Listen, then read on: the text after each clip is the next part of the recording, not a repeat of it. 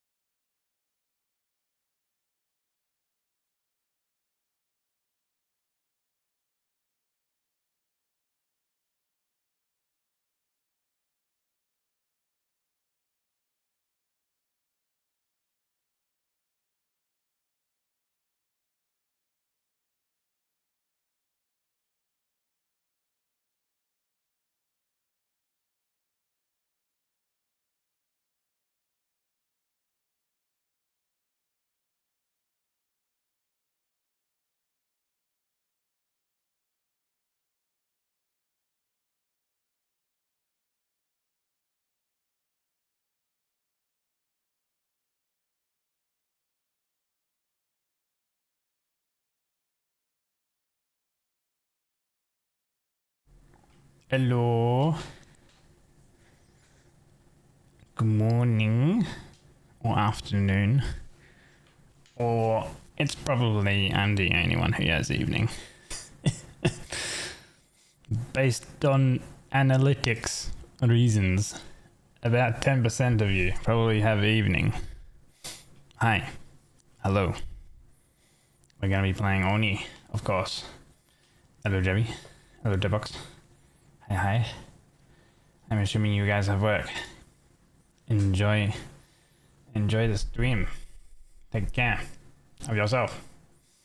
I have coffee. Ho ho. And God, I'm so eepy. Why am I so eepy? Don't worry. I'm like always tired at the start of stream. Boop. Always tired at the start of streams. Hi, welcome in. We're gonna be playing Oxygen Not Included, and I don't yap or anything, so let's get right into it. That way I can look at what I want to plan. Why are you waiting? What are you waiting for? Hello? You was ready? What were you ready for?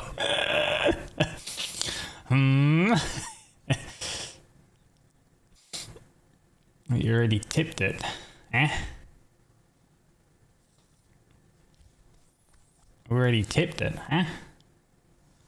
What? What'd you tip? Did you tip your glass over? Oh, typed. Oh. What did you type? Well, then I thought you guys would miss the model. Huh? The grandma, let me play this a little bit so we can pause it. We'll never know. Yes. Did it involve a certain emote and then a certain word? Oh, yeah.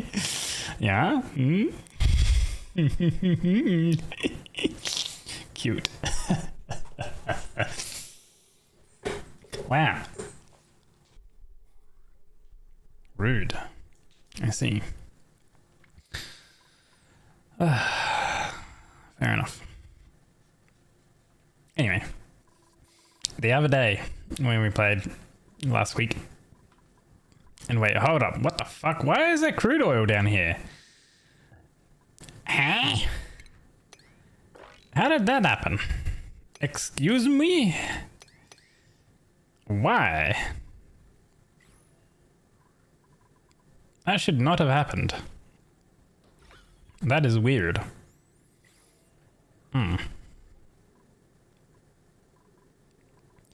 That'd be strange. Because, you know, I feel like the only way this could happen was a weird load bug. Alright. Yeah, EP. Yeah, EP. I'm EP. You have some burgies today. We have donuts as well. You're in heaven. Okay. To take a Benoit to heaven, you gotta make him some burgies and donuts. And enjoy your lunch.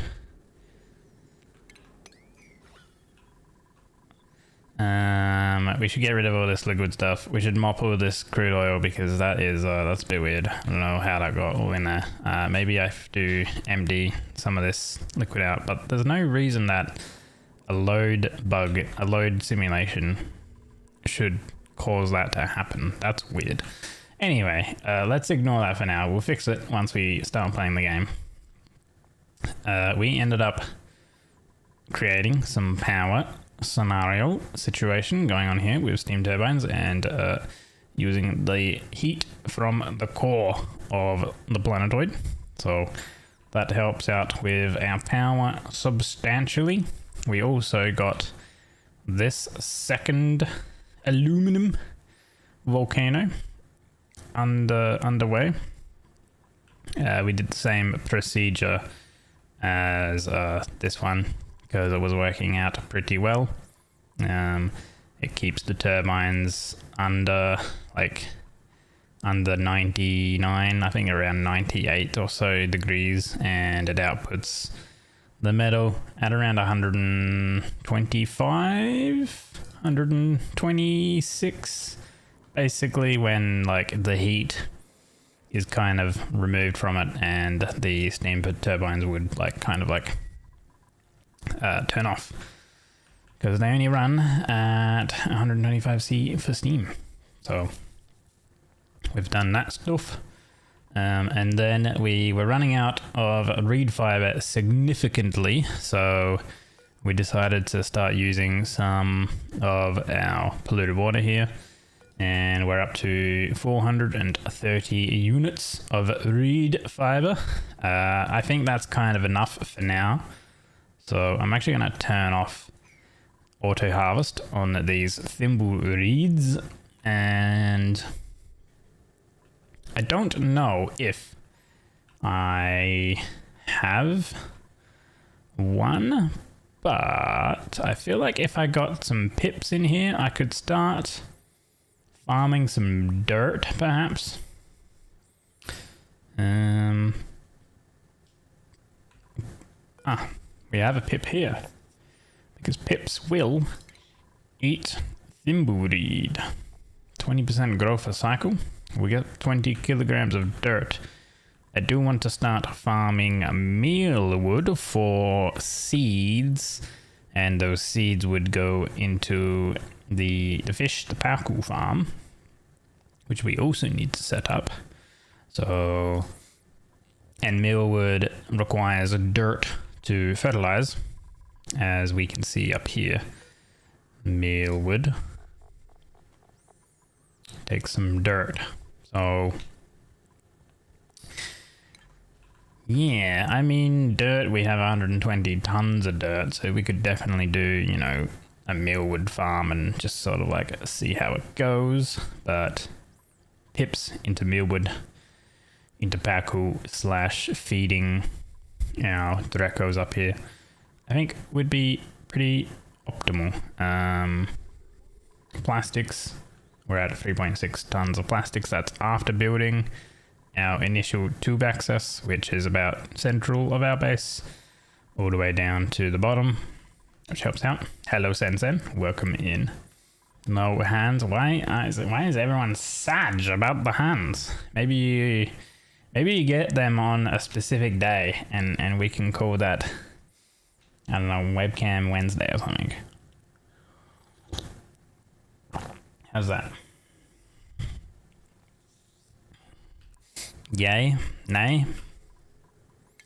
Okay. Alright, we won't get it then. That's fine. It looks like there's no interest in it.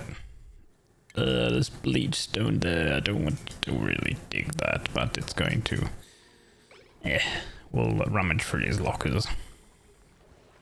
In that case, let's get rid of this farm station, and I'm going to put down... We're going to need a dropper, so we can dig that one up. This will be a grooming station, a dropper, and then what else would we want? Probably going to want some automation, so let's see, shipping.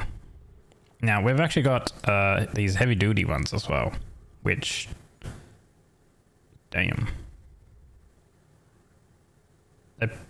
They're pretty big, but I would still need, unless I made the farm size smaller, I would still need to have 2 of these at least. Like one there. Actually, no, I could get away with using just one of these, actually. It takes 960 watts, though, to run this. And a lot of steel. I kind of need the steel for other things. So we might just run the regular ones, I think. Oh. So I think we'll just run these. Damn, we have a lot of lead, and Damn, we have a lot of aluminum. Those two volcanoes are going to supply us with a lot of refined metal, which will be absolutely amazing for things that require refined metal, aka shipping and logistical stuff. So I guess if we have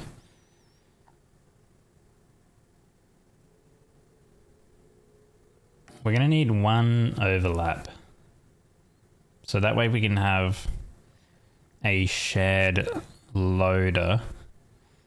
And then here. So that should work. I think we can get away with 3 logistic water sweepers here. And then we can go with some loaders. You know what, we are very substantially low on copper ore. So I might use aluminum for this as well. Because I have plenty. Hello Neo, welcome in. How's my week been? Pretty okay, I would say. Hello Rusty, welcome in.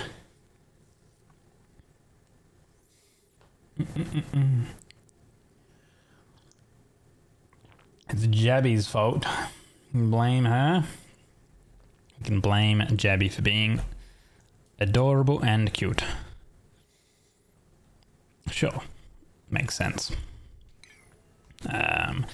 And then we'll need some power with these, because you do. And you know what? We'll build it, guess what? Out of aluminum. Nice. Connect this up. Go.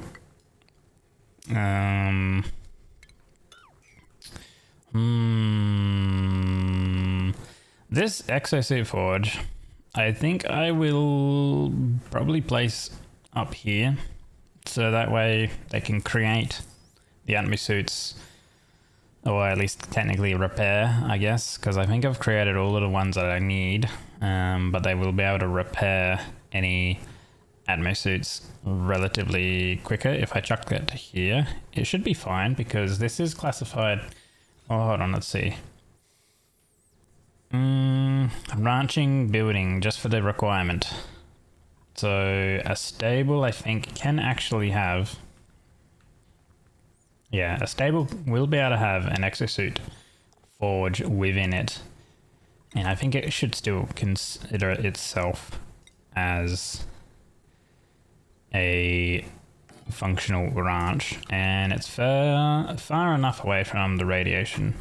But at the moment we don't have any nymphs anyway, because we kind of used all our radiation stuff and I didn't really bother managing this. So if we do find some more little flying guys, we can utilize those guys. And also, what is going on here? Nothing. Okay, the ladder's just broke. Not too sure. Ah, right. From meteors, that's how it broke. There's meteors coming. One thing I would like to try to set up is going to this planetoid, searching on this planetoid for specifically a copper volcano and a gold volcano. That way I can get gold and copper refined metals. And this one is actually good because there's gold meteors and there's iron meteors, which is even better because we could use that for our iron. Here we have copper, ice, and slimy. Kind of garbage. But iron meteor, that's pretty good. However, I don't know how to do any of the stuff with like meteor, like capturing and control and stuff like that.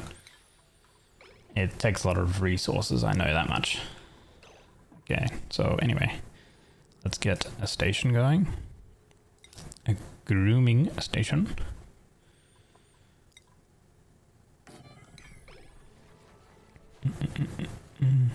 Okay, now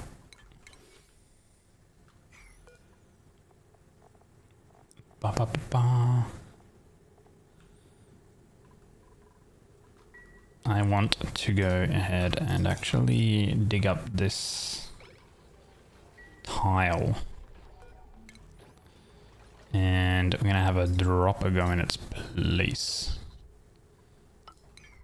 A critter dropper specifically.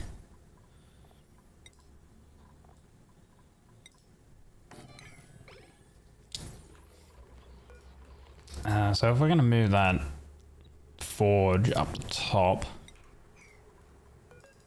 I'm actually gonna do another transformer setup here then. And we'll run that transformer off of like this power section. Because this one is at 4.2 kilowatts right now, which is a little much. Oh, and because we have that new power system running, I will also... I do want to set up a battery on this line. Which will actually mean that I'm gonna get a bridge here. Now this is all made out of steel.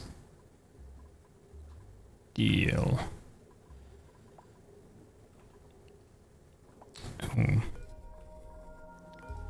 Why is it all made out of steel? It shouldn't be made out of steel. You can actually be made out of copper. I guess probably because I ran out of copper.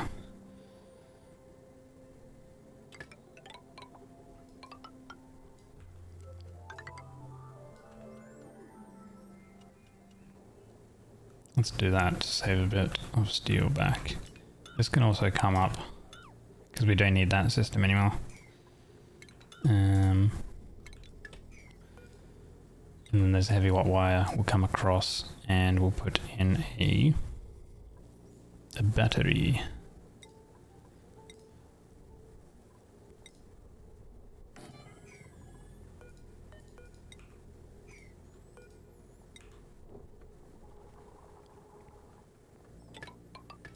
Boop. And then I'll need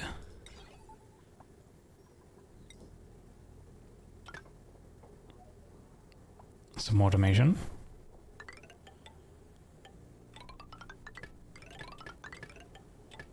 There we go.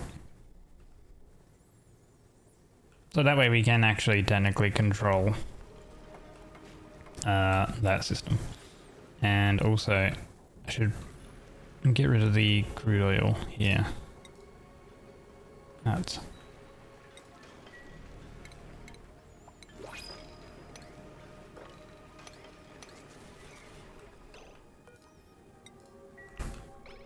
get rid of all that.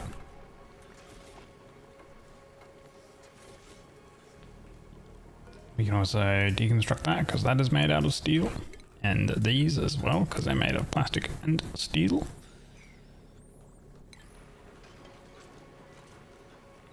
So that'll get rid of that stuff. We'll build that eventually.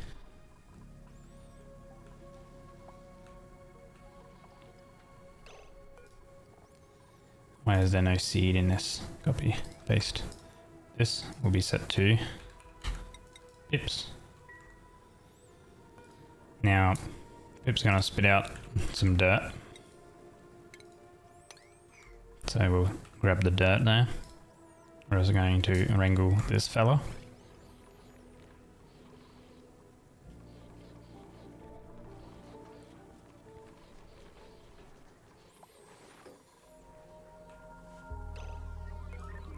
Set this to be repair forever. Grab this, connect that up. That's on 4.2, that's on 3.3, 5.3 kilowatt. To be careful with how much power is running on each wire. Couple transformers.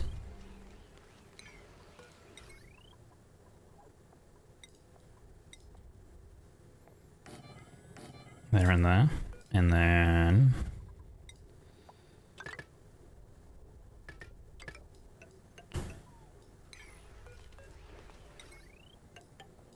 Connect those up.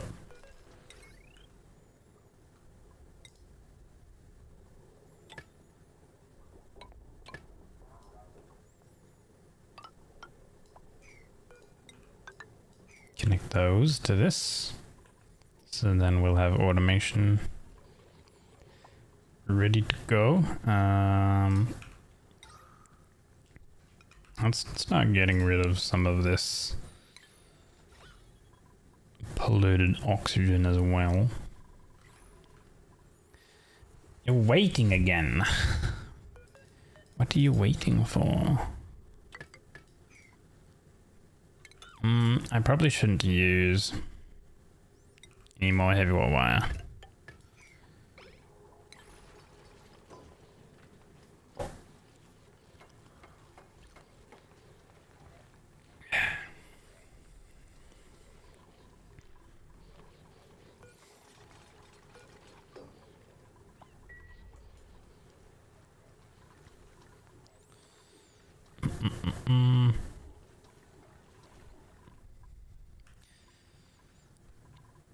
So this smart battery here, we're going to just set to permanent 100 and 0. So these will like always run unless it reaches.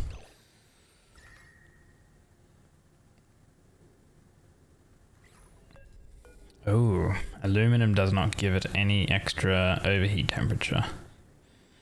I was like, why is it overheating? But aluminum only has a 75 overheat temperature. Okay.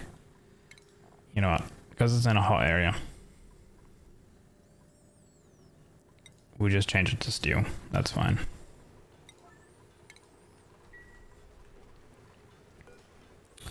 That is okay.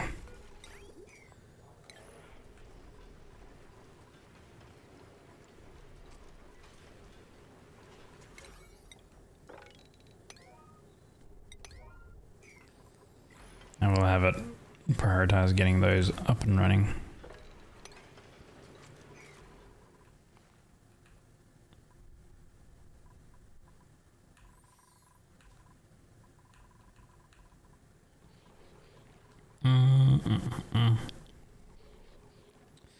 So then another thing that will run into here would be the thimbleweed seeds.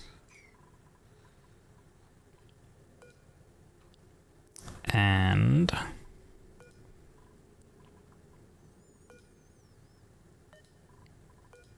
I guess maybe reed fiber too? What else would we potentially have? We have dirt selected. I guess if the pips kind of like die, they would drop meat. And we should probably pick up the eggs as well. Maybe any eggshells and the pipsqueak eggs. Pip egg. So that way we won't have any pipsqueaks that sort of grow up and overpopulate the area. I'm gonna have this set to, let's see, the room size is 96 tiles. These pips can have 12 before they become crowded. So that is 8. So we can set this to be 8 as a max capacity storage.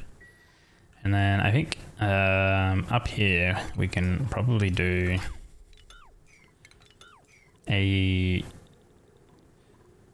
similar setup with like a critter dropper type thing. And we could have it on the opposite side. So that way a critter gets dropped down over here into this. If there is less than 8 critters, if there is more than 8 critters, then it keeps a door closed and they can't drop. So I would do something similar with like this logic gate system that we have. not too confusing like this, it would probably be a little bit simpler, kind of like that. I mean, it does actually look kind of complicated, but it's kind of like, it should be okay. So we need some railing stuff with this.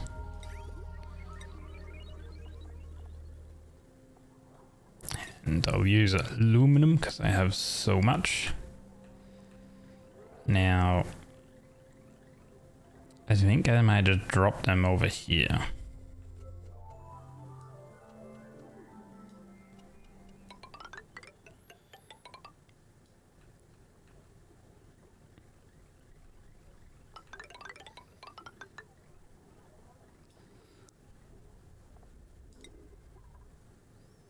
For now, anyway. Because that's where we've been dropping everything. Ooh, another pip as well. We should wrangle this guy. And get him dropped into there.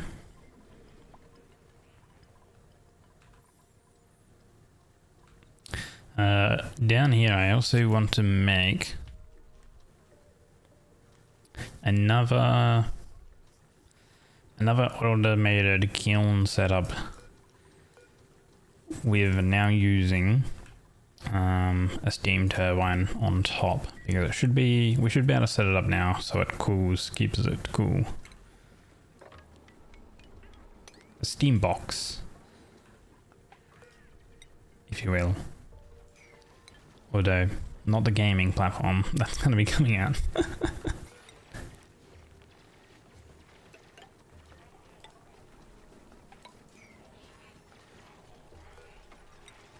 1, 2, 3, 4. So it'd be along there.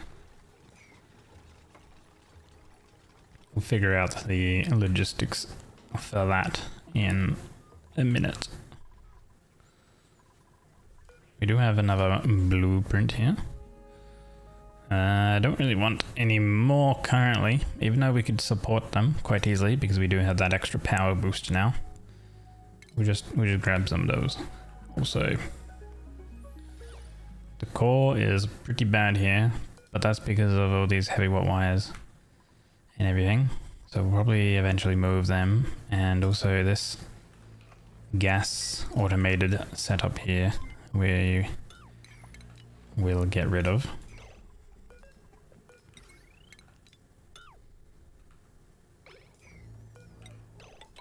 That needs to be connected like that. So that is running there. We can actually disconnect that because this is now on 2 different lines because we have these. Good day. This logistic loader actually does need to be moved a bit because it's technically... Actually, we don't need this logistic loader in here anymore because that was for... That was for the exosuits.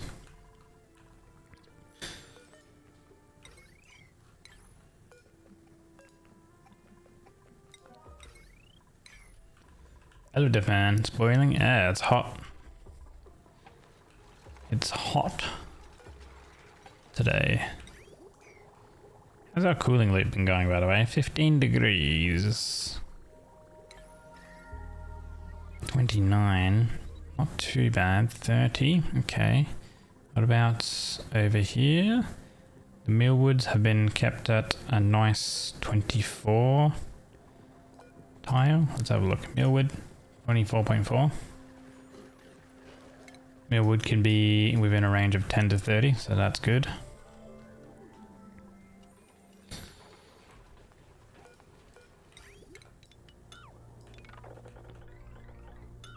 We can get rid of these.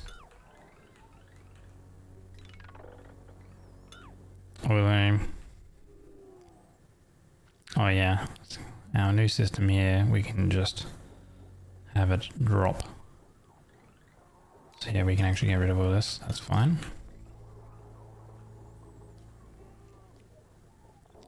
And instead of there, we will have it up here. So that can go there. Wait. Not that one. I need the logistical one. So... Logistic loader. That goes there. Logistic rail. There we go. Sweeper. Like so.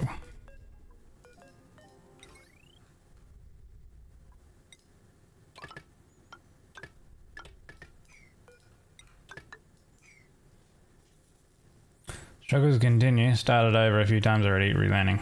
Think you always build with too much ambition. Yeah. Well, I do remember you playing with like the most giga hard settings as well. So good luck.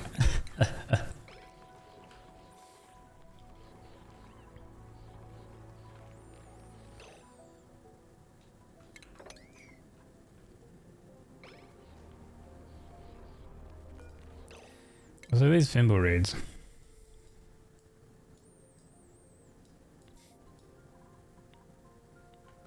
I guess just clean this area up a bit.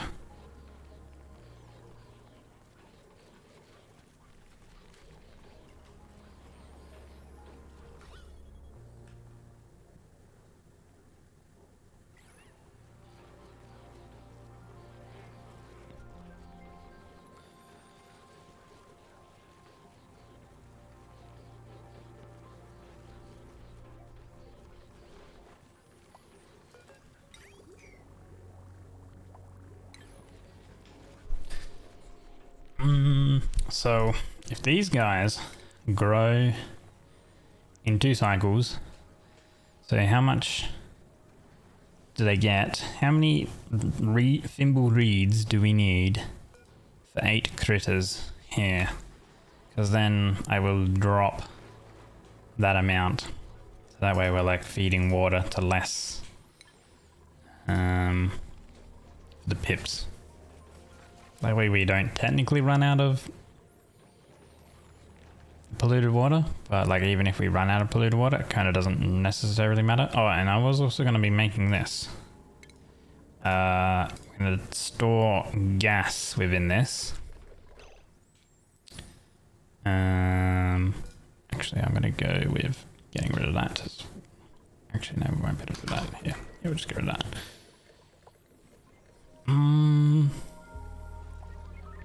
I'm gonna think of what were we gonna store in here, because there was gonna be something, but for the life of me, I can't remember.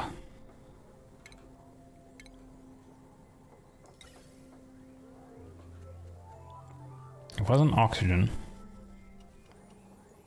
Was it maybe hydrogen? Oh, it might be hydrogen, because we technically don't need our hydrogen generators to be running as much now.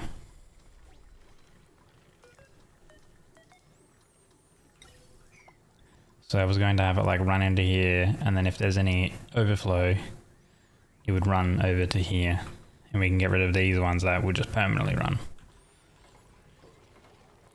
Also was always been too greedy rerolling dupes, even considering just using a mod to create your dupes, but also feels like cheating. Do you mean like at the start? Like your first 3 dupes?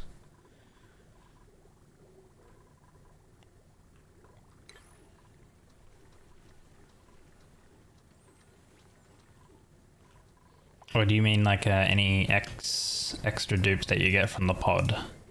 You've been like re-rolling those guys? I think it's fine to use a mod to re-roll, like to create your like specific dupes at the start, because otherwise you might be sitting there, you know, trying to re-roll so many times and you'll never get what you want.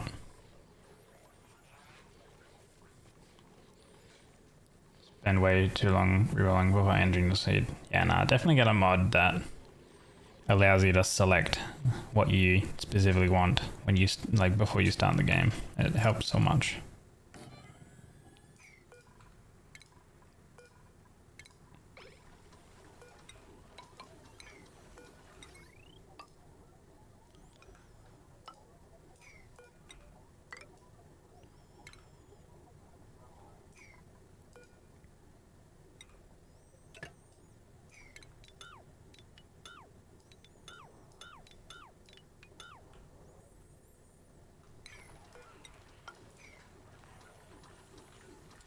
you know, quality of life.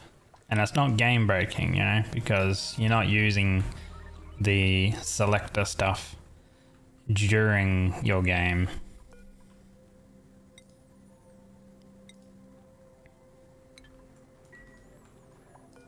What is Deathman gonna get? Ooh, Deep Diver's Lungs uses less air. Handy.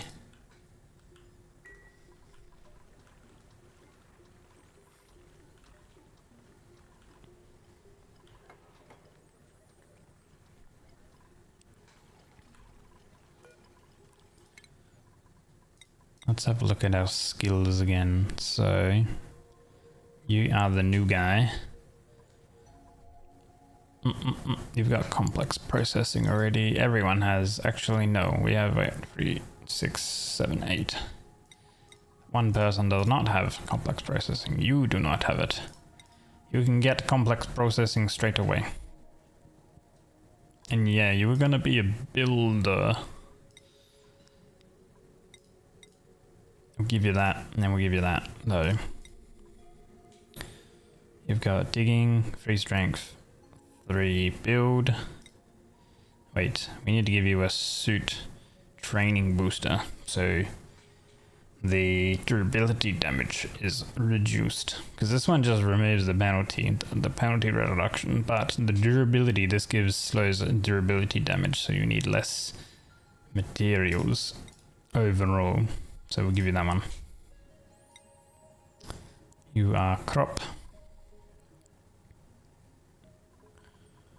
Sure, I can get that. You've got everything. We'll give you that. We'll get you there. You need potentially a strength. Digging, we don't really want you to be digging. We just want you to be building because you are the mechatronics as well, the construction rails.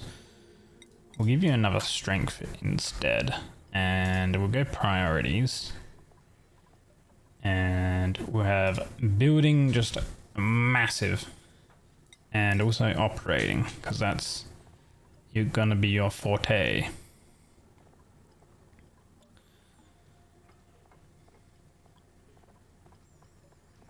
A couple of these other guys are relatively good with building as well, but you mainly. Cool. Oh, let us disable that.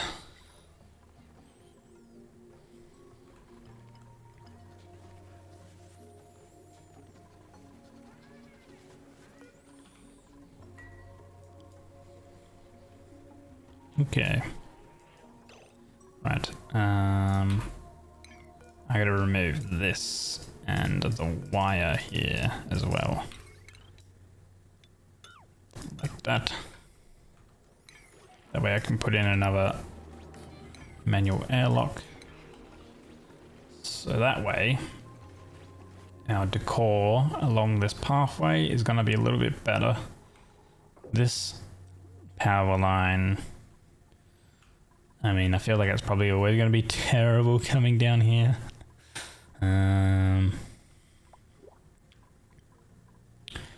know what I could do. I mean, I guess it's fine coming along here, but here it like bleeds into this area, which is really bad. So I might change it so it like comes down and then across, and then I can put in some walls here. Good day. And then that also allows me future expansion with the power transformers. Do you have a gameplay question? How do you deal with early water pockets in the way?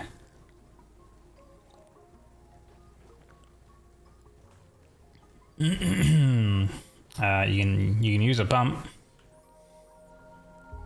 and pump them out, or depending on where they are, you might be able to dig to like the side, and then let's for example say that my main tunnel here, my main whatever you would call it, line was like directly through this middle part. right? And it was gonna like end up like here, right? As an example. So, you know, like the ladder would come down through here. And this is in the way. I would like get them to come down here, and then I would like dig a whole bunch of stuff here. So then that way the water can like flow down over to here kind of thing. And then that way most of the water will be like pushed to the left or pushed to the right. Kind of depends on the terrain. That's kind of what I would do. Problem at cycle 1. Yeah, do that. Just push it to the side. Or alternatively, like with your main line, just move your line across a little bit, and then until you can access that, like ways to move the water around, then once you've moved the water, you can move your main line back across. You can also do a thing where, say for example, your ladder's going to be here. You can throw down some tiles, you know, straight away like that as you're building down. And then you're only going to have like this middle tube full of water. And then when you get further down here, then you can open up a pocket and push the water out. There are 4 water pockets around me, and it was like, where the hell do I go?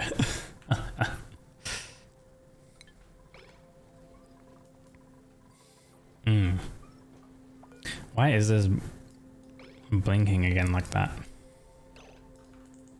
That's super weird. It's like opening and shutting. Right, what are we doing? Did they finish off this down here?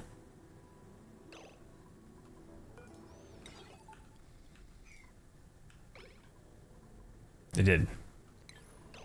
Right. So I want to have this, I'm going to go with 90 and 95.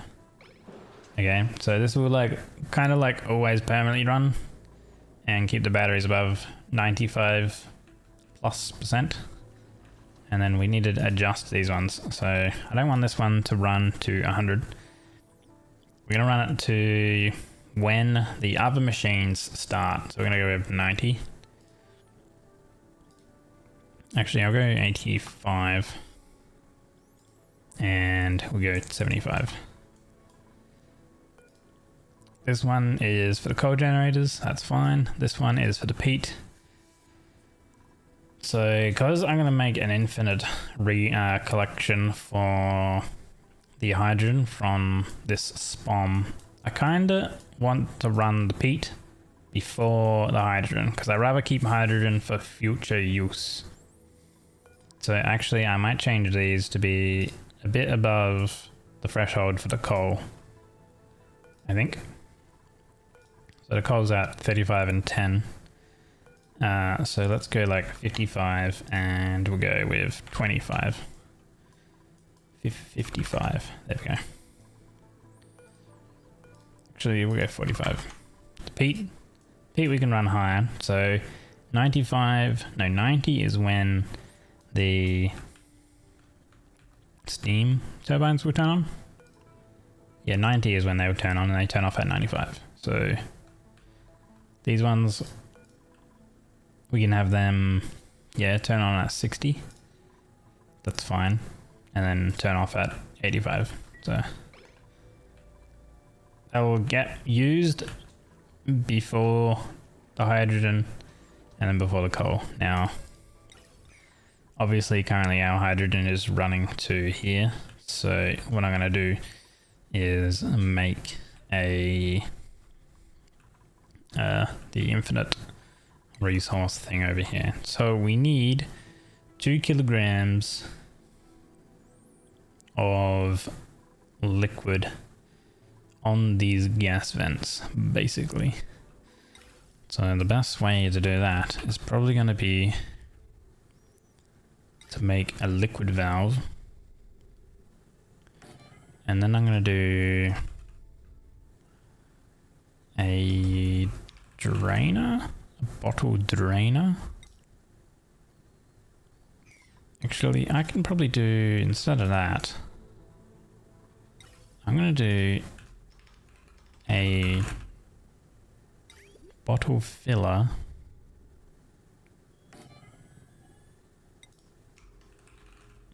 and a bottle on the drainer. And then I'm going to connect these up.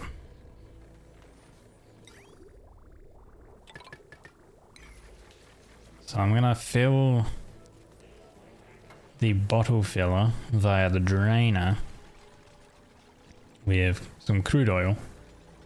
And then I will change this setting to 2 kilograms. Well, there's 2 slots here, so we can give it 4 kilograms. Should be fine, I think, and it should work. So once that bottle drainer gets complete, we'll select oil. This is only sweep only, so that's fine. So let's clean up that steel. Why has crude oil spilt over again?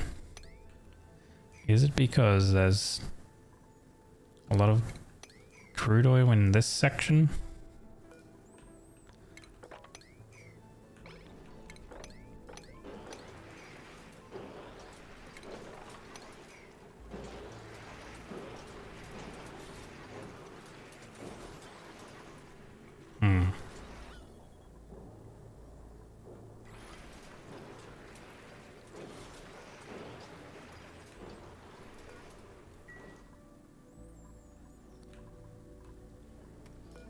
Drainer for crude oil.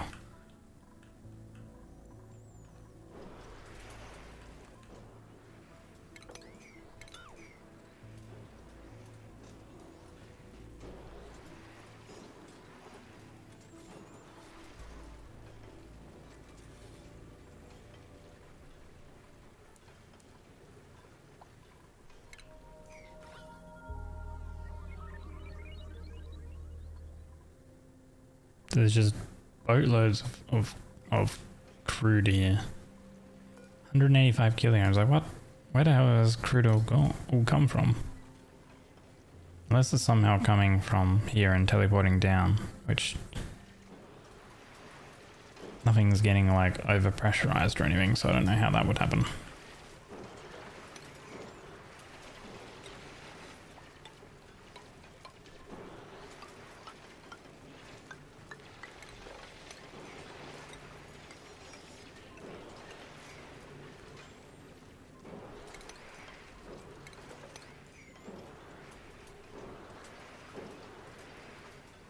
Okay.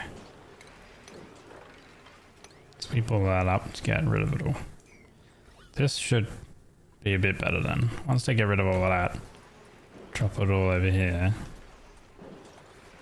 This is now like off of it, so maybe it won't drop down in through it here. I hope. We'll have to see. This is kind of strange. This technically, we might need to make another one over here, so that way we have access to using some crude if we need. But this is full of 4 kilograms, so if we go boop, and then this 4 kilogram, we go and relocate over here.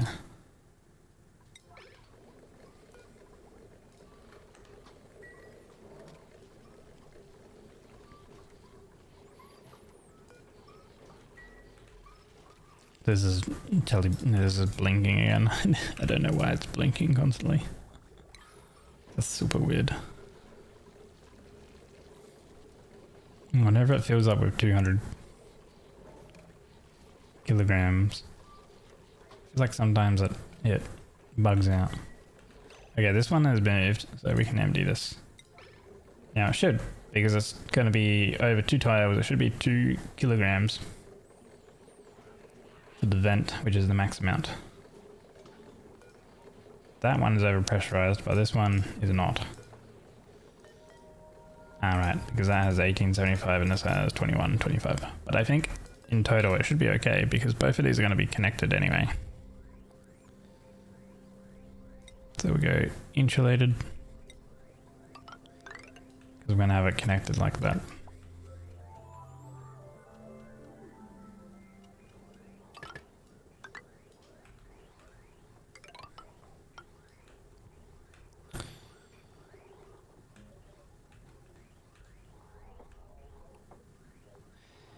Right, I technically want it to prioritize the left path, so I'm going to do this. Like so.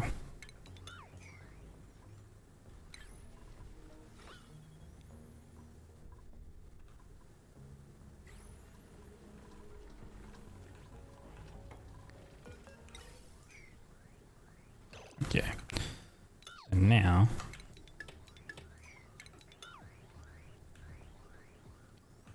that'll split. Some stuff will go over here, which, let me do that. And then have this come up. We'll just throw in one of these so we can vent it all. And we also need power on this line.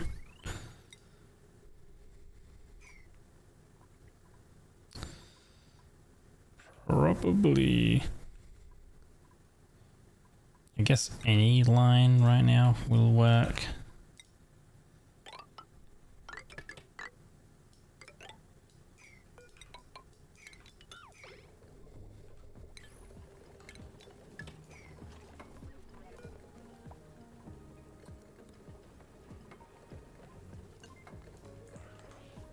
And we don't really care about the pressures. So no items. Actually, there are items. Get rid of these items. Okay. And then block it off.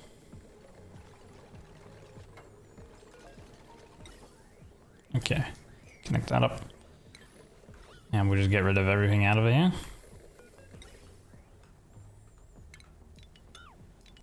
Get rid of these. Get rid of those.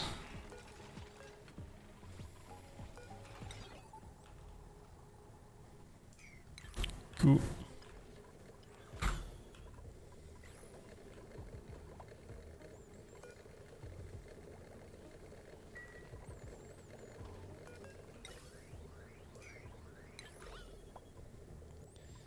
Feel like it should be finished now. Yep. Get rid of that. And so I'll do that just as a precaution. And then we can put that in. Then hydrogen will come into here.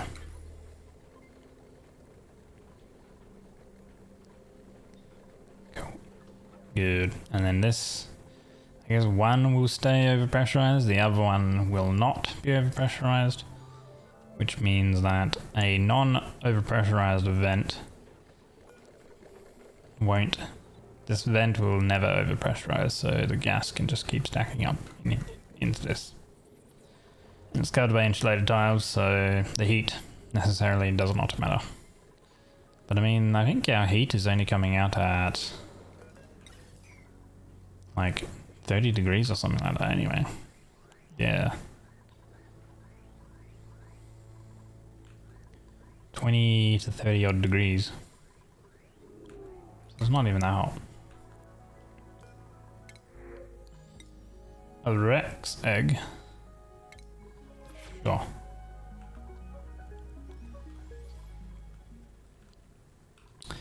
Right, there's another type of kiln. There's the advanced kiln, which does use 800 watts of power. I don't know if it has advanced industrial electrical kiln in which the heat is applied by induction heating of metal. The advantage of the induction kiln is a clean, energy efficient and well controllable heating process compared to most other means of fuel heating. You have 20 kDTUs and this is 20 kDTUs. Let me slap one down. just to see what it's all about. Maybe it's quicker or something like that. Because if it is quicker, it might be more tempting to use this. You can also do like fiberglass and oil shale and stuff. Refine oil shale with intense heat producing cement.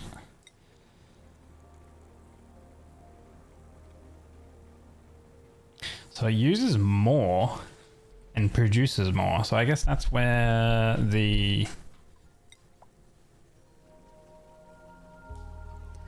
That's where, I guess, the efficiency comes into place. Because it uses a lot more.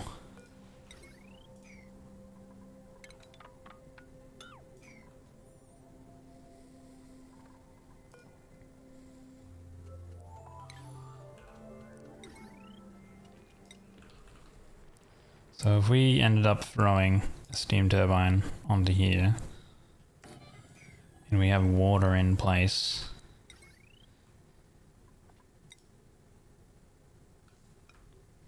that and that, I'm gonna need to move it over one. We'll do one of these, it's 1,000. Actually.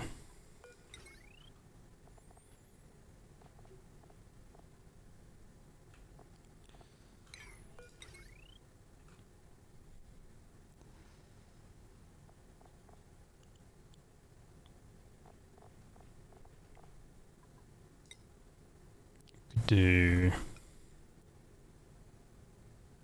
a large one.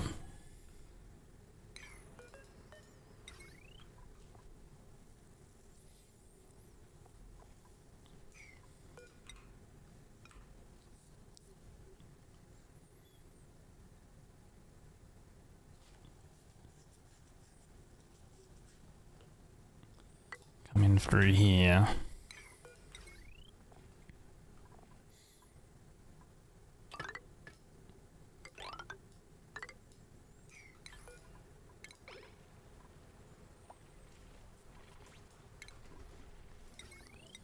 Conductive wiring.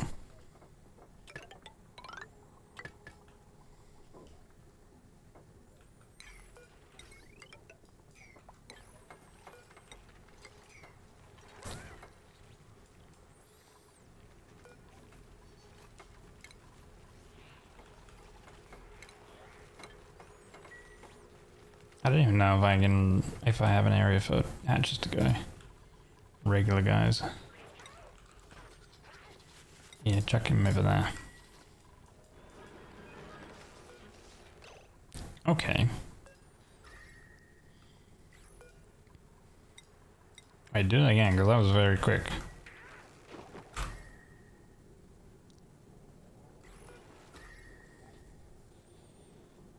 Okay, how much heat? Does it heat up relatively quick?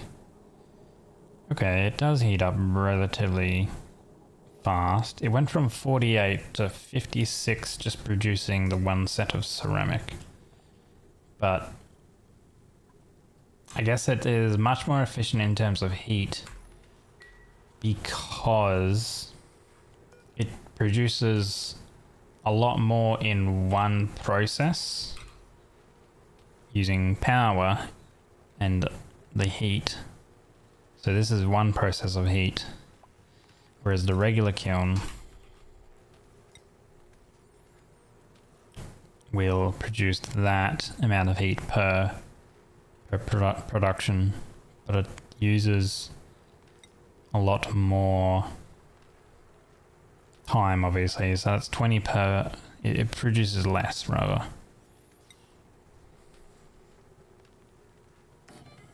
So if I have a look at this again, I think using the regular kilns is going to be better if we want to have this set up with a steam turbine and whatnot.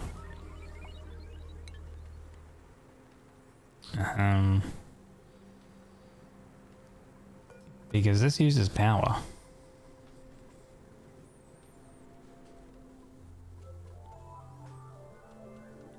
But then again, it's 800 watts of power. A steam turbine produces... Well, it produces a lot less, actually. It produces upwards of 850 at max. It's kind of hard to keep it at that max. You need 200 degrees of steam. And we would not have 200 degrees of steam in here, I don't think.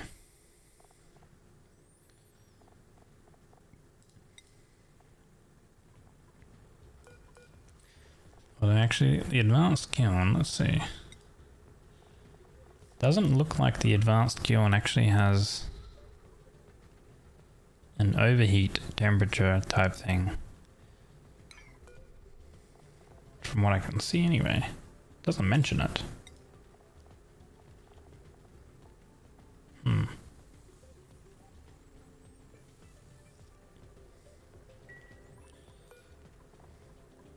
Refined carbon oil, shale, cement, clay, brick. Ah, this can produce fiberglass. Requires borax. And fiberglass can be used to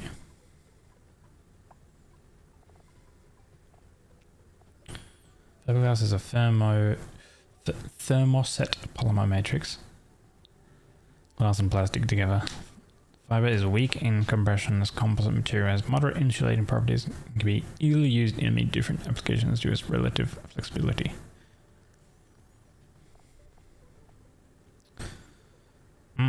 Okay. Maybe we do, maybe we just use the advanced kiln. Then.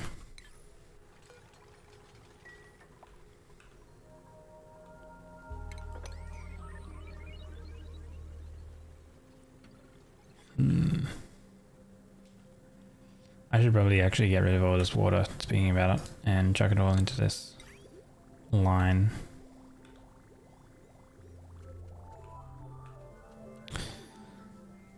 That I will do now then.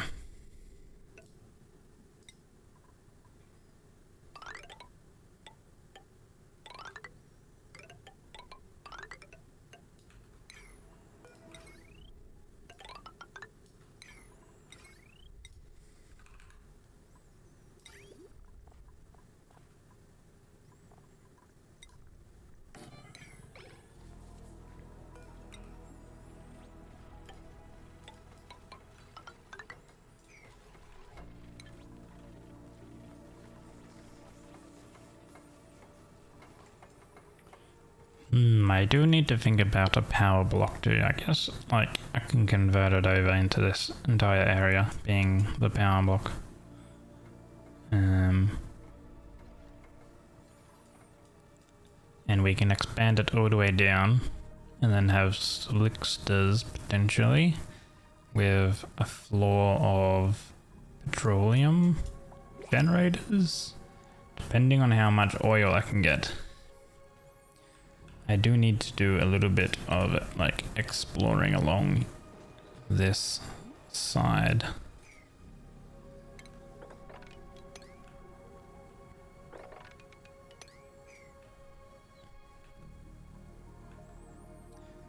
There's a lot of diamonds and stuff everywhere. Also, all of this aluminum, I do need to like take out as well. Now the battery stores up a decent amount of power with that.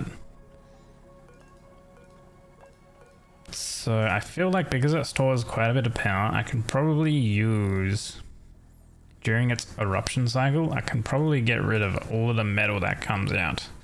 Well, actually, we have a chute here, right? The chute drops it. So we can actually just have it run along the chute instead of dropping it here. And then we can have it come, I guess, like over and across and then up our main line. And then dropped somewhere closer.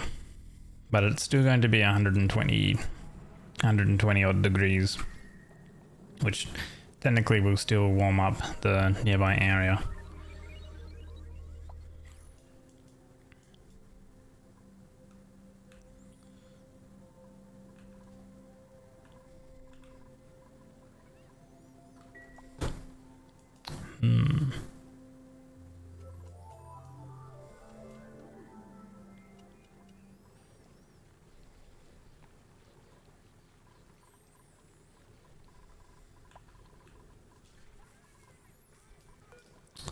Blueprint? Sure, salt water.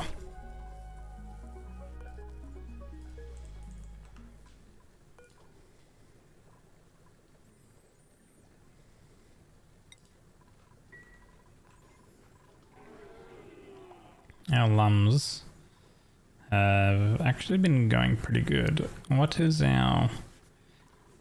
Like, they just take water, essentially. And they're producing peat. Which... Our peat is sitting at 37 tons. Goes into our peat burners. The peat burners produce, obviously, power, and then a side product of polluted water. We place that polluted water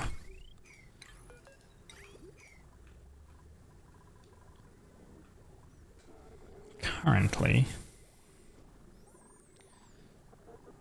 That polluted water has been going through our sieves to get turned into regular water. So we could have that polluted water come over into our reed fibers, perhaps.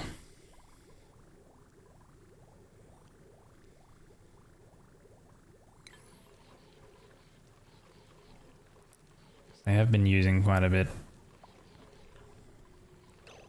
I have to go back to seeing how many pips take. How much does a thimble reed take for a pip? So that will take 20% growth, 20% of a thimble reed growth per cycle. A thimble reed will grow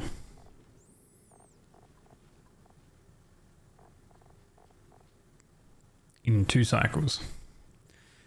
So it gains 100% in 2 cycles, which 100% would mean that the pip over 2 cycles would take 40% in 2 cycles. So that means that it would be 3 pips for 2 thimble reeds. Because of the half there, that 20%. So then if you've got 8 in containment, 2 is 3. So 3 would be 6. It'd be 6 thimble reeds, I think. So if we get rid of all of them,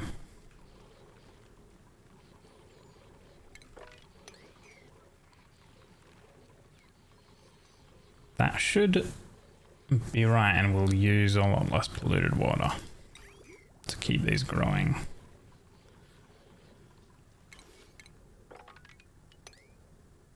So we'll enable them so we can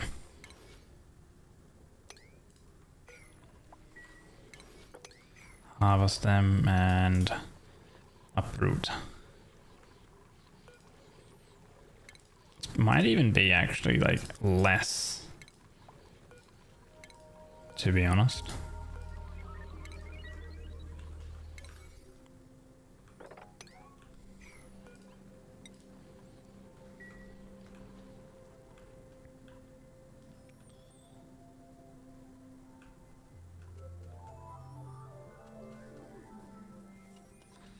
All right,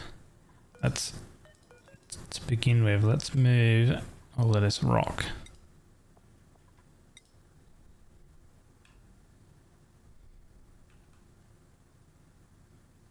I can just have it run along this tunnel here,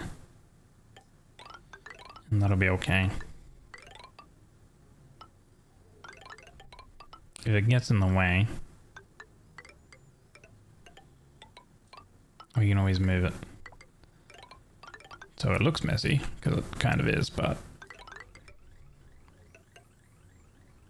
it's kind of fine. This one I probably want to have dropped closer as well.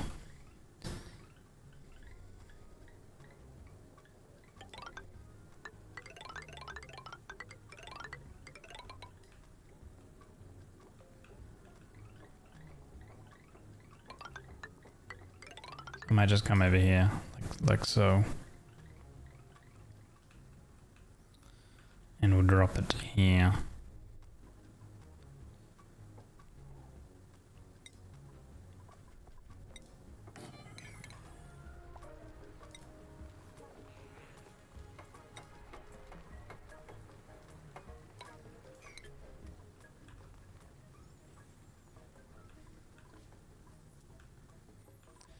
That'll take a bit of time to build all that.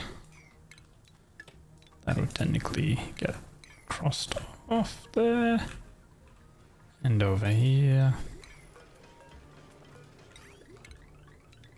That'll go like that.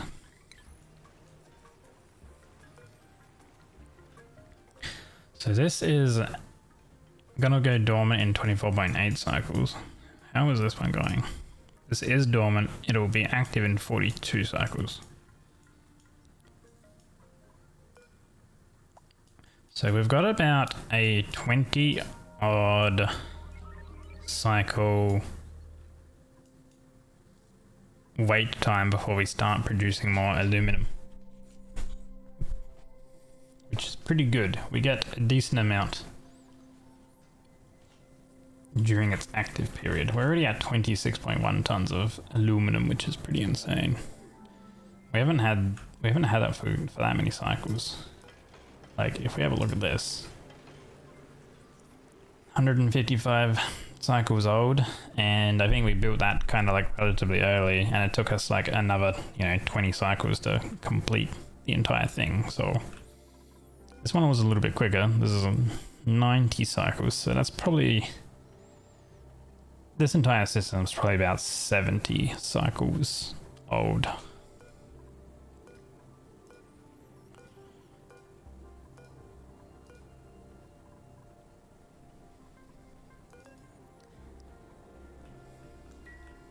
Fingers forward to hydrates and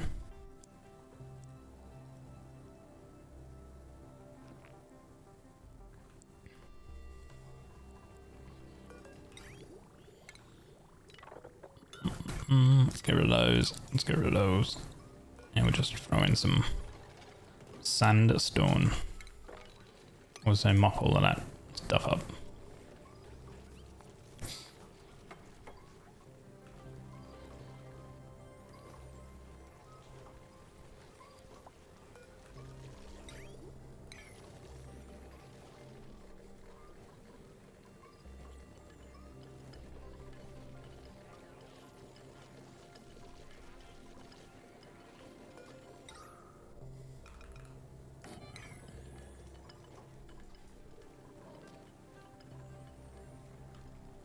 There's actually one thing I should do, and that is actually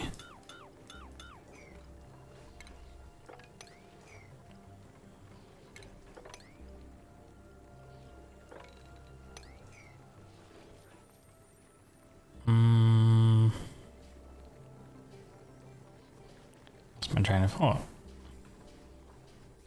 Alright, there's the gunk extractor here, but we can actually use oil. Where are we at? Is it classified as a station? No, is it a medicine? Yeah, the lubrication station. Uses gear oil to keep duplicate bionic parts running smoothly. We should probably get this running because it's going to eliminate the use of the apothecary to create the gear bomb, which obviously takes gunk and a bunch of water. Now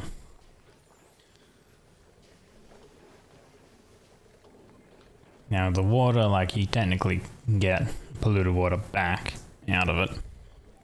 So it just kind of uses the gunk and recycles the polluted water, which isn't too bad, because we are using polluted water for things, but it is like a bit of duplicate like use and stuff like that.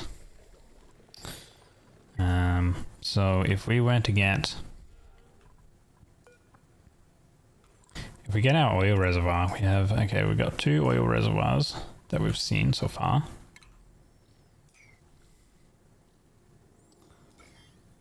There's a bunch of zombie spores there. You know, I don't really want to deal with that. Let's keep digging this way. Ooh, 3 oil reservoirs. That's a good amount of oil reservoirs. Because it does mean that we can get up a full petroleum loop. Similar design where you have the tile structure with a door that activates based on the heat. We can have the same system. Meow. Hello Tactical, thank you for the resub for holy 30 months. Jesus. Thank you so much. I do appreciate the support. How's things going? Sheesh.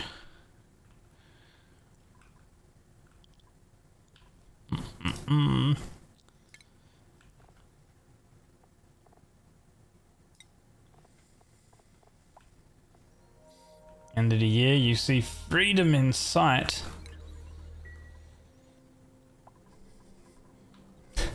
Why does that just remind me of crap? What's that movie? Damn.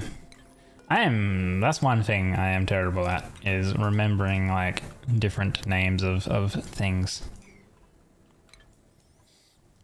Let's see.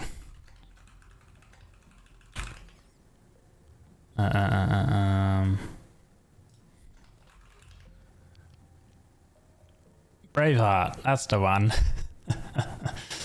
where Mel yells out for freedom.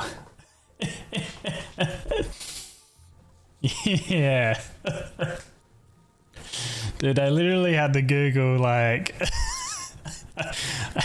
I literally just Googled a Scotland freedom movie.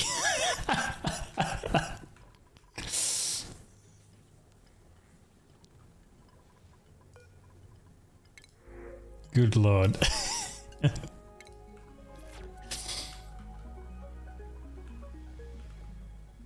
Why are you cheeky? Huh? Stop it. It's a good movie, Braveheart is. I like it.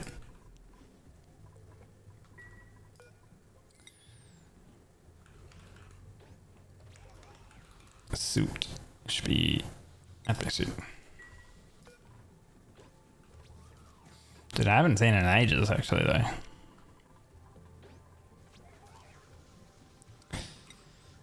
And then technically when it's a bad suit, they drop it on the floor here, right? When it's a worn suit. So to, you know, eliminate even more duplicate sort of stuff, we can go ahead and we can throw in a receptacle here.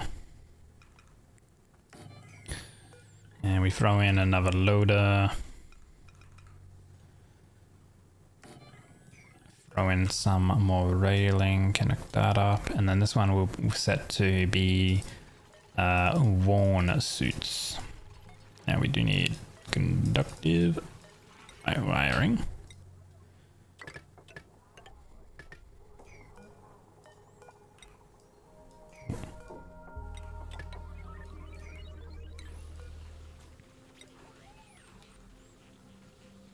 Worn ammo suit. He was not 3 in that scene though. Oh my god. Spoilers. What the hell? How old is that movie? If you haven't seen it, I go recommend go watching it. But my spoilers! What the hell? 20-ish years? Shit, hold on, let's have a look. Braveheart. How old is Braveheart? Oh my god, bro. It is older than 20. It's 30. That is an aware moment. Oh my god. How is it that old? Oh god. Oh. Sheesh. Also, what the fuck is going on here? Why is there 97 stone hatches in here? Oh my god. Oh, Jesus. What has happened to our system? I know we changed it so we stopped like accepting more, but that is not good. I want at least one floor to be maintained. Hold on, critter sensor. Activate if above, it has to be 7 I think, and it activates the door. Okay. Because I don't want the hatches to completely die out. Although, will they die? No, yeah, they would die out under this scenario because the hatches are mood miserable, so they're not really producing coal, which we don't really care about. We have 385 tons of coal, but they're not producing eggs, so we need one section to be good, essentially. Put your bones ache for a moment. You didn't accept more, but you didn't accept less either. True. You know, if I had to live with 97 tenants in one room apartment, I'd be happy. I'd be unhappy too. Good lord. Okay, well, we'll sort that out. This room has 4 out of 8, so that's fine. Cool. Alright, good. Like, no wonder why, like, Brent here has just been, like, stuck here, just permanently just grooming these guys. It's just like, when will it end? I just stop. Jeez.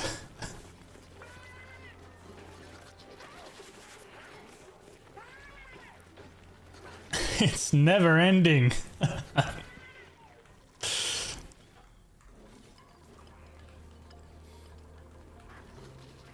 Because like when I think about it,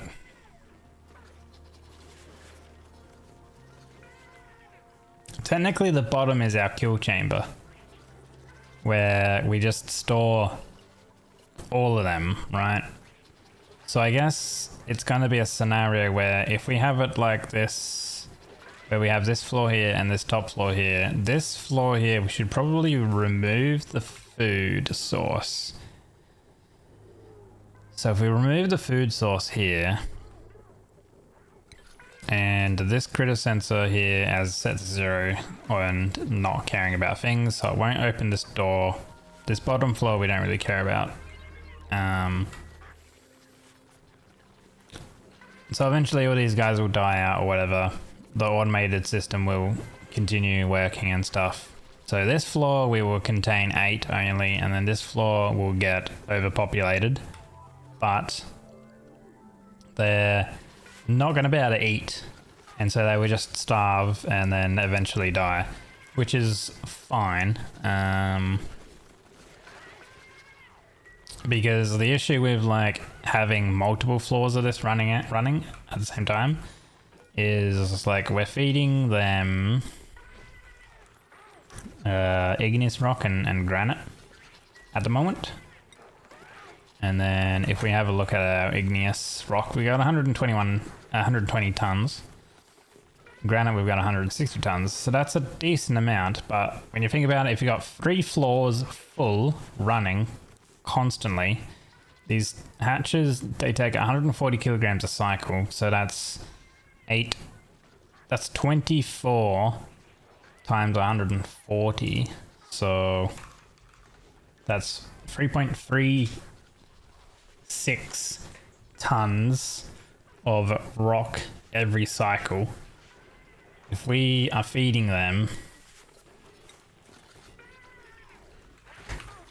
if we were to have 3 floors constantly running, we've got 280 tons worth of resources, worth of food.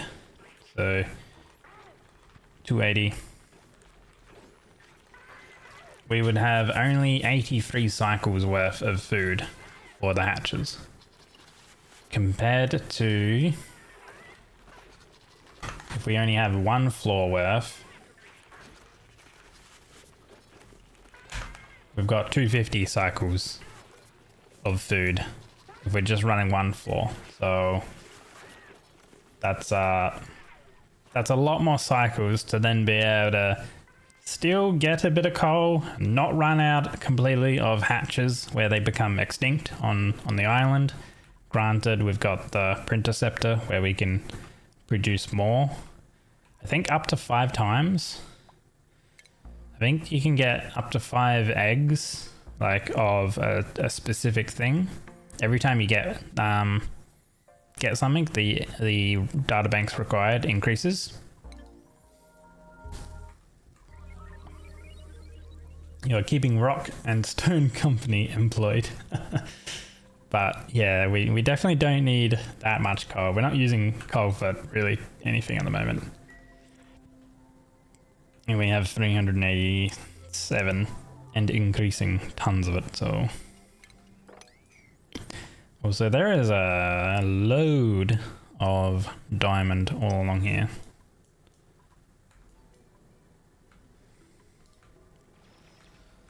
And we'll get them to dig down.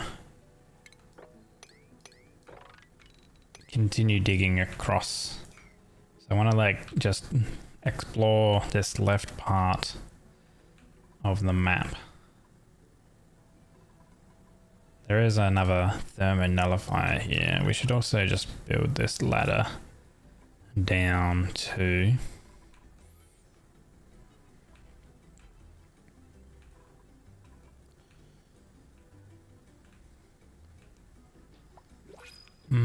I don't think this was anything useful.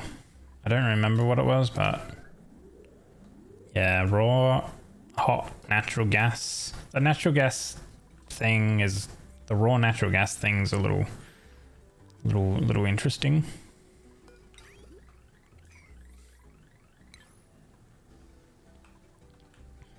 How much metal has stored over on this left side? Still only 60. Okay.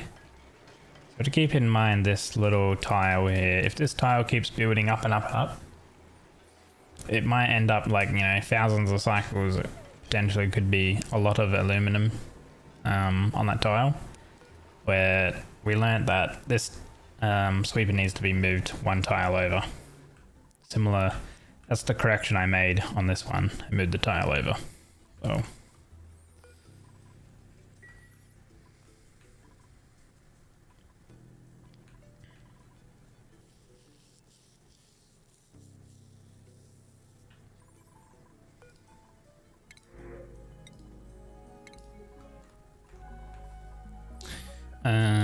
Now we need to get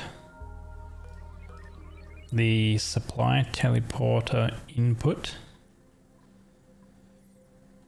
Yeah, we need to get that activated.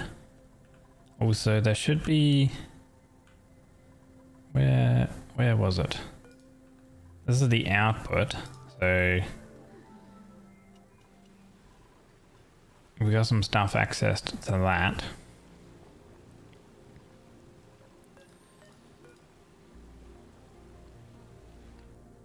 Server cannot be used until both the transmitting and receiving sides has been activated.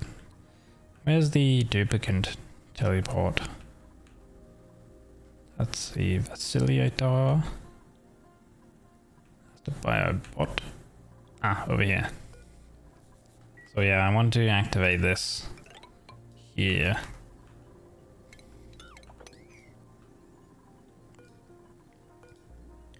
So then we can send one guy over.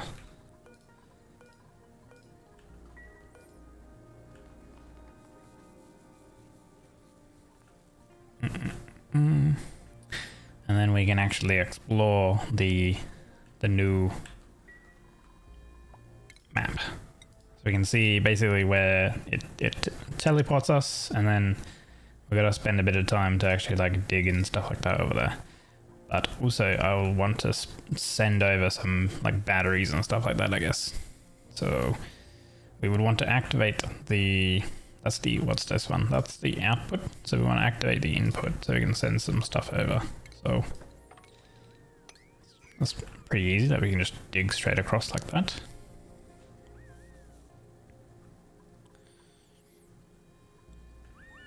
So how many bugs are here? 14,000 rads per cycle. We actually have how much phosphorite do we have? 36.6 tons of phosphorite. So another thing you can do with these shine bugs is, because they're producing light as well, we have, oh my god, 480,600 lux. That's the amount of light we have over here, directly on the like the basically the center tile where they all are. We can potentially get a little bit more power running with some solar panels. We do need to make some glass for those things. But there's a bit of a setup you can do where you can utilize both a Radbolt generator system plus a bunch of solar panels. So that way you can actually utilize the shine bugs for two things: power and the radiation for the research, which I guess, mind you, I should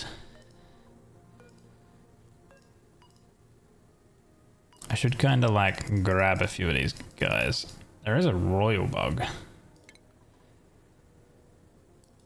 Which ones? What do the royal ones do? What is that one? That one's a sun bug. Coral bug.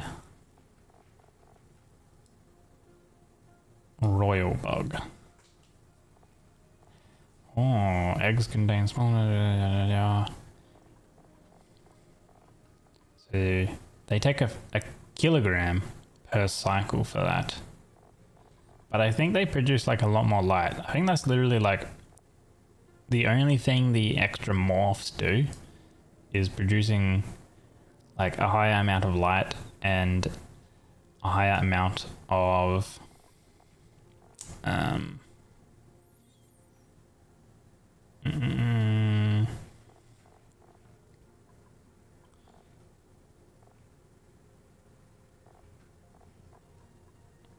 Gee, they take diamonds.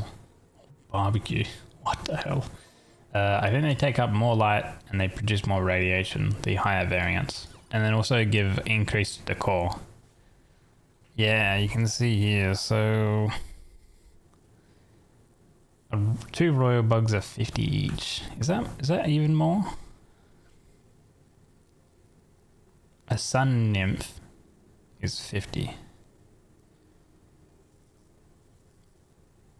Yeah, that has to be correct, sure.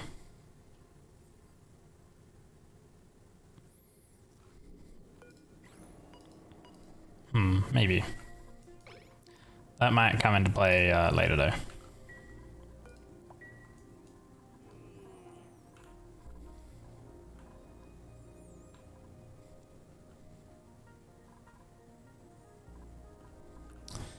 There's a neural vacillator here, which I do want to activate.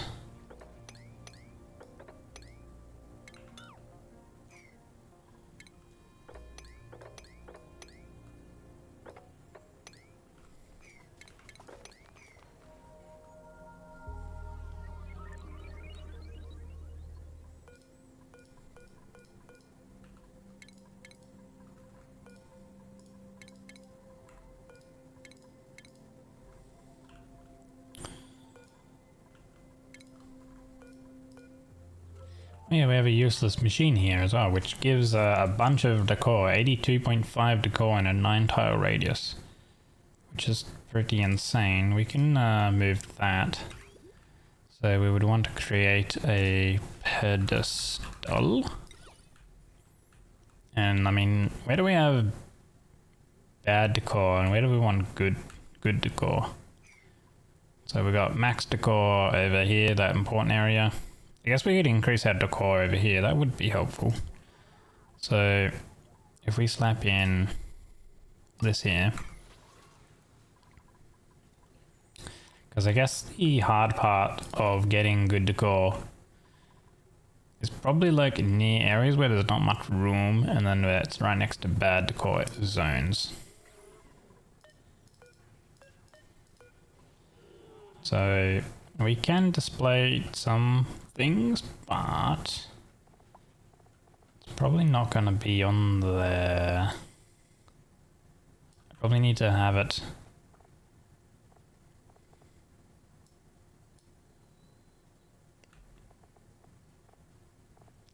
Yeah, I probably need to take it off the pedestal. Where is it?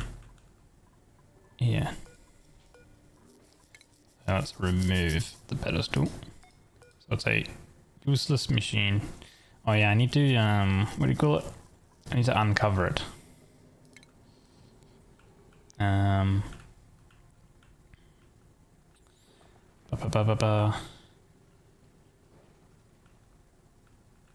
Transfer, transfer module.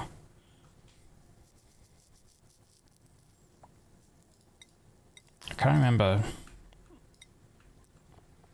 specifically. Oh wait, no, there we go. Yeah. I can just display it. Or you can research it or something like that, I think.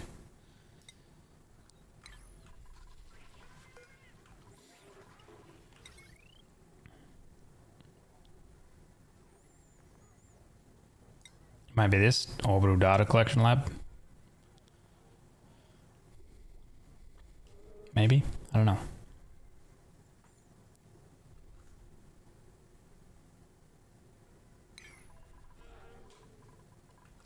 The main thing I haven't done is like all the space stuff. This is, no, that needs to be charged. Where's the other one? Here. I'm gonna give Deathman this one as well.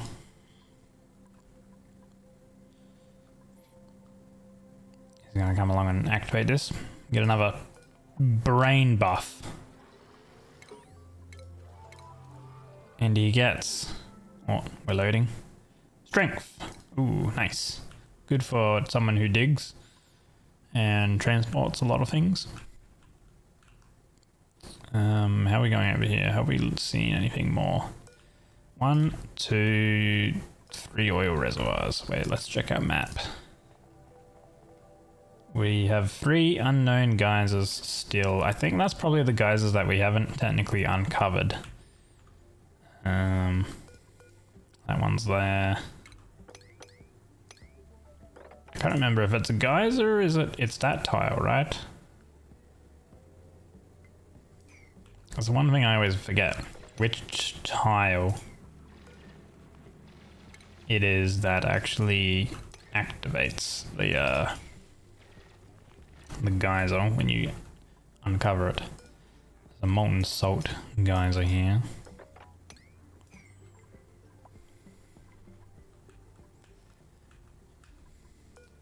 Chlorine gas.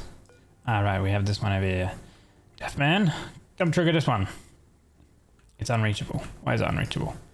Ah, I know why. Because we've blocked it off over here. The ceiling got collapsed. Okay, never mind, we're good.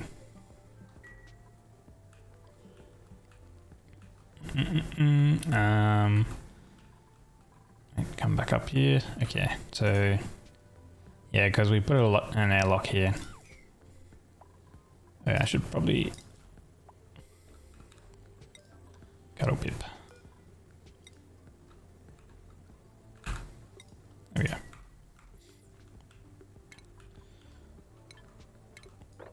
If we get these guys to dig over here, and then they'll be right.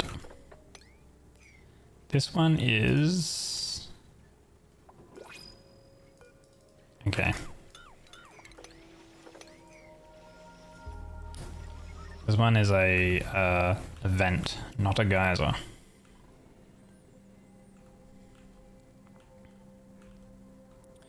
I haven't been up here, so there could be potential for a vent or geyser over here, maybe? I don't know.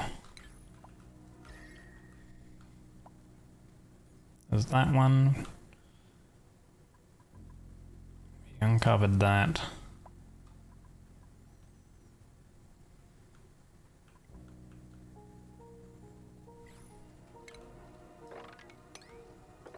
Get these guys to dig all the way across.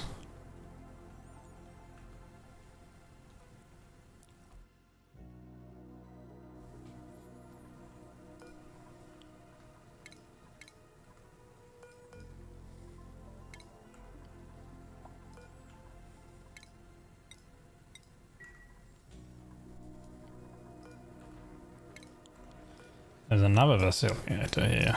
Holy. So many.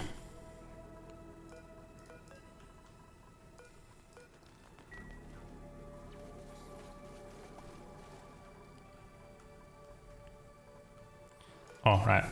Complete.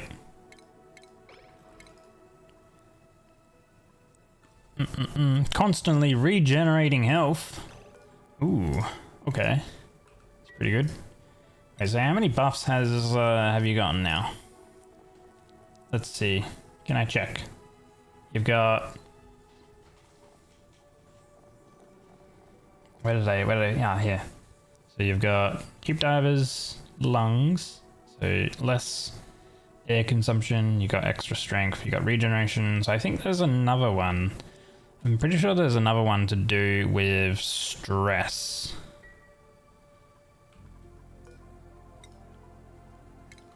So come over here and activate this one. Fuck you, Pat. Out. No. They're just experimenting on you. We don't talk about it. Hello, Snacky. No. Hi.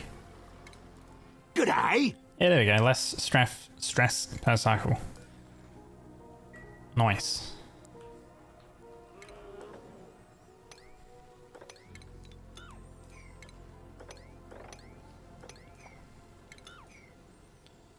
We can get down into this.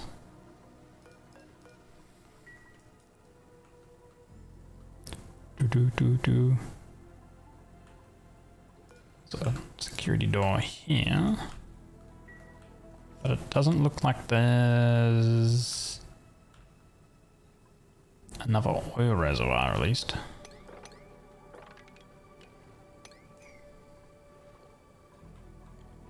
There's the edge of the map. It's still a little bit of a ways to the edge of the map.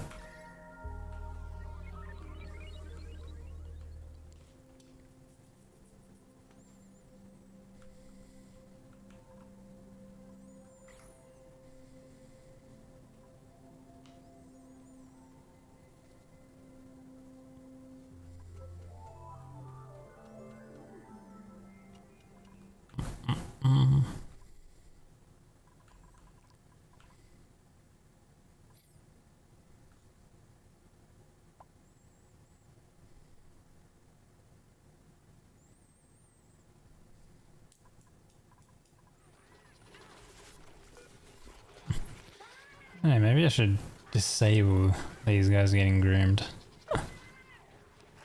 I guess on the bottom floor, if I disable the bottom floor, and I just don't care about these guys getting groomed, and I turn that off too, because otherwise duplicants will actually continuously add stuff into the feeder.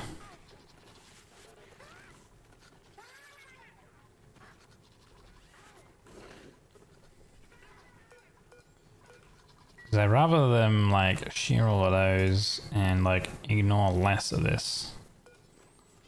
We don't necessarily need them to do any of that.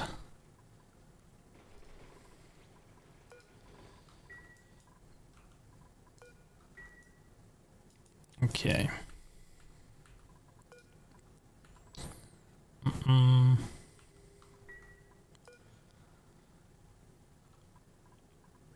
So we want to send some stuff through, so we need to provide this with some power. We've got 3,800 there, 4,600 there, but this one, it's only high because it's on all of this stuff, and that stuff does not activate permanently, so it's It does have a very high potential load, but that potential load is rarely activated, so I think this stuff we can utilize. Like that.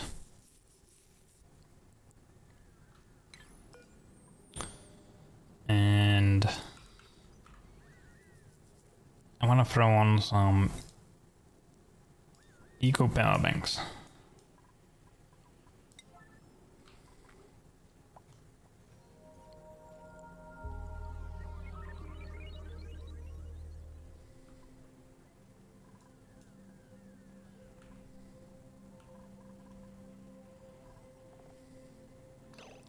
What I should do is, because that's going to take actually quite a while to do all that. We've got all of these ones here. So I think actually if I go with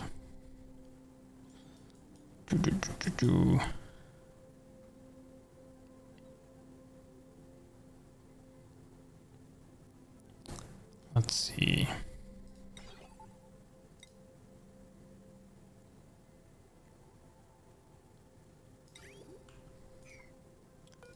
These are logistic rails.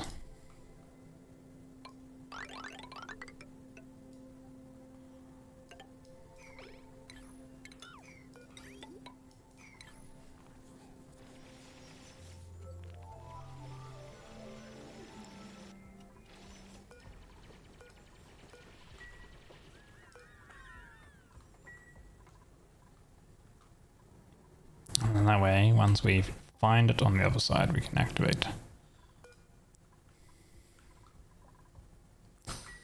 I'm gonna specifically save it here.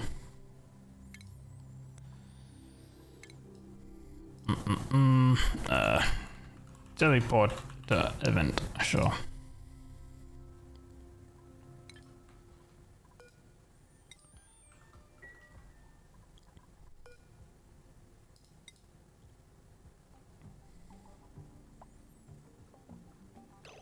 Teleport. Okay.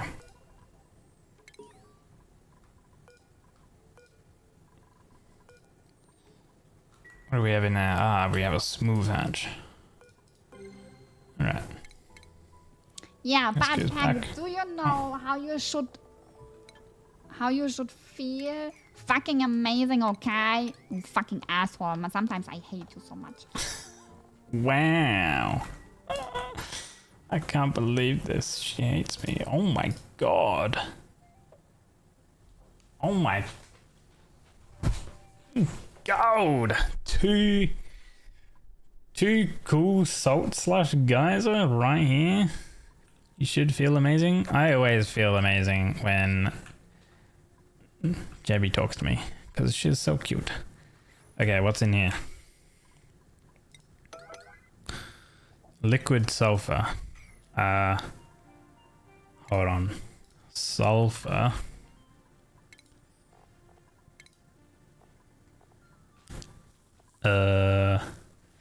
Liquid sulfur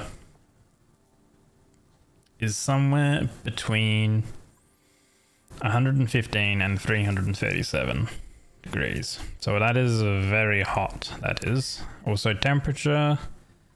It's actually kind of cold on this map. Alright, but yeah, dude, the two salt slush geysers are insane.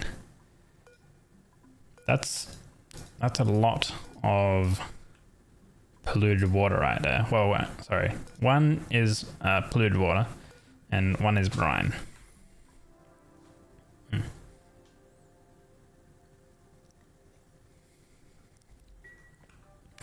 Think of an hydrate again. It's cooling for ages. We don't even need that for cooling, to be honest. You can use it for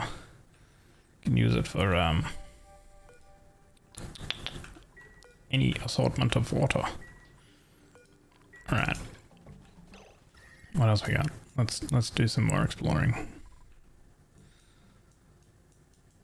Also, hello, saying nice to give it a look. Also, welcome in Loppy as well. We have a cobalt ore on this map, which cobalt ore is. Let's see if we go cobalt into like refined cobalt. I think it's kind of a better than copper, that's for sure. Right, you got your karma. 2-liter Pepsi just exploded on you on opening. Did you shake it up? Huh? Oh my god. No? Huh. Sauce.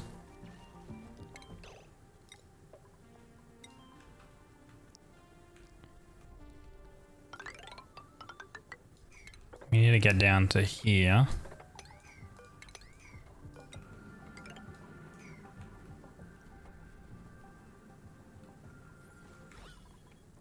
We have something over there. What else do we have? Bleach. Rust.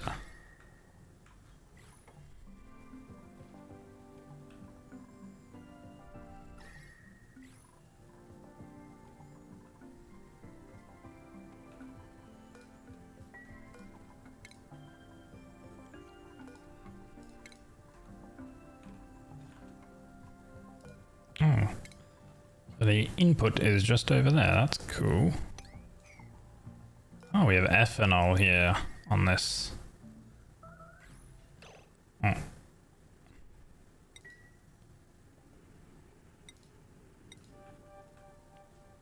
Who's getting exposed to radiation? Excuse me? The only way you're gonna get exposed to radiation is like literally if you stand over here. They're not going out there because they can't get out there. Gas has still been exiting. One or more duplicates are being exposed to extreme levels of radiation. One or more batteries have died. Don't care about the batteries.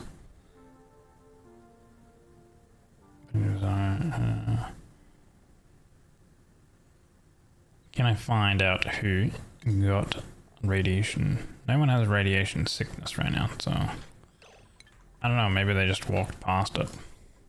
But they would have to specifically go right next to it to get blasted. Weird. Brand new wool white carpet too. Oh no. Oh, we need a field research to activate that. Okay. That means that we need... Over here we need this to recharge up and teleport our researcher over. I didn't realize I would need research stuff to activate this. Figured just digging would be fine. Come across here like that, and then we can dig down. This is sandstone, so we can go like that.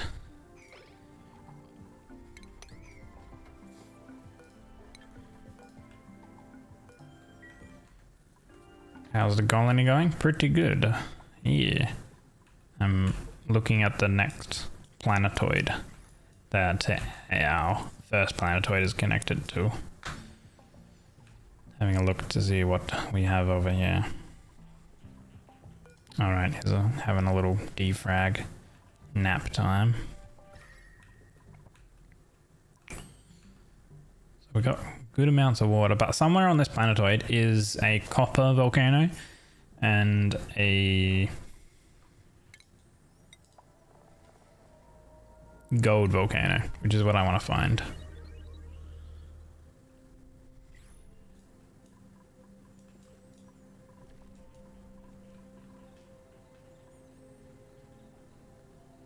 So we got 2 aluminum volcanoes on our first planetoid. This planetoid is less big as well. It's that size, which is really small, so shouldn't need to do too much looking around to find out where it is.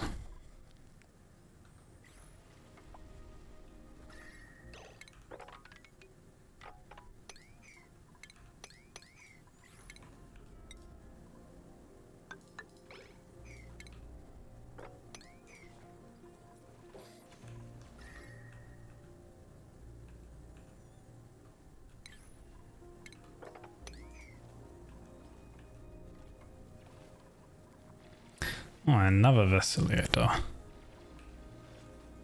How's your batteries going?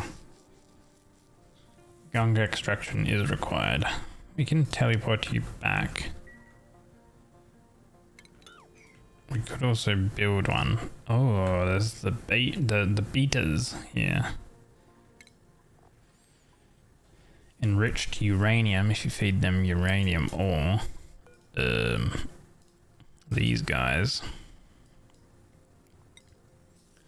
The betas. I think. No, they don't. Oh wait, no, they do produce radiation. The betas. What else do they do?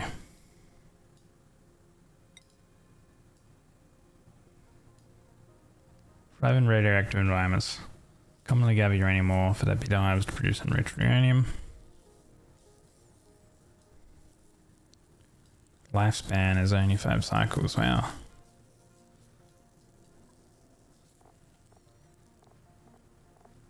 It says that they consume carbon dioxide.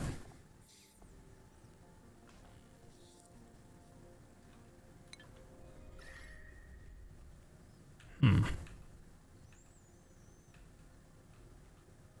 it looks like there's nothing along here. Let's see. Can I make a gunk extractor?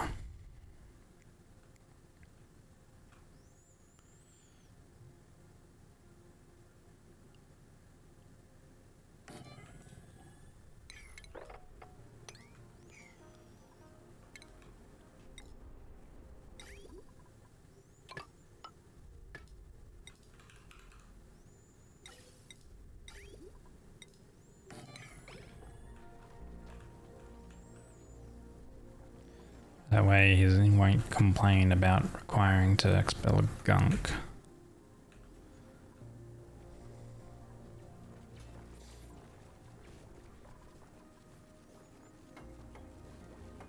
So oxygen will run out somewhat. So I'll have to get him to teleport eventually as well. I want to get these analyzed at some point. Probably get him to dig this way. What tiles do we have around here? We got a bunch of mud, sedimentary rock.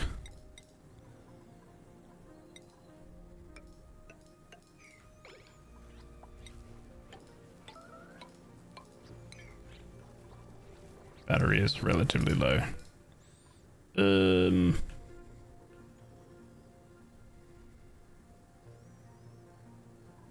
Okay, we will teleport you back now then. And there we go, teleport. Okay. So 28% for our next. So we have to just wait for this to recharge. Recharge over time. Ready in 3.5 cycles. So we have a little look. Where did we get up to? Did we see any more? No.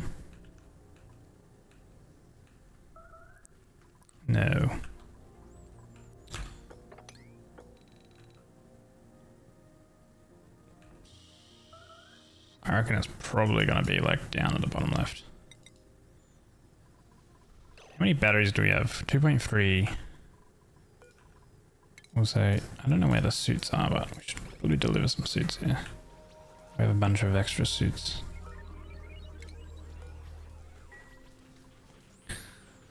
Deliver them. Cool. I think we've got plenty of batteries. Yeah. Although I think this storage pod... The storage pod acts a little weird. 340. Even though you should keep restocking up to 720, so I might deconstruct that. And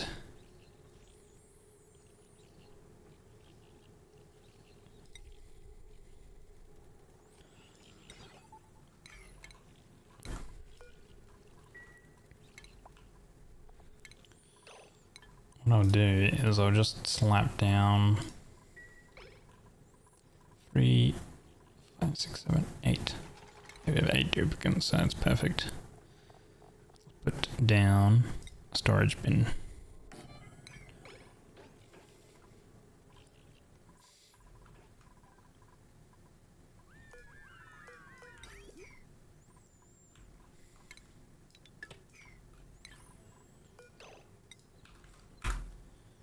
Eco power bank.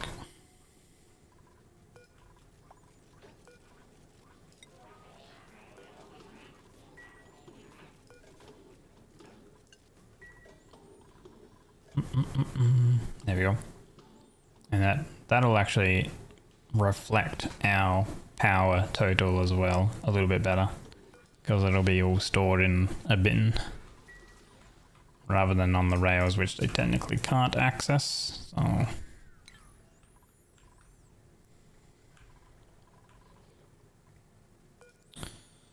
growth irrigation. Oh, right. We ran out of our polluted water.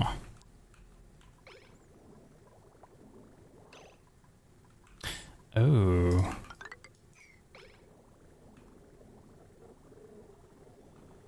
Oops. Apparently I removed those. So these weren't running. So this is backing up. Huh.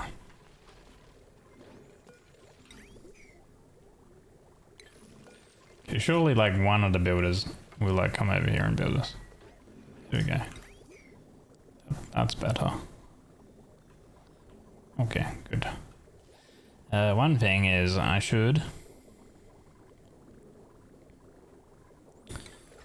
go ahead and remove this system and have a better metal refinery activated system. And then I should also seal it so it doesn't spit out any cold around the area. So to do that, I'm going to deactivate that.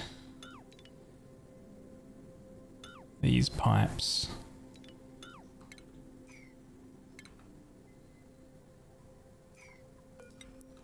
Just get those to go over across like that.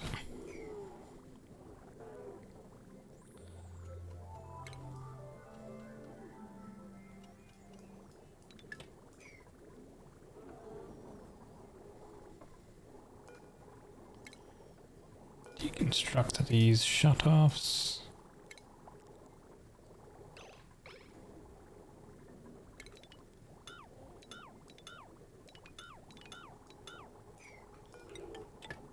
That into there.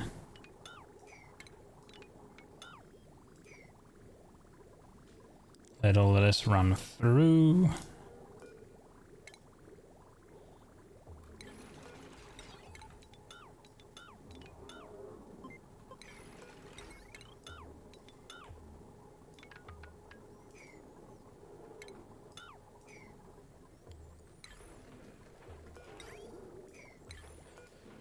Liquid intake. Oh really? Do you just need a liquid intake so then you're specifically running?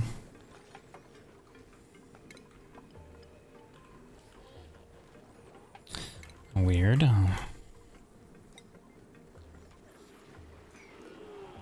rid of that.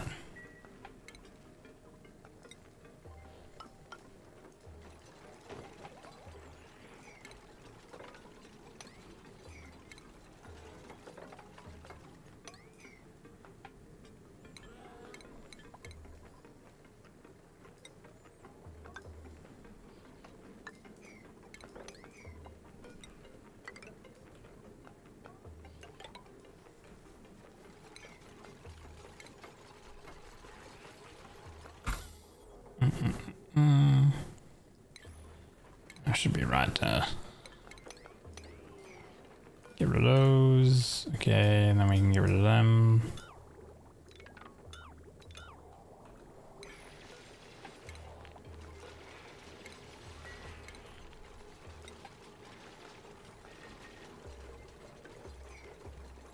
That's all Abyss Light, so there's no heat or cold coming through those tiles. Is coming through that tile though, so if we slap that there, slap that one there, that'll block them off. Oh.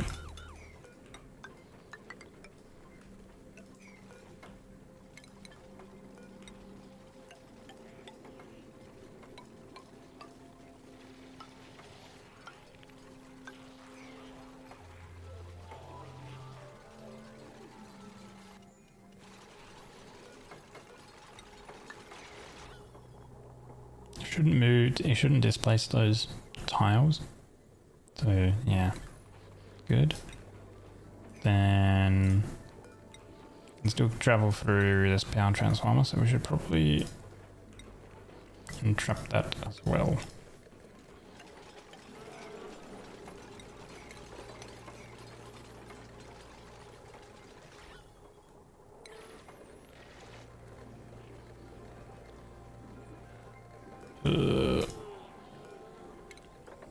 Get rid of those items.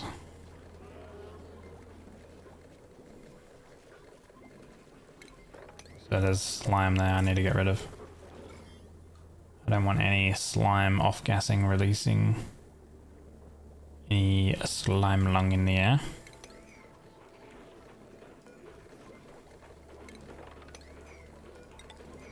Should spend a bit of time to just clean everything up. Not there though, that's where everything is being placed.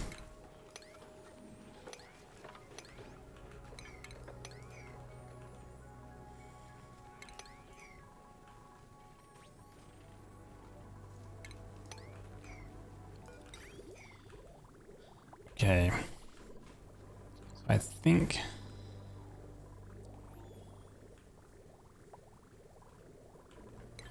how much we have 6,700 kilograms per tile there. Okay. Now the polluted water here does heat up above freezing, so that's ideal. So the system I think from here does work perfectly fine. So that's good.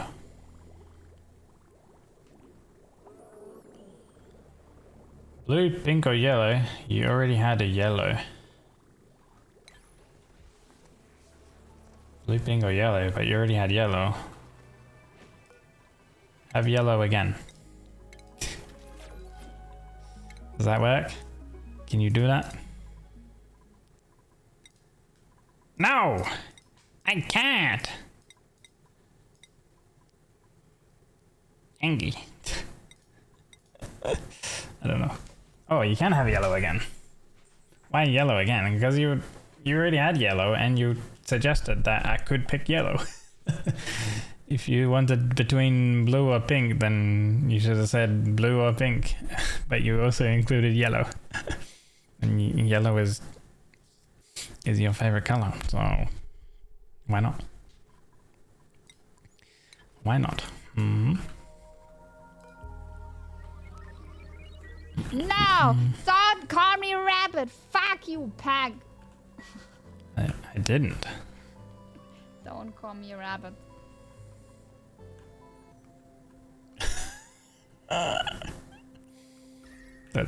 Hello? Am I speaking a language you can understand? I didn't. I didn't say that you were that word.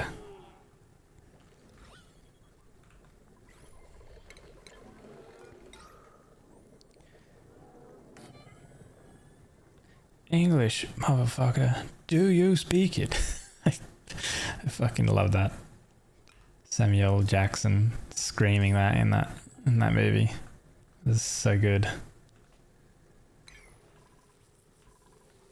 Also, welcome into you.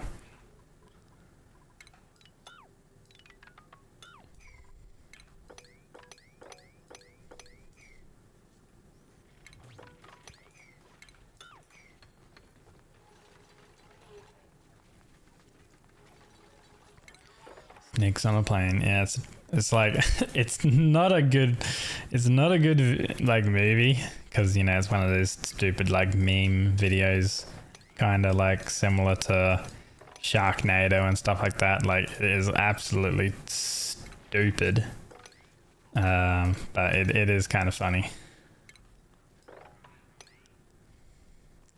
Like, you know, it's stupid funny, you know what I mean? Like Spaceballs? I don't think I've seen Spaceballs. I haven't even heard of Spaceballs, to be honest. Oh my god, how could you eat that, Jabby? What the hell? Look at him. No. Star Wars parody? Ah. Oh my god. Hello Flox, welcome in. Need to watch it? We got a work colleague wears a shirt of Spaceballs today. What? Wait, maybe I have seen it. Hold on, wait. Spaceballs. My left eye is hurting a little bit. This morning I woke up at 5:30. I was intending to wake up at 6. And like, I don't know, like, I think I had like a bit of sleep or like a hair in my eye, and now my eye is feeling irritated again. It's kind of annoying. Ah, every time I blink, I should stop blinking. What is she eating? It's a donut, but it's got like some googly eyes on it. And the face, like, it looks like he's like gasping, like, why would you eat me? You know? That's what it looks like. You can show it? Oh my god, I don't know how to do that. How do I do that? Does that mean I gotta oh wait. Download, save image. Downloads. Save. Wait, I don't know. Can you just drag and drop stuff into OBS? I don't think you can, right? Did they need to implement that? Wait, maybe I can? No, you can't. Man. Oh, wait. No, hold on. VTube Studio, you can, though. Holy, look at this stuff. Bang. Oh my god, it's giant!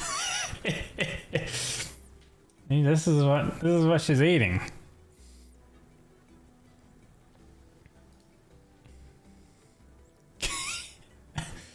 How could you eat this? He said yellow. Yeah, but look at him. How can you eat me? Wait. Can I? Oh. Fuck you, fuck! Wait. How can you eat me? How do you do this? Why you do this?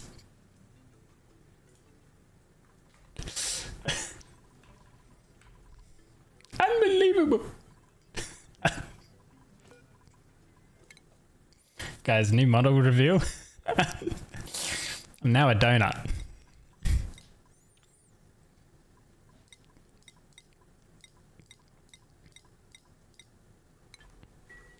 I guess all that work with Tina putting into my current model, man. Nah, you can just stop the work now, Tina. This is my model now. Donut wing. Oh god.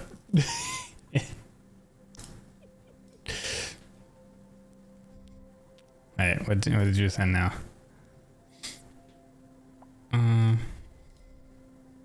Wait, you sent another one. Oh my god, what are those eyes? Wait. Why is it so derpy? Oh, poor little fella. Wait. I'll show you guys. Oh, poor little fella. Why? You ate his brother. It's gonna be massive again. Sorry for the flashbang. You ate his brother. Unbelievable. Brother, Is that you? Yes, it's me. But I am no longer here. I am the ghost. I am your brotherly ghost.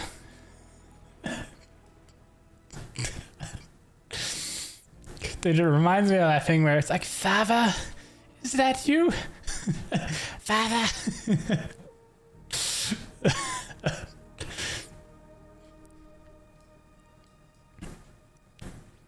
Wait, yeah. Stop moving. Guys, how's my eyes?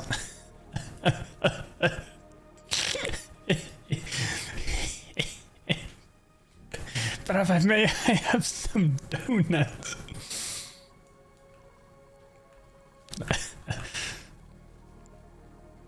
Good lord.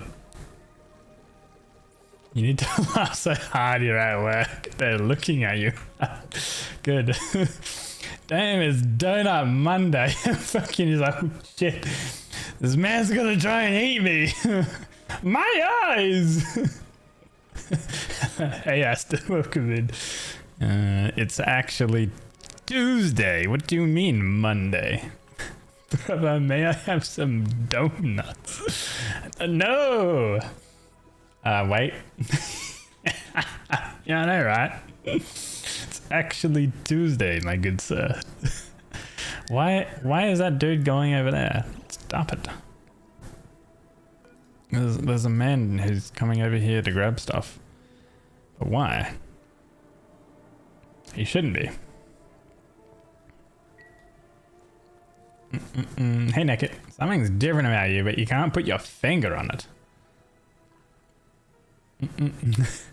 It's Wednesday? No, it's not Wednesday. It's Tuesday. It's Wednesday in 1.5 hours.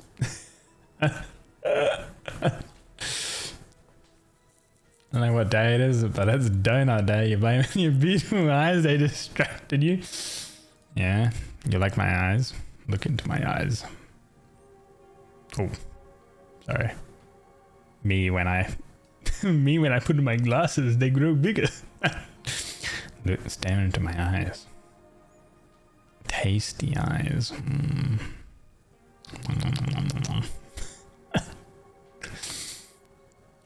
Your eyes have wheels. My eyes have eyes. Kinda hard to look at all of them. Yeah, I got many eyes.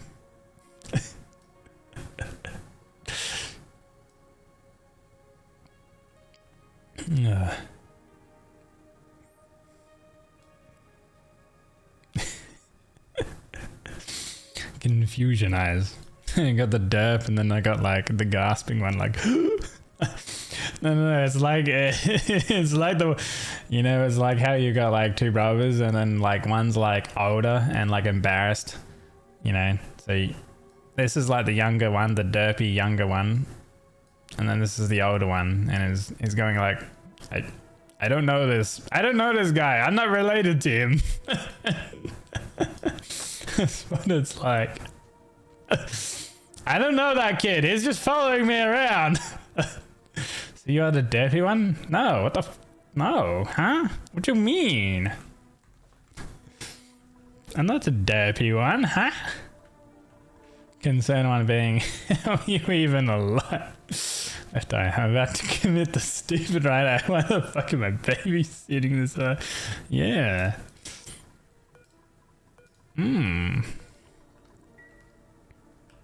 So the younger brother is the derpy one. Yeah, because the two donuts are brothers. And you know what? You're a monster, Jabby. Eating them? Unbelievable. Who's older? The non-derp one is the older one. You monster.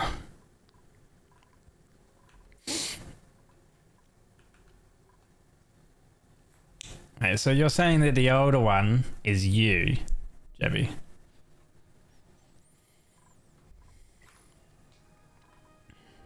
And then I'm the younger one, is that what you mean? Okay, if we're gonna send a deaf man over, I need to give him a research booster. Younger one has to take care of the older goof. Making a whole new story about my eyes. Dude, it's like the Tangia AI all over again.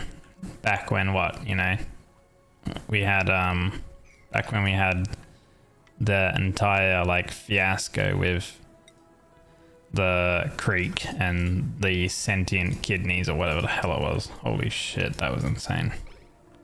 That was a fever dream. My god.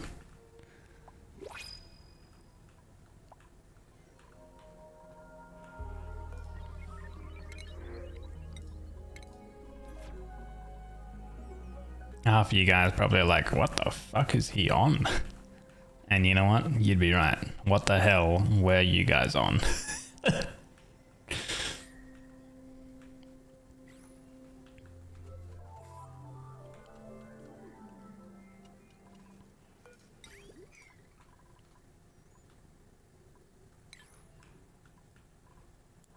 Must have minced the sentient kidneys. Probably for the best. It was a little crazy and wild. I don't even know how that came about, to be honest.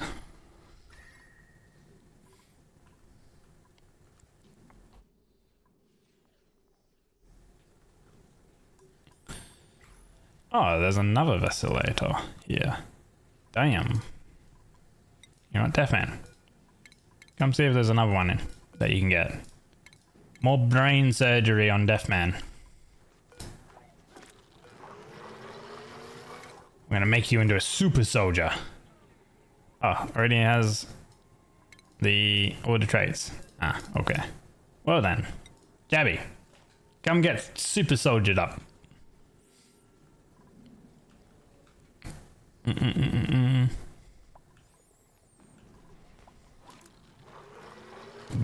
Whoop. What do you get? Ooh, buff Benoit, plus 10 strength. Nice. Oh, look, there's a whole bunch of iron here. That's good. We got 13.4 tons of iron.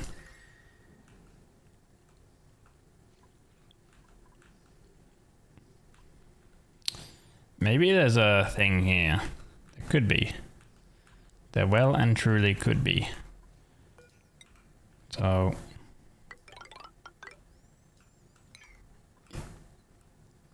I'm gonna do that. Bring up a ladder.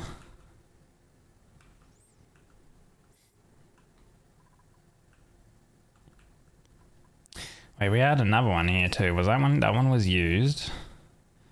Where was the other? Oh, it's on the other world. So we used 5 of them. So I could probably send a Jebby through the teleporter and pick up that other vacillator buff. You have Pac-Man now. You have Pac-Man now. I'm confused, huh? Okay, so you're good at research. Hold on, we don't need those ones. I want to give you that.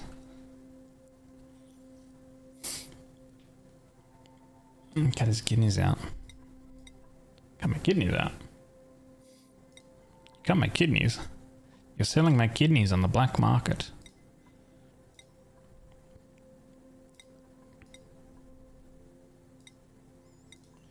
Okay, give you that. So you can dig, you can do the research.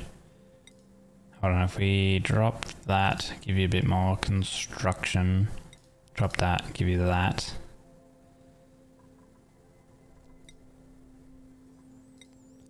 And then you are ready to go through the teleporter. Oh my god, let's do it. Make sure you get all of the things. Where are you at? Here. You're relatively powered up as well. 6 total power banks. You have Where are we at? Status. Oh, yeah.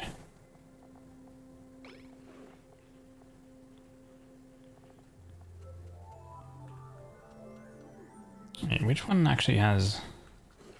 Ah, boosters. Hold on. How many boosters do you have? Change everything, MSC dock, yada yada yada. Harvesting. Okay, I think you're good, right? I think you've changed all your boosters over. I'm pretty sure. 8 out boosters. Boosters assigned. So we can go here and go assign you to the teleporter.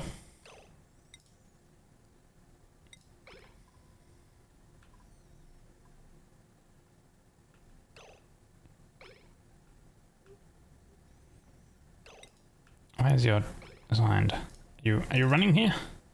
Run! Number 9. What are you doing first?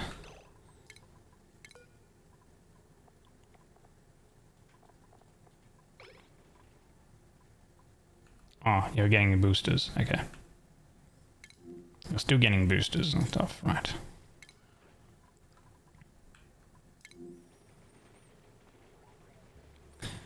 Retrieve booster. Oh, is it all the way down? Oh, right, because they all fell down here. Right. I should get these guys to just clean up all that. It's going to take a little while, but that's okay. Here we go. Boop. And teleport. Boop. Okay. How much power do you have just to make sure? Oh, and this one we can use to teleport you back.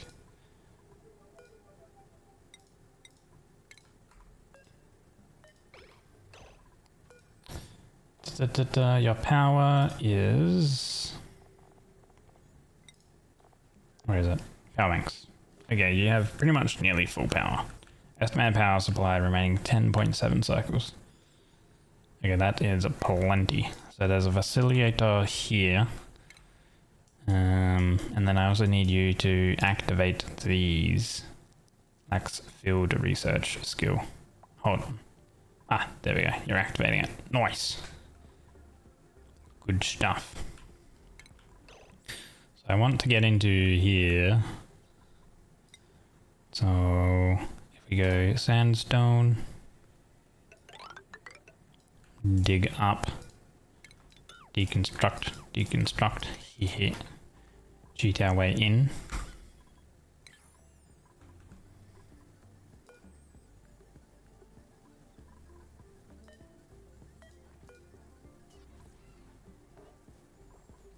Okay, so that one's activated. This one's activated. Oh no, it's teleporting.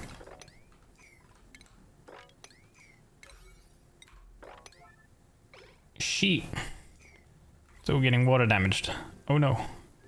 The power banks. Get rid of the water. No! Okay, we've still got some power banks there. A couple of them anyway.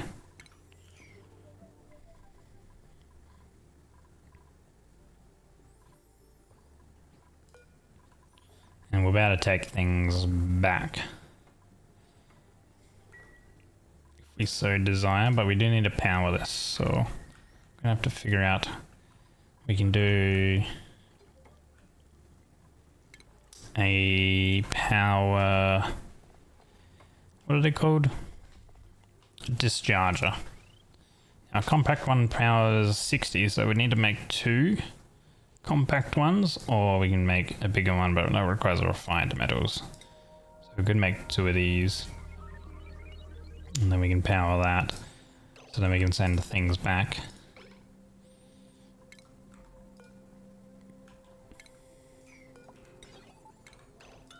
And I think actually if we like deconstruct all of this stuff, we're actually going to get a little bit of refined metal back. And what do you get? You get less stress a cycle. Well, that'll be nice.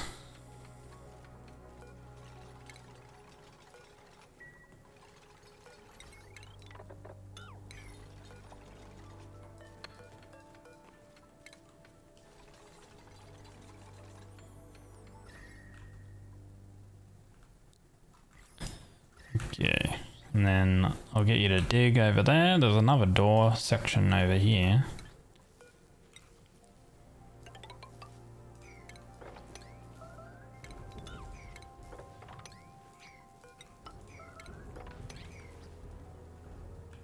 Meteor showers. Which ones are we getting? Ah, we got the gold meteor. Gold amalgam. Dude, that's kind of cool. Gold meteors.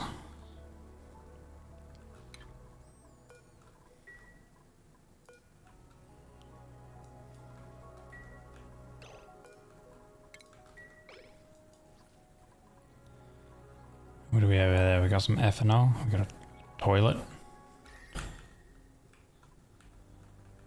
Yeah, that's the edge.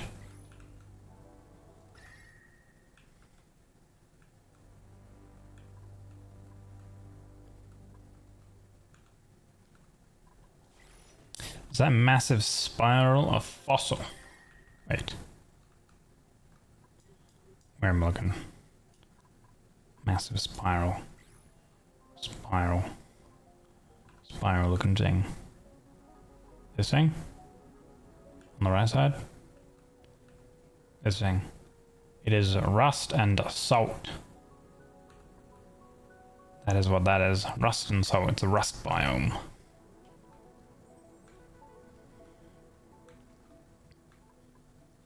This is oxygen not included, not rust. What the heck? Okay. Might dig down into this section. So we got some water here. We got sedimentary silver oxyferns to create oxygen. They consume carbon. There's a bunch of carbon pockets and stuff. So how far do we have to go down? Not that far.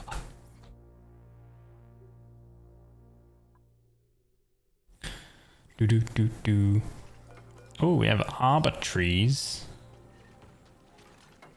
Arbor trees with a bunch of pips. Hey Teasy, you have beautiful eyes? Thank you. I'll order new headphones after Christmas. Let's go. No more Jabby. I wouldn't say complaining, but like no more Jabby mentioning that her headphones are clicking. Ooh, there's the gold volcano. Even though I feel like we don't hear it, right? Liquid chlorine.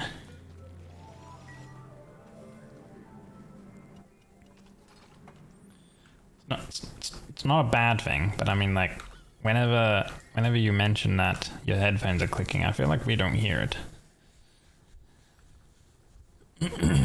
But I kind of wonder, like, when it clicks, I wonder if it's just like a loose screw or something like that.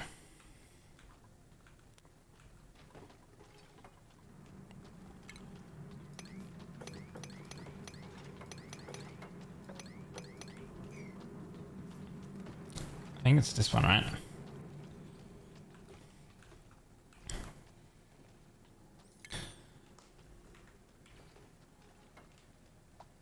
We get nice headphones? Yeah. You hear it in the VOD because of no background. Ah, I see. True. True. You are kind of cute. True. Very true.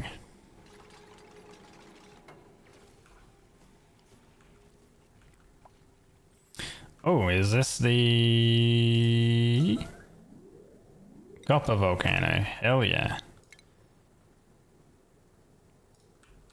Boom.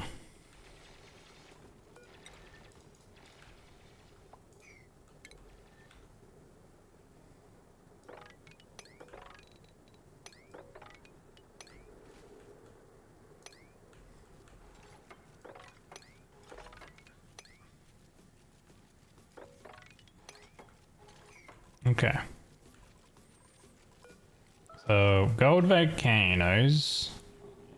I can click on it. 2600 C. I can't remember if you only need one like steam turbine for a gold volcano or two. I think I'll just use this entire system similarly. I think it's if you have like iron volcanoes, you need multiple. So we do have a lot of insufficient resources. So to kind of fix that, I'm gonna need to transfer more things over. So a bunch of igneous rock we need to transfer, and then a bunch of copper, but I might change the materials needed. We need steel, so we need to transfer steel. Let's see, let's go back over here. You go eep. Nice, okay. I hope you had a good stream. I know, yes, you don't stream, relax, chill, but I hope you had a good stream. And I hope you have a good eep.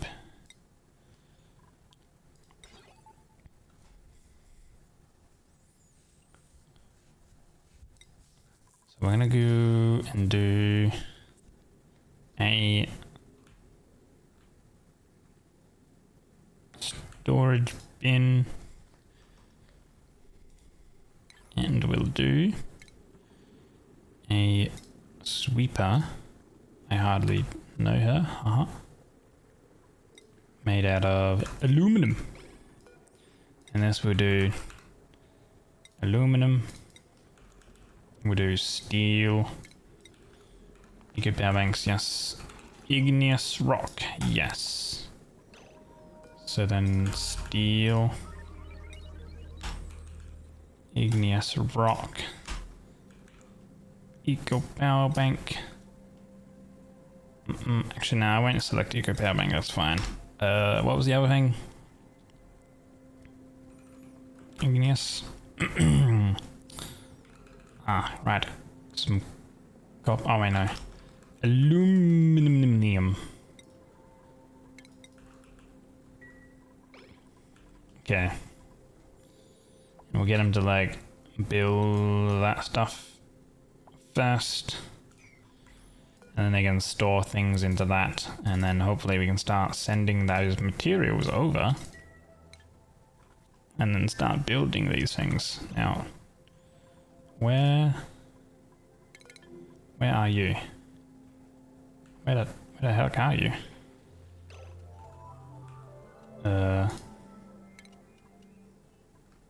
Move to there. Oh, you can't move. Oh, there you go. Okay, nice. It's made out of igneous solid carbon dioxide. Holy, I just noticed it's cold. Damn. What's that? Brine ice? Cobalt ore, igneous rock. Ooh, igneous rock here. Okay, we can mine a bunch of that. Sedimentary.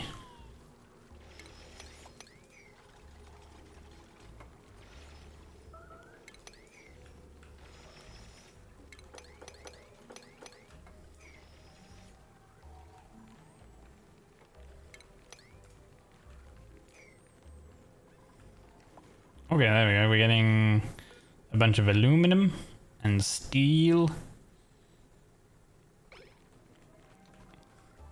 Nice. So this one is the teleporter input.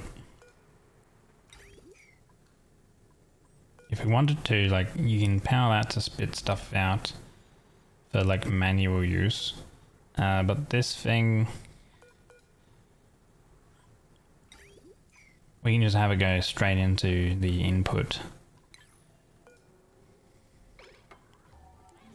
And we end up building everything. Insulated pipes are made out of granite, so I need some granite as well. So I'll go back over here. Oh, I had to put us down to the bottom left. There we go. And then we'll do granite.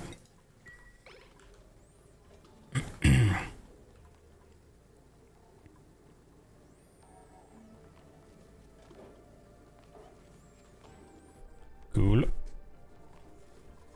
So all that stuff's gonna get jelly ported. So these are items and stuff coming in. You can have, obviously you can have gases come in, and you can also have liquids come in as well. But we only need to transfer items essentially across so far anyway.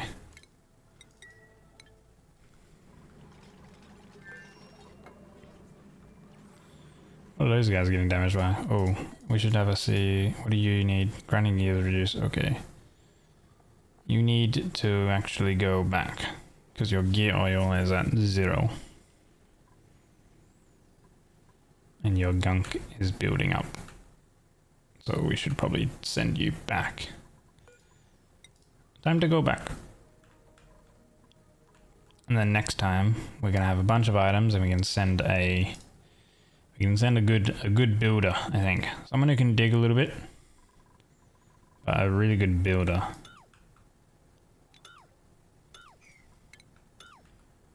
Should be sent over.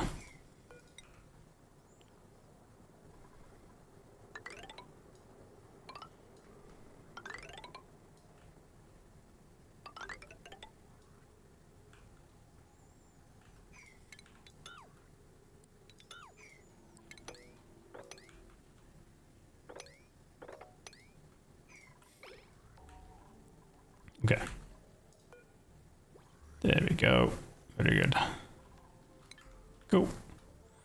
Let's change you back. Let's see.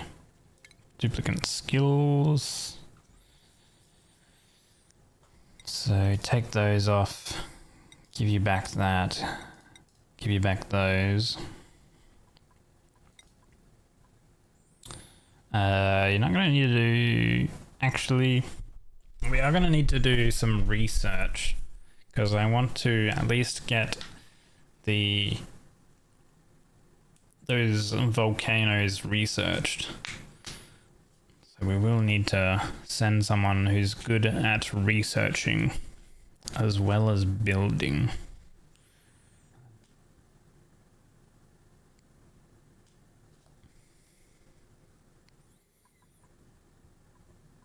So I think we can probably send Deafman back over next time. We don't need extreme digging. One research. It's gonna be a lot of construction, so we can probably do that. The strength is how much? 400 kilogram carry capacity. Probably only need one. And having another construction would probably be... Actually, probably having another research would be better. That way, the research on... the science research for the volcanoes will be quicker.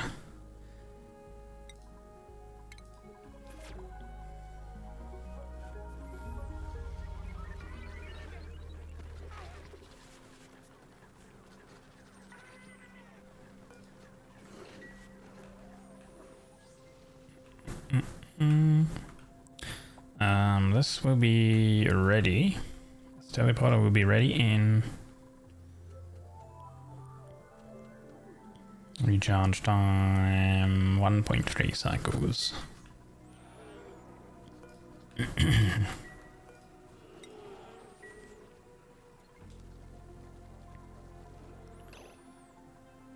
These need irrigation, so I guess with the pip stuff, we won't worry about it.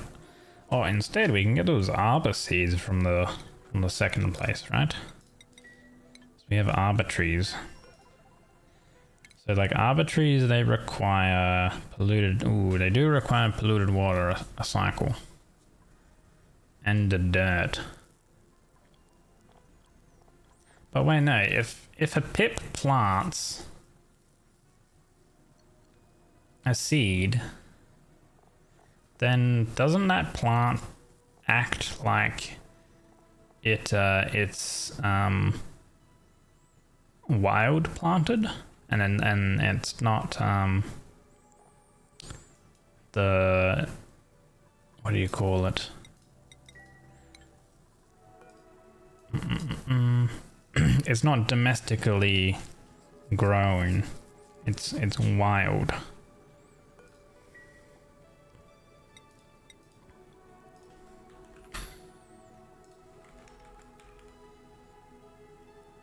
I don't have any seeds, arbor seeds on this planet.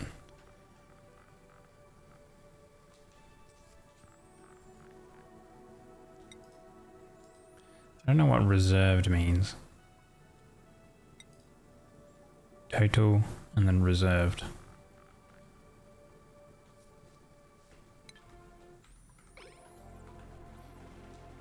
Huh.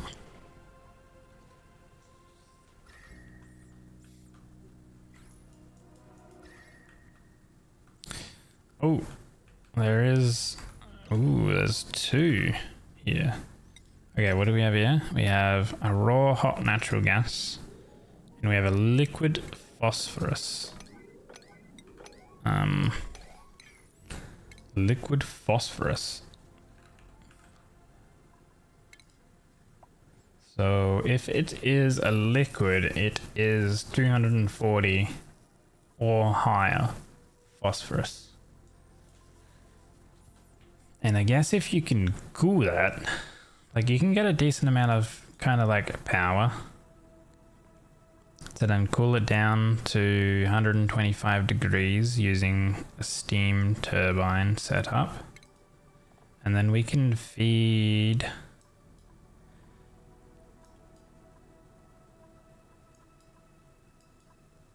I mean, obviously a bunch of sun bugs, which then could produce more power.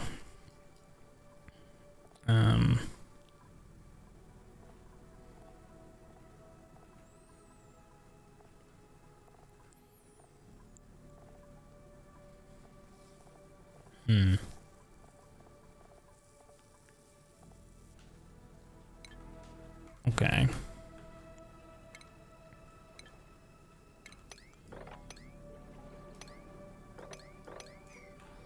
Let's dig over here.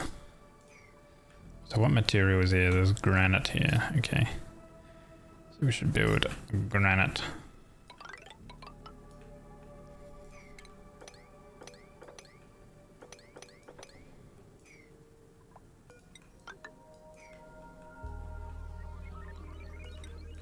So you just continue building up so we can see a little bit more. Because I reckon we're probably missing...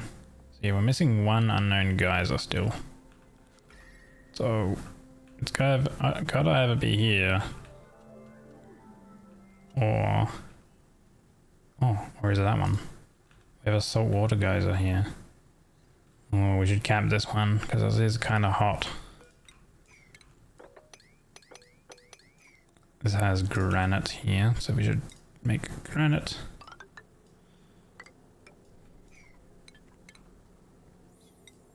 I don't need like any of this right now, so I'll cap it straight away.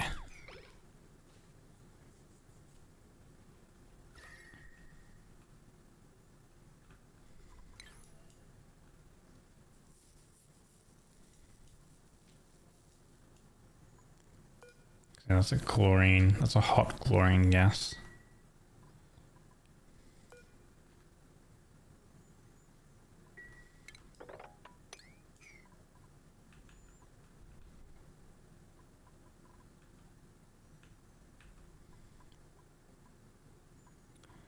So we dig that, they can get up, and then get across, dig and build. And there should be enough granite here that we've mined out for them to be able to build everything.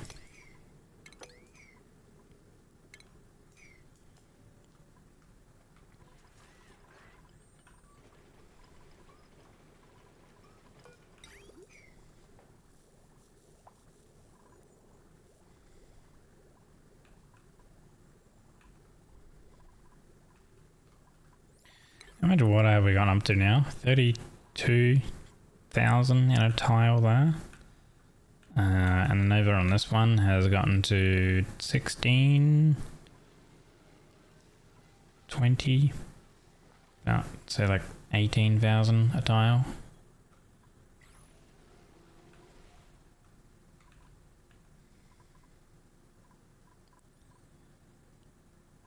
$2.47 aluminum. Let's see here. So this thing.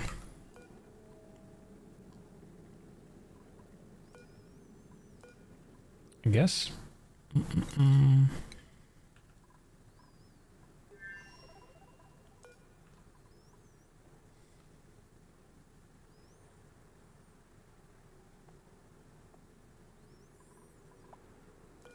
So we've got 5.3 tons of aluminum over here, 1290 kilograms of steel. I need to transfer much more steel over here. And that's it so far. So I think aluminum... Everything inside has to be built out of steel. The railing...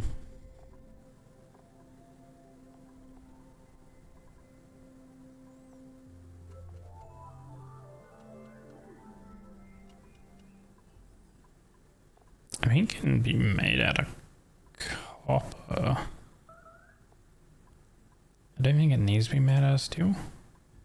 Copper should be fine. Hold on, the gold volcano is 2600 C, but it kind of cools down straight away. The heat source is here. So yeah, I think that should be fine. 2600 C for that. If we check our other one, our aluminum, how hot are those ones? Because the aluminum ones work perfect. 1700. Ah, so it is like quite a bit hotter. So maybe even the railing needs to be made out of steel just in case. Because that's 1000 melting point, and made out of steel is 2400. Yeah, so probably just to be safe, make even the railing out of steel. Which probably means we should go ahead and make a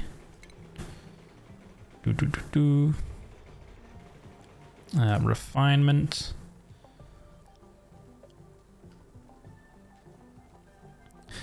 There is this advanced metal refinery that takes 3 kilowatts of power to actually function, and it costs 1000 steel to make. And you need 4 tiles, 5 tiles. It needs to be built 5 tiles high.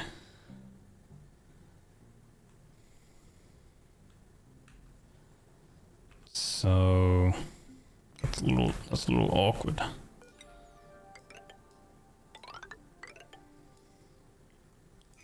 You're eating the whole day. Eating donuts the whole day. Dude, I still have the images. Yeah, are they nice?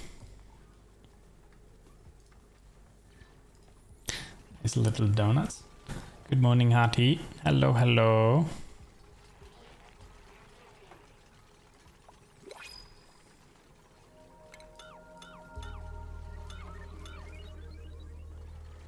And some pineapple, melon, and kaki.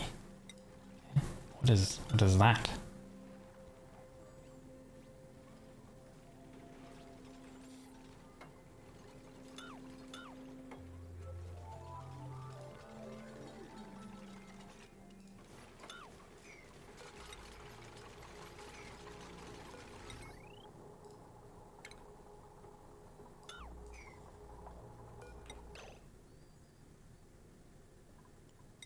Prioritize that. You don't know the English name.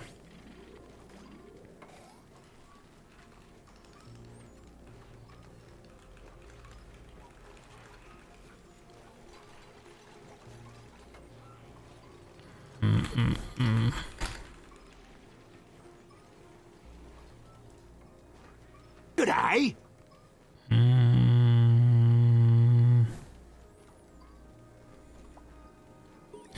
What is that fruit?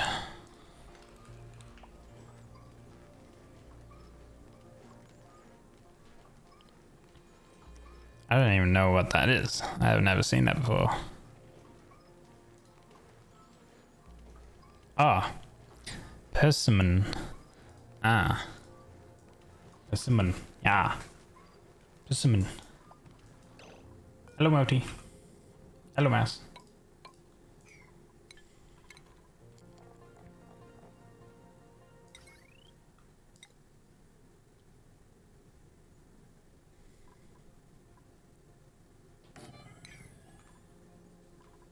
Hello, mate. You can't with my eyes. What do you mean? What's wrong with my eyes? Wait.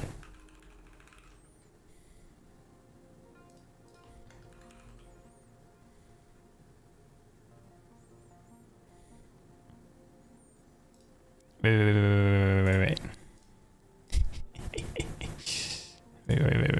Wait. Pause, champ. Pause. Pause, guys. Pause. Where's my YouTube studio? Boop. There we go. I'm becoming a feast, guys. There you go. You are what you eat. A whole new meaning to you are what you eat.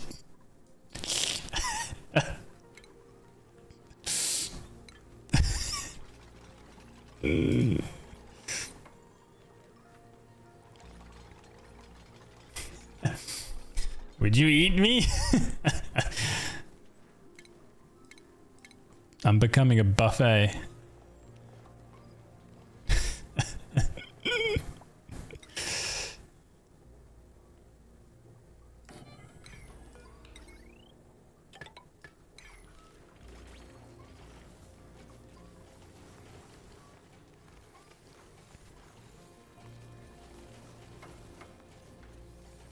Looks like a pee-pee, huh?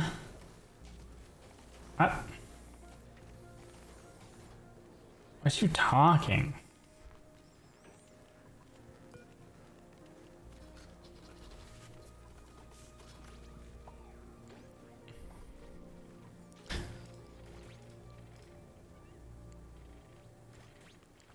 What else was it?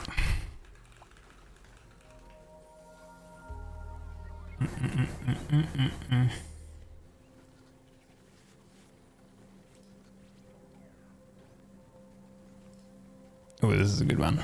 Yeah. Yeah, nice. Dude, why are these images so fucking huge? Wait. Oh my god, it's giant.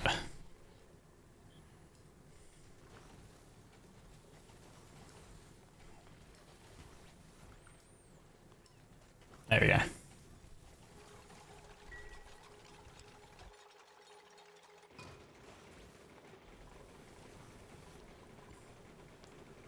Is that a pineapple? Or are you just happy to see us? Whoa. Okay, what the hell does this thing do? Cinema or Mercury? What? Cinnabar, oh, I've never seen that. Electrum to gold.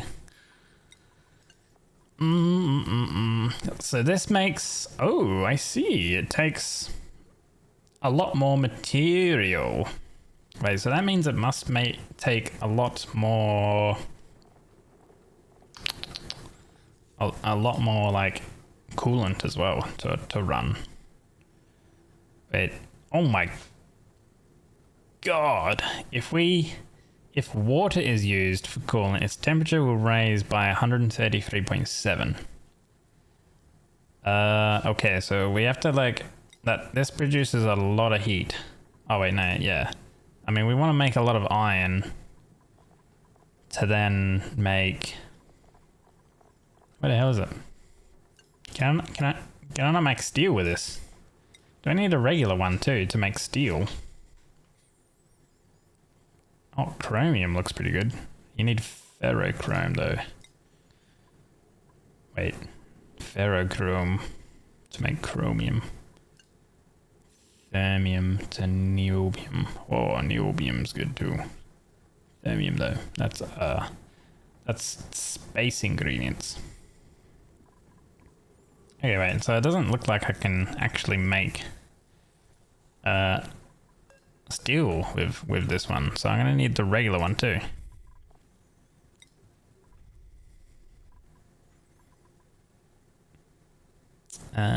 Give it a spacer 2. But we'll keep that one anyway, so we can probably use this one for the iron ore to iron, I reckon. And we're gonna need a cooling section. So I can probably have it down here, I think. So if we go with steam turbine,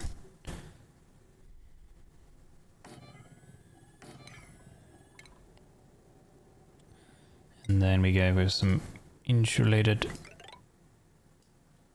tiling. Oh, we need more ceramic.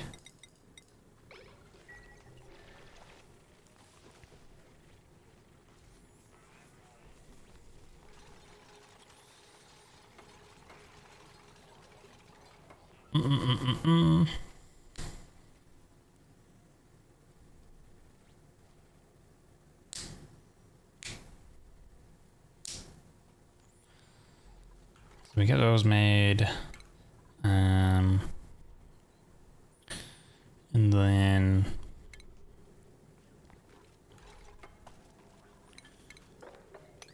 here. If it heats things by 133, dude, I wonder if we could make everything in here with steel. Oh, actually, we have to deconstruct this, and because we are gonna need that steel so we can make a aqua tuna.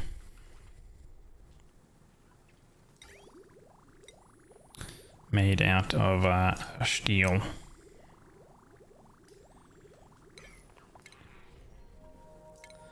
And then we go with some automation. We're gonna want a thermo sensor, melting point. Yeah, 1000, sure. So thermo sensor. We want a pipe thermo sensor as well. Liquid pipe. Element liquid pipe thermo sensor.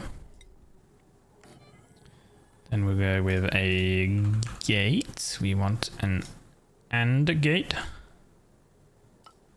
And then we'll go with some automation wire. Boop, boop, and boop. Do you have the advanced refinery? No, I just built that one, and you can't actually do steel for some reason. You can do iron and whatever else, but it doesn't do crude steel.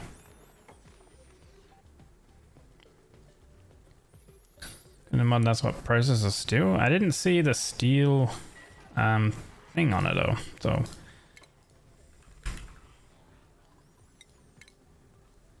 Hey, let's see.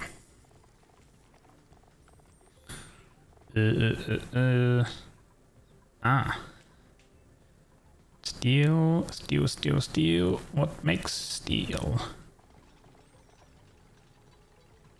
So there's the metal refinery here. That's just called steel here. There's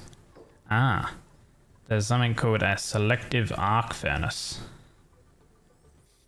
Selective arc furnace, hey? Can I make a selective arc furnace? Selective arc furnace. I can. Specifically designed to work with refined metals and conduct the manufacturing of metal alloys. Building has an insulated internal thermal capacitor that stores the heat produced in recipes. Heat from the capacitor is dispersed by heating the passing coolant until it is near its boiling point. If the maximum heat capacity is exceeded, it will be rendered non-functional until all heat is dispersed again. It heats material by means of an electric arc. Since the furnace electronics are air-coated, releases a lot of heat into its surroundings. This seems interesting. How would I use that? So you pump in liquid.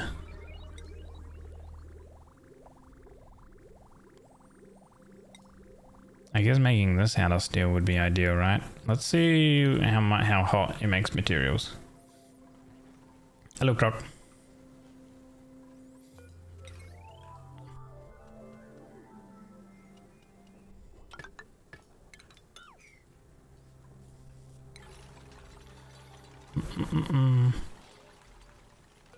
We've made enough ceramic, so I'm going to deconstruct that.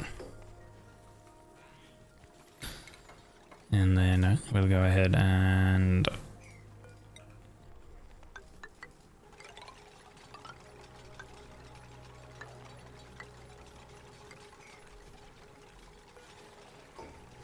Oh, this does have a few extra things. Copper and zinc to make brass. 39.9 megajoules of heat will be produced to cool off the fabricated item. This heat is then stored in the building's thermal capacitor and transferred over to the coolant that pumped through the building. Coolant near its boiling point will be prevented from boiling but have reduced heat dispersion.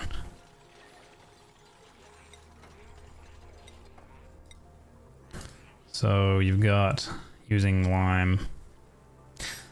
So this makes more steel than the crude form of it. So ideally you use the selective arc furnace. And then there's stainless steel, which is slightly better than regular steel, I guess, but you need ferrochrome, which is over here. Ferrochrome, chromium. So that requires chromium or chromite. Stainless steel using nickel, ferrochrome, and the nickel. Oh, get these guys out. Kind of interesting, I say.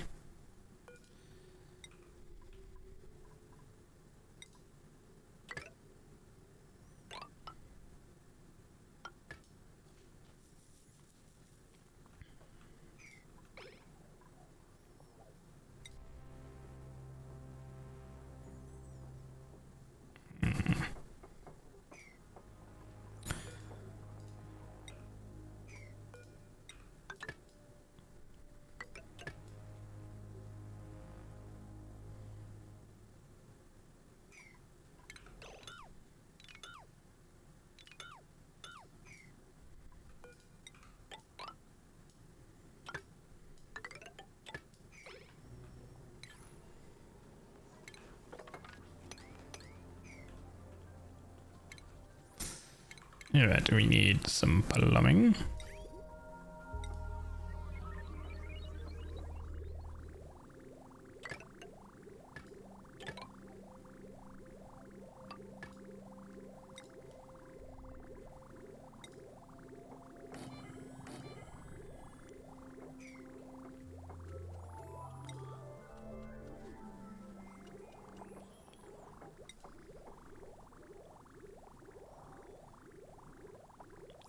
I don't know how much is like, what is this, 105 megajoules.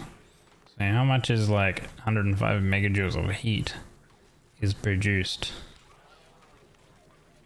It's then stored in the building's thermal capacitor and transferred over to the coolant that are pumped through the building. Coolant near its boiling point will be prevented from boiling and have reduced heat dispersion. So I guess it means that it won't ever make the coolant that's pumped through it reach its boiling point. But then I guess you want to just pump whatever has the highest boiling point. Usually you end up using crude or petroleum for the coolant that goes through it. because it's got a lot of sort of thermal evaporation point. I normally use petrol for it.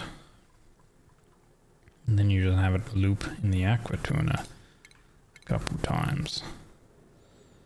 So let's see.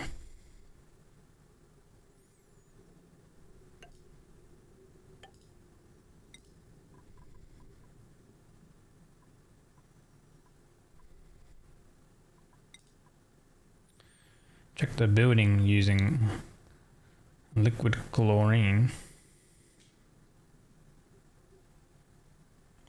What comes with a coolant, right? I don't know. I mean, yeah, there's a bunch of extra stuff that you get used. That does get used.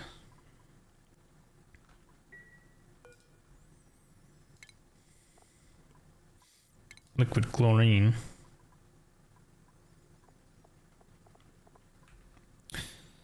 Wait, isn't there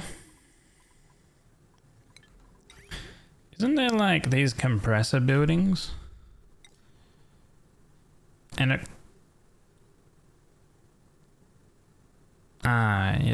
will reach a temperature over time. So it kind of depends on the time it takes.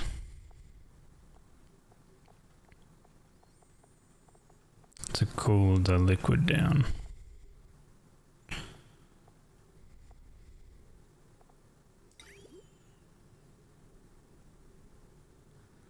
A syngas refinery produces synthetic gas from a variety of organic and mineral materials.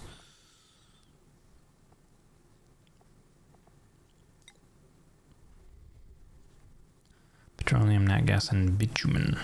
This process requires hydrogen to buffer the reaction. Liquid naphtha and hydrogen creates petroleum, natural gas, and bitumen. Carbon recycling converts liquid carbon, hydrogen gas, iron to water, natural gas, rust. It's all about boiling point. If this building can check liquid boiling point, then liquid chlorine will be the ultimate test for it.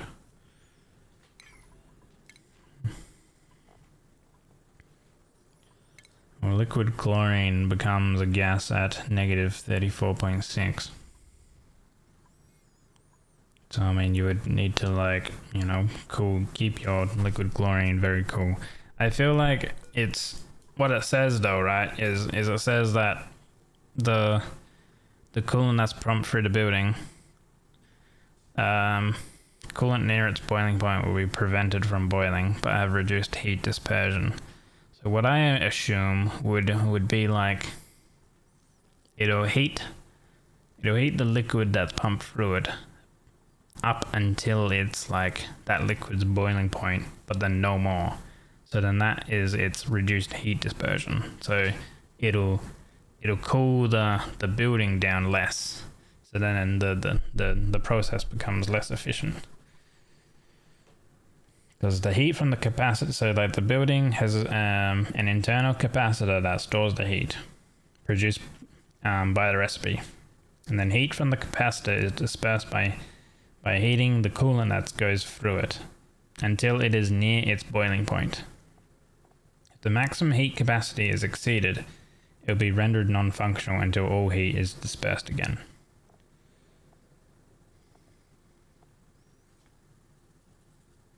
So I think you do want a liquid that has a relatively high evaporation point then to go through this machine. Hey Reborn, I'm looking at this selective arc furnace so I can have a more efficient use of making steel, because this is obviously 100 kilograms using 70 iron. Whereas our refinery only produces crude, which is 70, so we get a 30% bonus, because this would produce some slag out of 70 steel. Natsu, hello. It would take longer to cool with the machine. Yeah, which is, ideally you don't really want, I guess, you know. You pump liquid to lower temps. I think what happens is you pump a liquid in, the machine heats the liquid when it goes in and then outputs, similar to basically the metal refinery, but the machine here will heat that liquid right before its boiling point, if it's like if it can, kind of thing. If the coolant would pass the boiling point, then then the machine breaks until all heat is dispersed again. That's what I'm assuming from reading the information panel about it. So I guess you can do something similar to what you do with the metal refinery, which you do like the cooling loop thing. So we're gonna try that and see if that is kind of what you do, what it is. I'm assuming that's kind of like going to be pretty much the same. So this will be our coolant line. However, I do need to cool these. Or are they going to be very hot? I can probably do a system where these cool themselves. I might need to change them.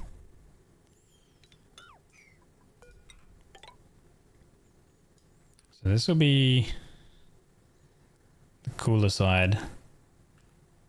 So then it goes into the top. So this goes into the bottom. This one will go into the top.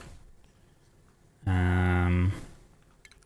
I need to put in a temperature check, I guess, to get it to the lowest point as possible.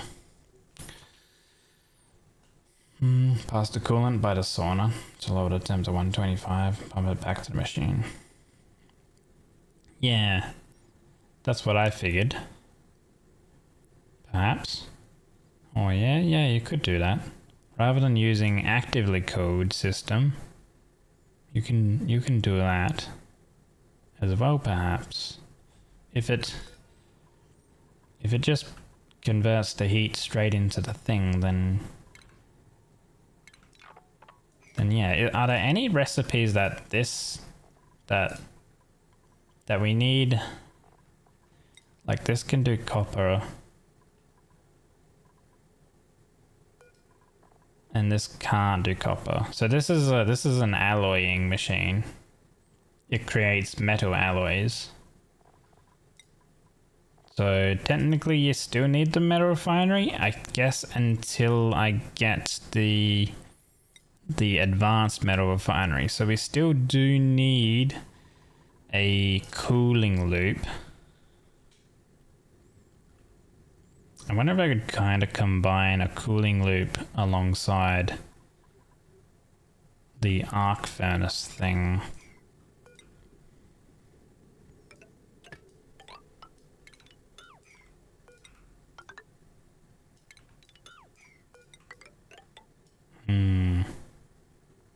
Because I guess like you could do an advanced cooling loop, like the actively cooled loop rather, the thermo aqua tuner for the metal refinery, and then maybe the selective arc furnace can just run coolant through the loop section, and the steam turbines cool it down in like the sauna section, in the sauna room.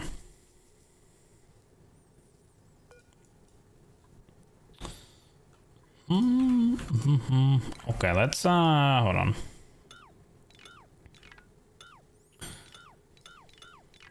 I'm gonna do what you mentioned, and that is just running it through basically like the sauna room. I'm gonna try that.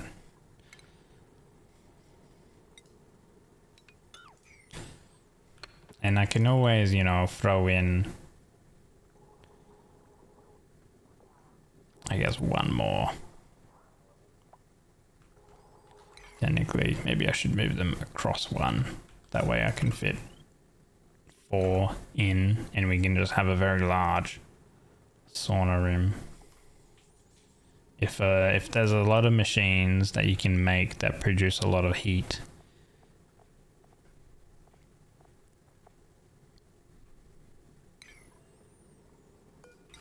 I do wonder if you should have these within the sauna room, though.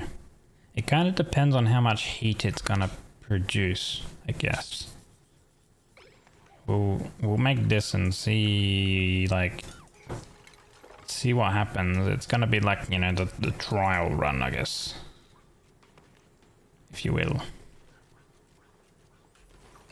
So I need some water to run into this. So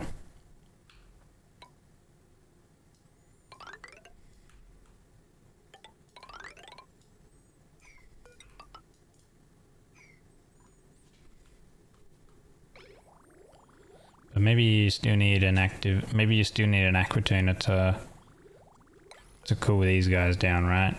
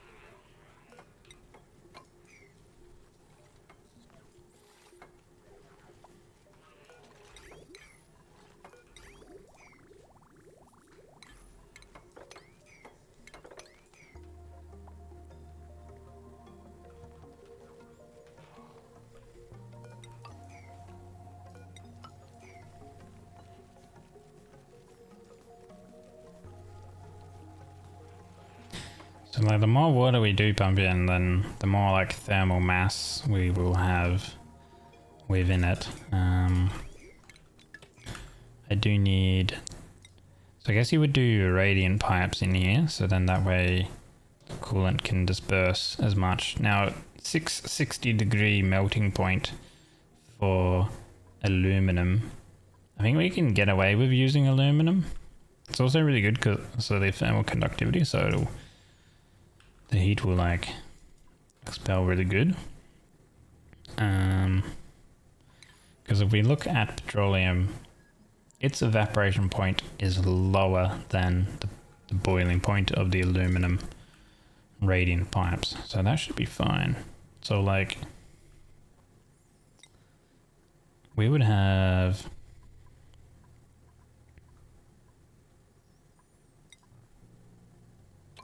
it come out, have it come down,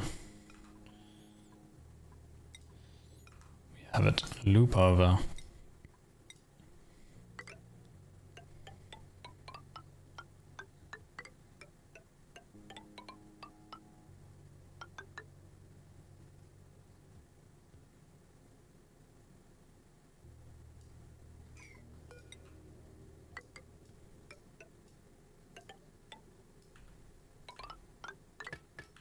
and then go in. Maybe. See how this kind of works.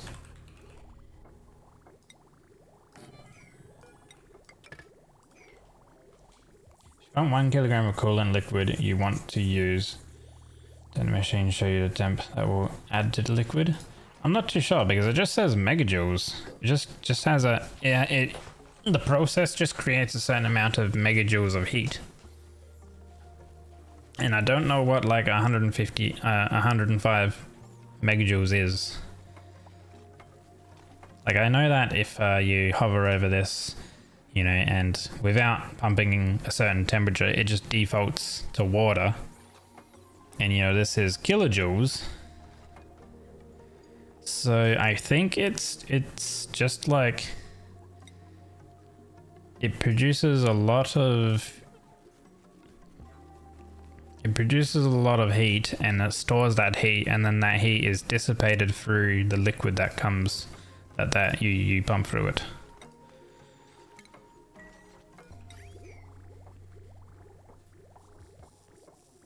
So if we dissipate a lot of heat in this sauna room, and then it'll like cool down. Oh, we probably in here, we probably want to have it so it's like it won't go into the machine, it'll skip by if it is a certain temperature, I guess. So that would be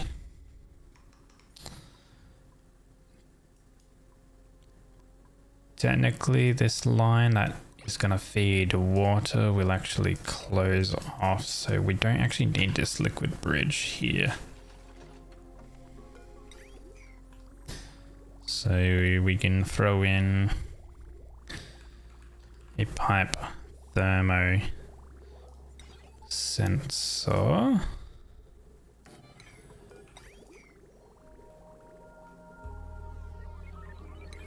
So now technically, yeah, so it doesn't even store any contents. Wait, if let's try one steel process. There's some automation on the steam tank to just let the coolant go if lower than 25. Yeah, so we can have this so it'll sense that if it is 125, then it'll come up, but if it is less than 125, come up, but if it is more than that, then just go back into the loop. Yeah, that sounds good. I'll get these guys to deliver the materials here and see what actually happens.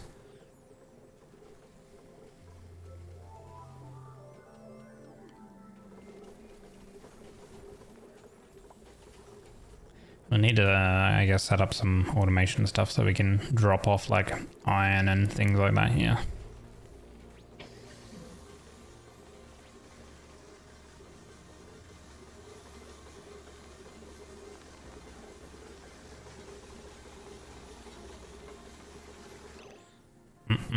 Oh, there are some automation things here. So what do we have? Sends green signal when the machine is actively producing something, otherwise send red.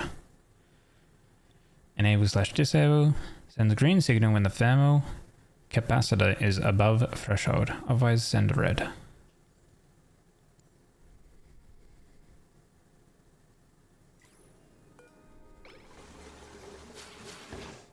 Okay, so we produce steel. Thermal capacitor level 48%.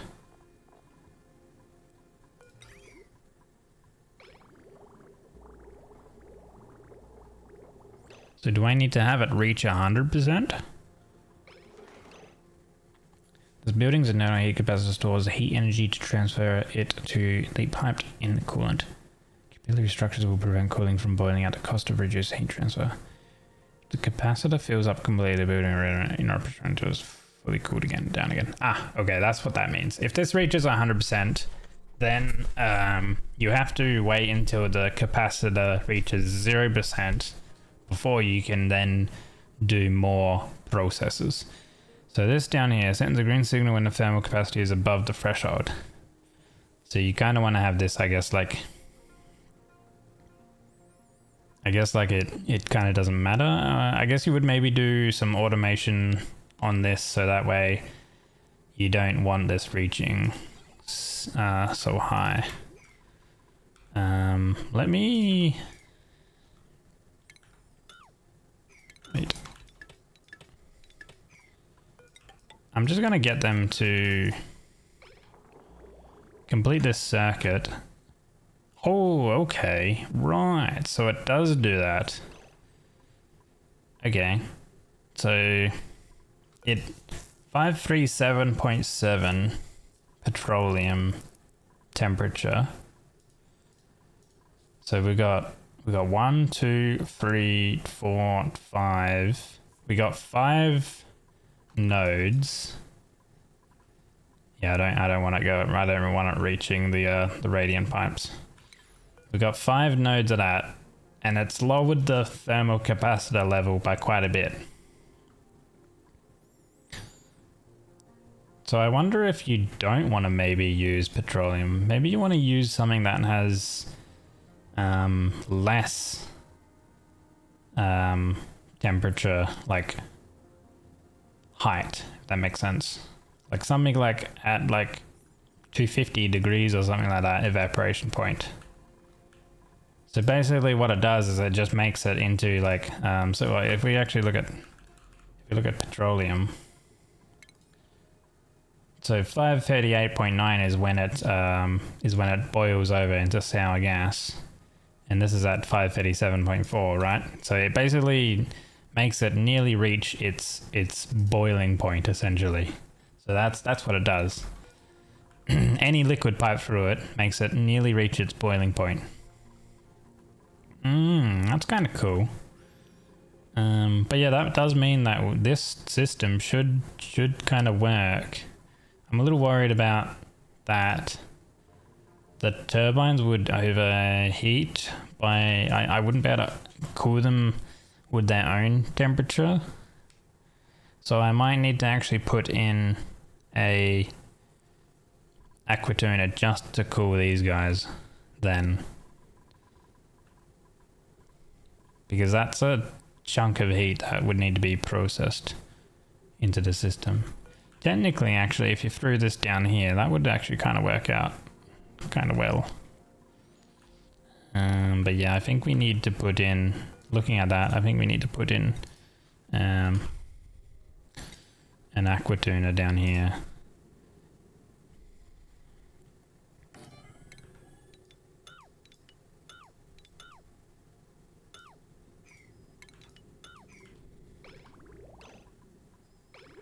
We'll let that stuff run around. That can go up there. Cool. Okay, good.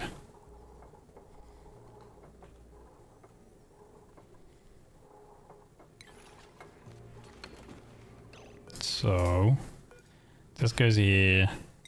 Then we have a liquid bridge set up.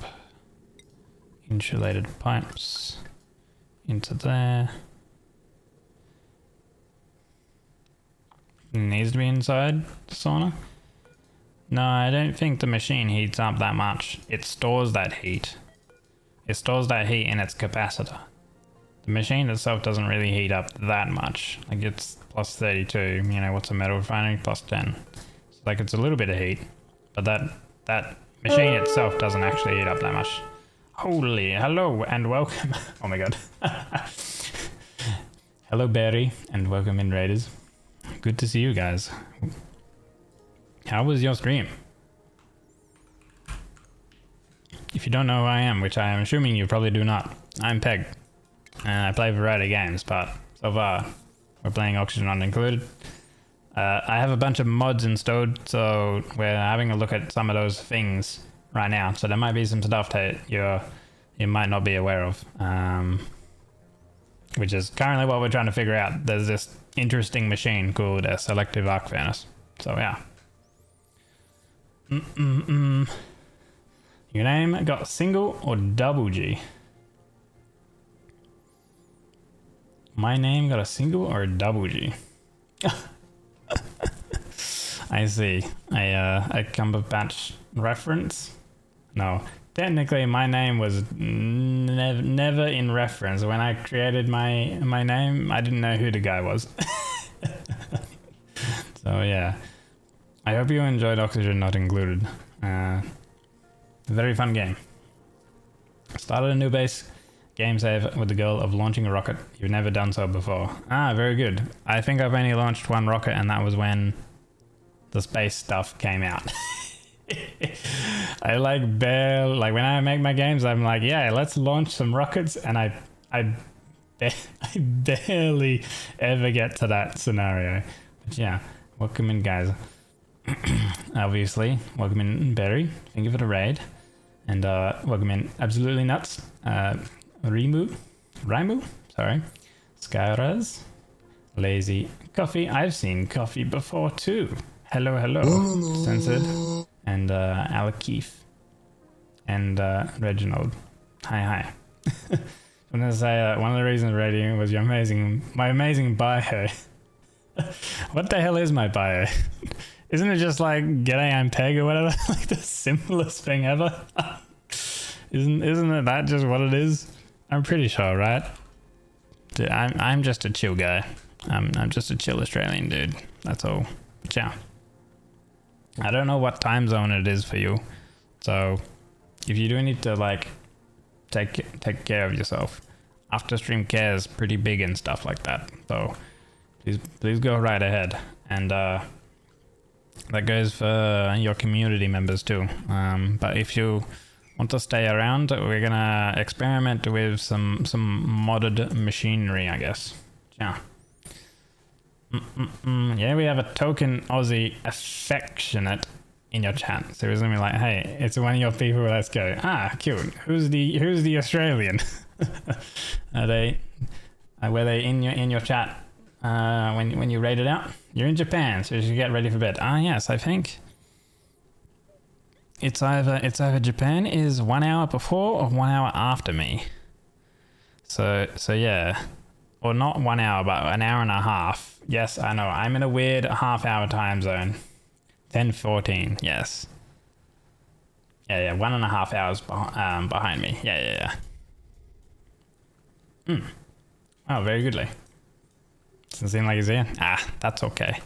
Maybe next time, perhaps. Yeah. I'm glad you were. We need to keep those actually. I'm glad you're enjoying Oxygen Not Included, and good luck with the new base and your goal of launching a rocket. I would like to do that as well, but I'm like playing around with some mods and stuff like that. So I was building an actively cooled sauna system to cool down steam turbines we're going to use this selective arc furnace. We just tested it out by running it once, and it's kind of weird.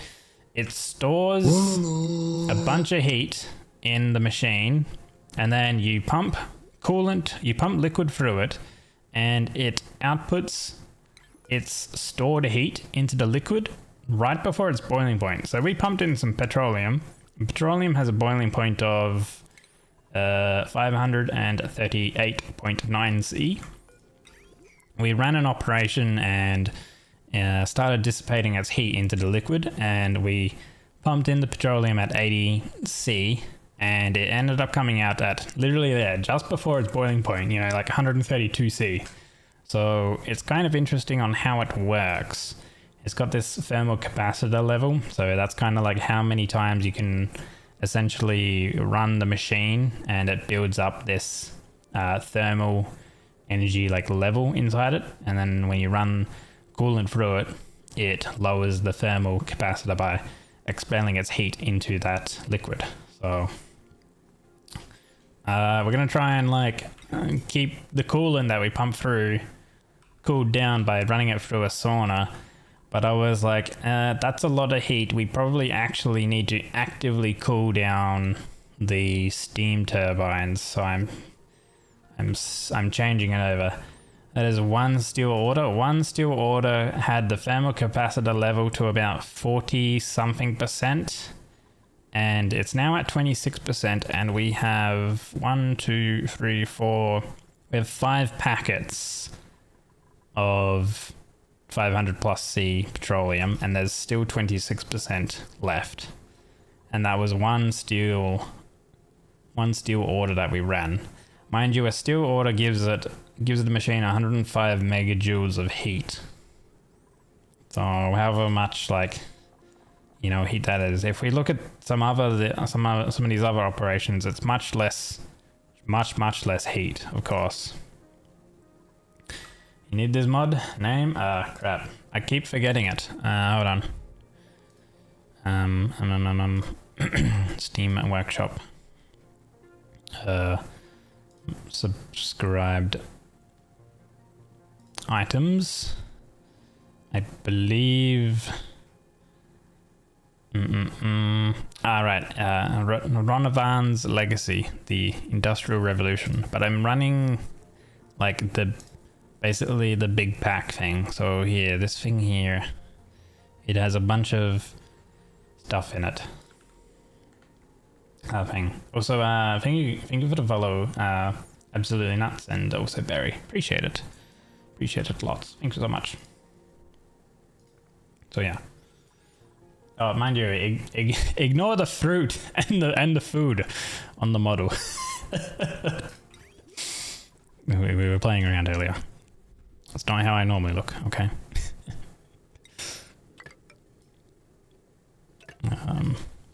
Let's see. How do I want this loop to be? So if we come up, and then we just do some of those, and then come down, across, down. Okay. That's how we will run it. So that'll be like that. That'll end up being like that.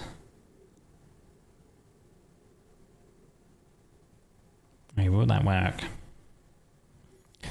Technically the liquid vents can actually move because we're going to actively cool this down. We don't need these ones here. Although actually I'll keep that bottom line. But we can get rid of those top ones. When did the permission appear? JB mentioned that she was eating it. And then she didn't know what the English word was it for. And then I googled it and found out what it was and then attached it. Yeah. Holy, that's my fruit cocktail streamer. Oh my god. Guys, it's not normal.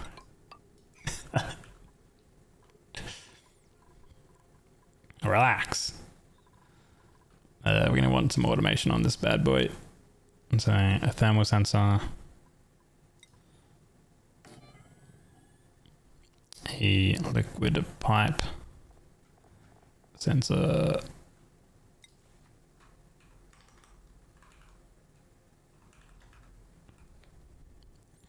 Liquid pipe element, liquid pipe thermal. And then we want a gate. We want an AND gate. And then we go with some automation wiring. Alright. It would be a funny model idea. a fruit cocktail or something like that. Dude, I'm pretty sure it's probably already happened, not gonna lie. There's a lot of VTubers out there, you know. So the right side here is gonna be the cooler side. And then the left side is the hotter side. It was not normal, just had a guy at the door and he asked, hey, could you just send us infos about what all the changes to the ISP and connection would entail? The guy at the door and I was, hey, huh?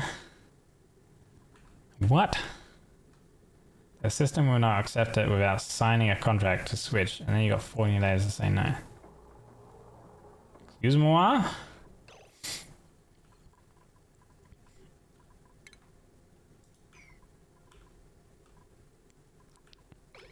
Okay.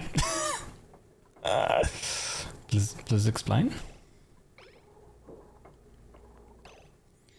So I think if I have this vent just come down here, which means we're gonna have to change this like that, comes around. I think this vent can be in the middle here. We can just have it come down. Although, when are we gonna do that? We can have it come up. We can have these come up and around like that. Oh. Actually, no. We can then actually... We can have this come across here like that, that's fine. So that goes there. That's gonna go there.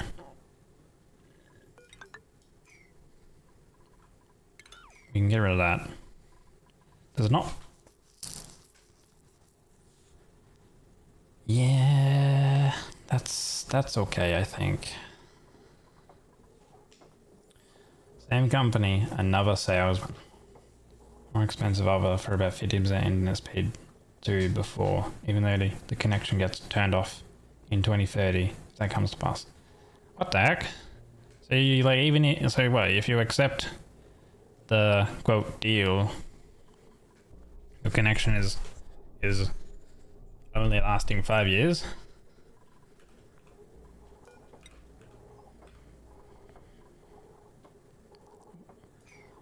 That's a little strange.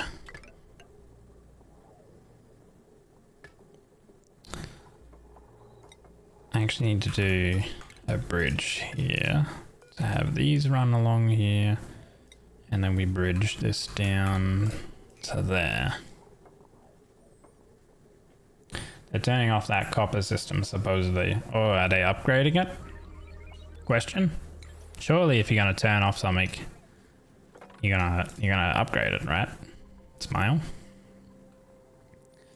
Send the green if below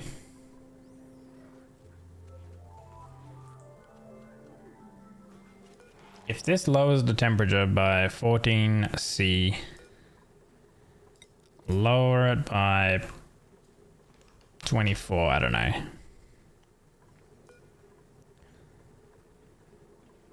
Send the green if below, let's just do 300 for now, because this is at 325 overheat temperature.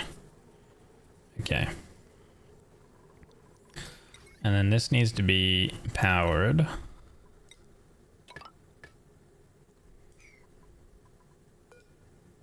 Wait, aluminium wire should be fine, 660 melting point. Yeah, this won't, I don't think this will heat. Actually, maybe instead of that we use copper, because that's a little safer. It's 1,000. It's 1,000 temperature. Glad you got fiber installed. Hot petrol thermal sensor, better if inside. Hot petrol thermal sensor, better if inside the sauna. You're gonna having our base, our thermal check inside.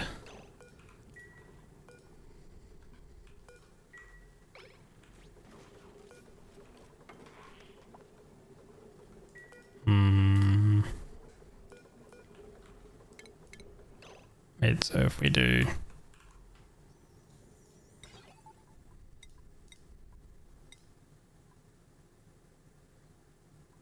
so we do that there, and then we do a, well, hold on, because we're going to need a liquid shut off, right? And I don't think we can actually use a liquid shut off because liquid shutoffs do overheat, and we can only do a steel overheat temperature of 200°C. And if we're potentially pumping in quite a bit of, 500° petroleum,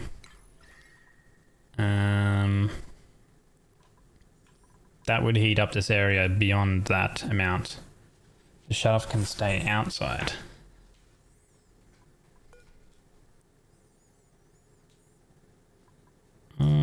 Is there no difference then?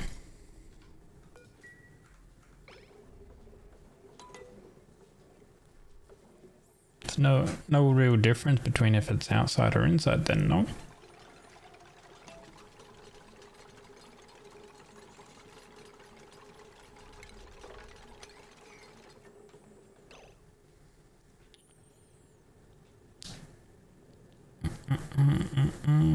You pay 50 instead of 30 for 15% extra performance. Serious problem.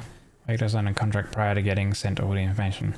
Oh, dude, that is true, dude. Like, I had my power company call me, like, last week or something like that, and they're like, "Hey, you wanna like sign a new contract? These are like new informations and stuff, and whatever else. It's cheaper, yeah. And you'll get more feed-in tariff from your solar and all this sort of stuff. And then they were like, do you like accept the terms and conditions? Like they like verbally said the terms and conditions and stuff like that. And then they were like, do you accept the terms and conditions and like accept the contract kind of thing and stuff like that?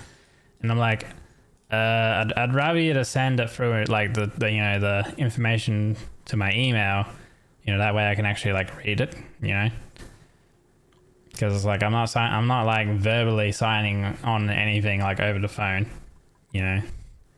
And then like I had to say that to him like 3 or 4 freaking times, like, hey, just send me the email. You know, I had to just basically say, hey, I'm very busy right now. Send me a freaking email so then I can get back to what I was doing. Like, like holy shit! Like some of these like salespeople. So then anyway, I finally got the email, like 20, like during the call basically they sent the email and I'm like, okay, cool. I have the email. I will check it when I have like enough time to look at it. You know, I'm not gonna do it now, basically. Because like I was annoyed at them already, you know, because they were wasting my time essentially. Because literally that phone call, they could have just sent me the email to begin with and not even bothered calling me. But yeah. Anyway, I ended up getting a better power bill. I mean, I still pay fucking way too much for power though. That's the bad thing with Australia.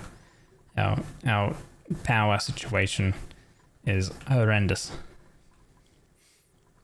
Especially when we export most of our like coal and all that sort of shit as well. It's a little bit ridiculous, but yeah. You will test the liquid temp inside the sauna with the sensor.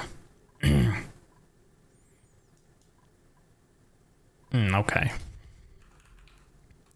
Wait, we got one here.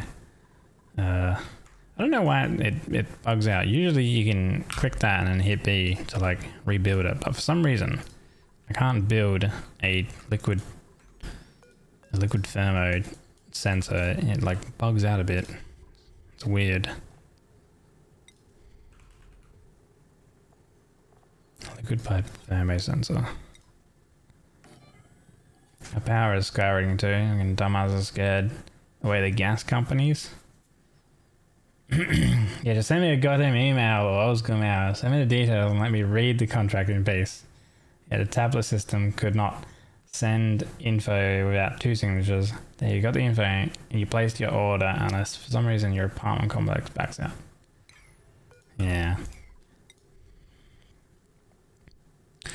Wait, so like your apartment complex, obviously, you know, whoever's in charge of the apartment sort of complex stuff will deal with all that and whatever else.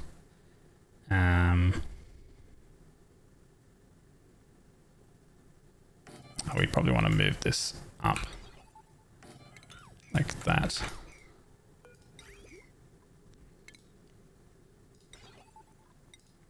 So it's kind of like almost not up to you anyway, you know.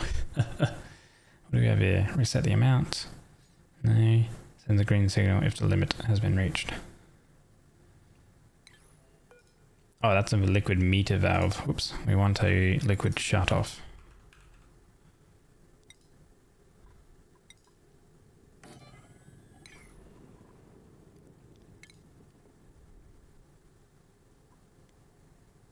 So I'm kind of afraid that like the temperature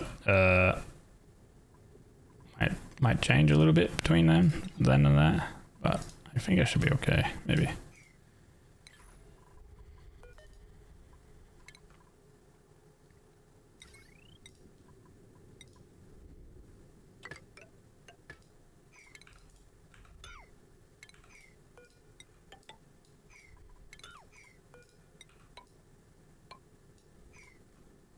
Why are you always changing? Conductive aluminum. There we go.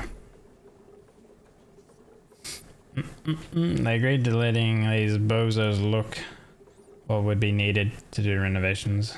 They go ahead, come in, have a look, and make some preliminary plans. You don't mind. Yeah, I suppose they own the complex, right? So they can kind of do whatever they want.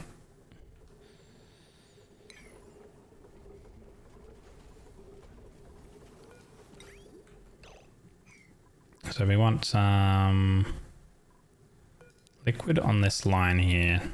So we grab a bottle drainer, attach this up, and in this drainer we will place for the coolant loop, probably polluted water usually. Now, polluted water we've ran out of over here, so we do have a bottle here of 200 kilograms. That should actually be okay. Probably need more.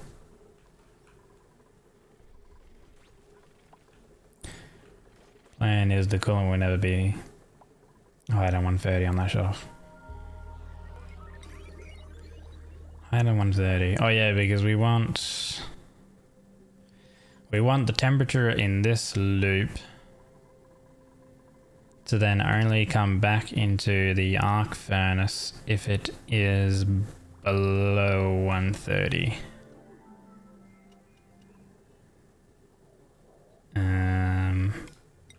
So then we will have it so it goes that way. Snip that.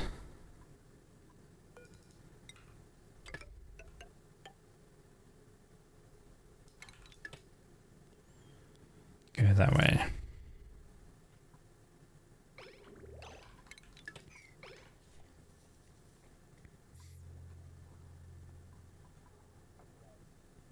I don't know if I have a pipe expert.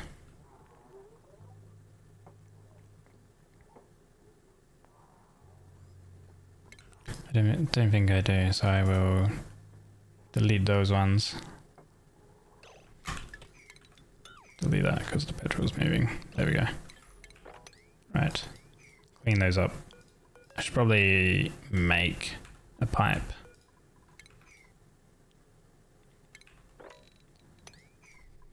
Clean all that up. Let's get a tidying booster. Let's get two of them.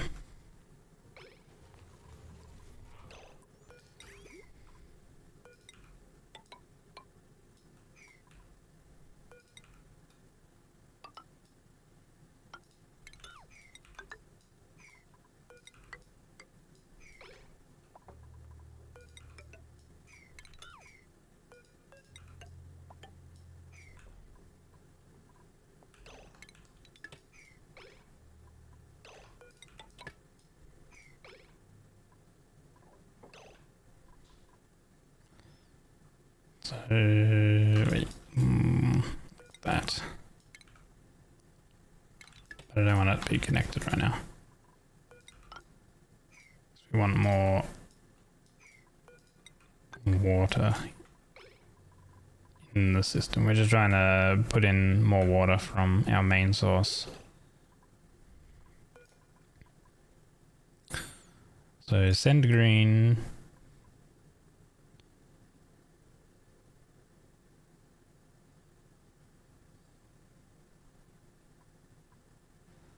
I could do...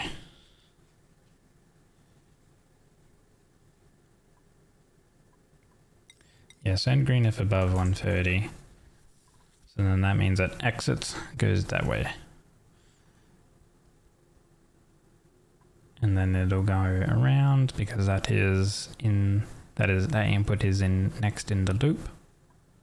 And then if it is below the marker here, we'll have it come out,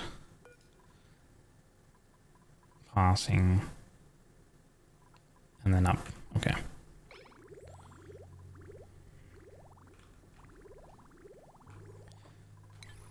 Right, so now we just get more liquid in here. That's a bug. Yeah, right, power.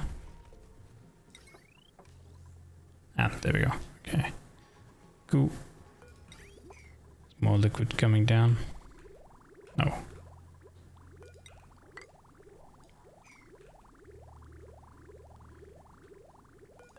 There is a pipe there.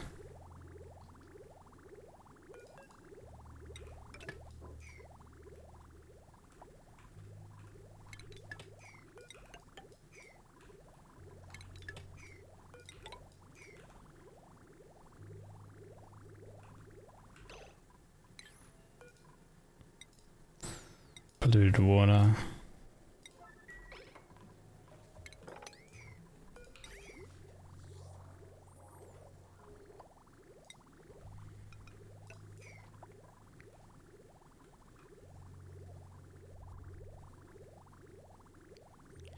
Yeah, we need probably another half bottle. Okay, there we go. Now it's coming down. Okay, that's too much now. What? What's the matter? Why can't you? Huh? You okay? What's going on? Why is that unreachable? Oh. Look, awesome.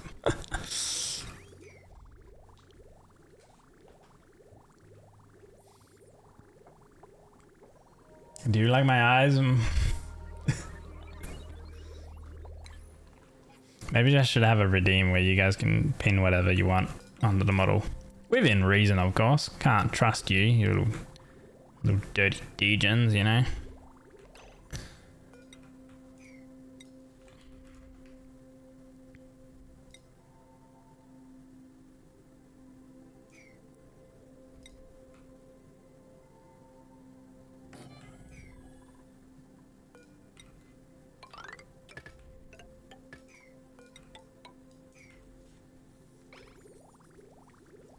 We would never? Clueless? Yeah, surely. Surely clueless.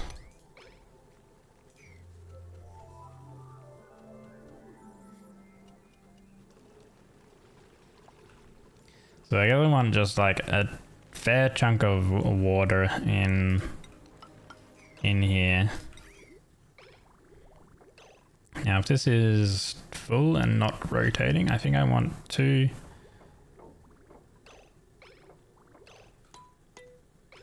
little blips to come. One. Okay, that should be good.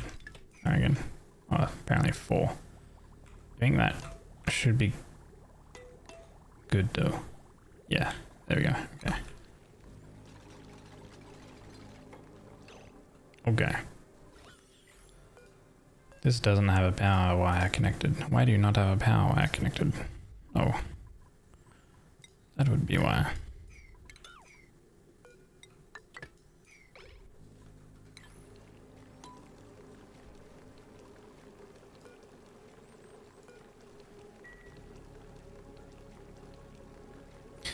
Yeah, I am waiting on it. If I fill it up with water, there'll be less need to run it so much.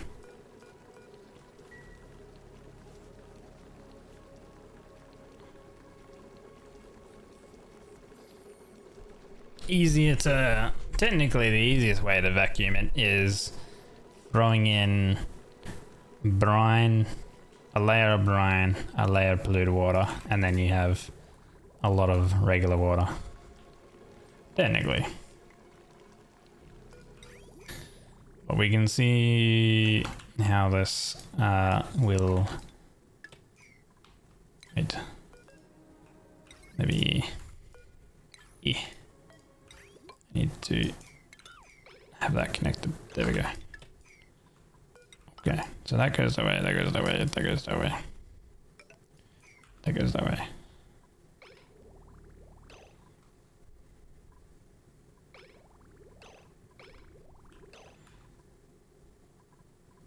Okay, it wants to go that way. So you need to have a bridge in here.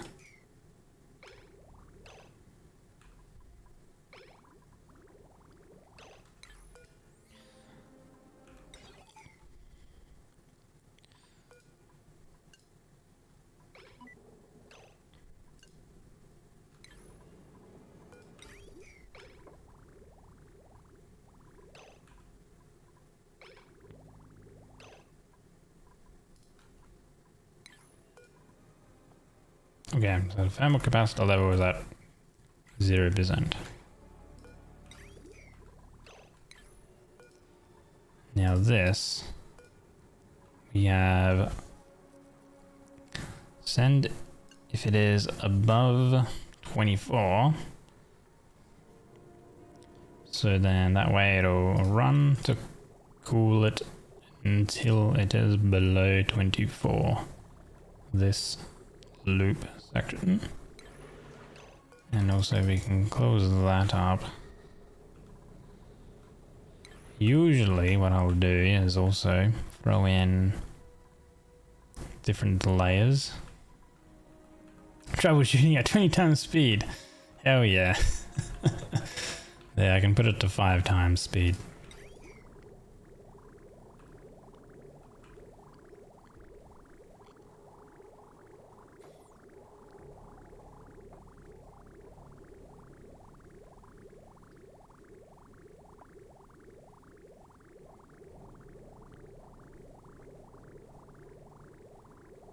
Okay.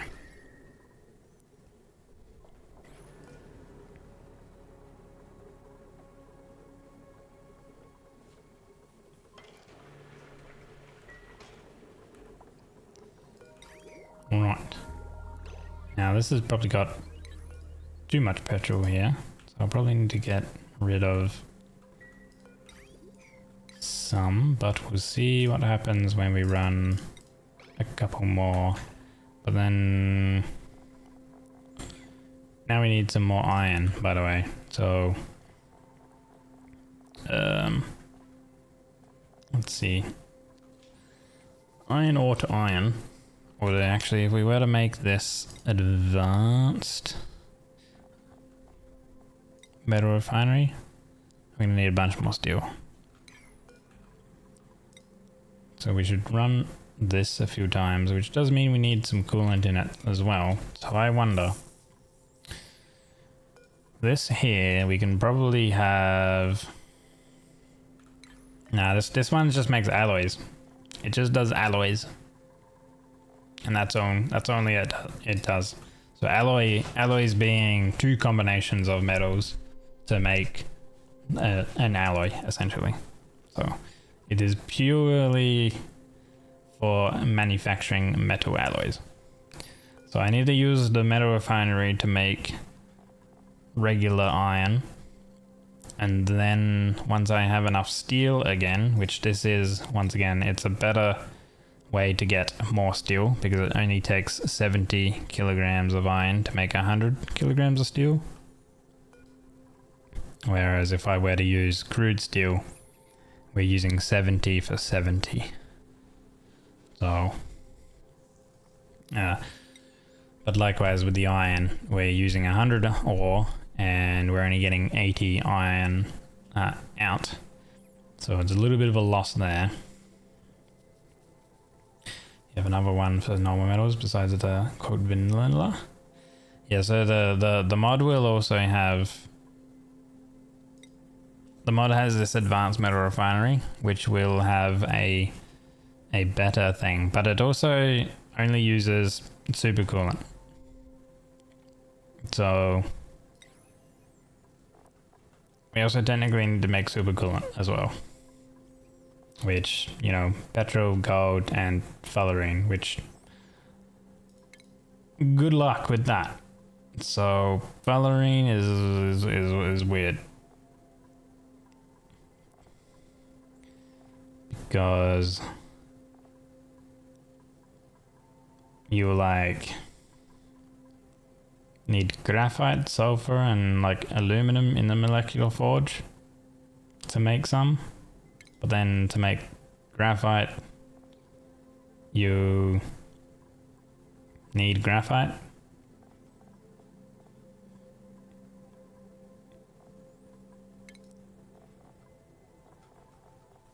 So I'm going to need space stuff, essentially.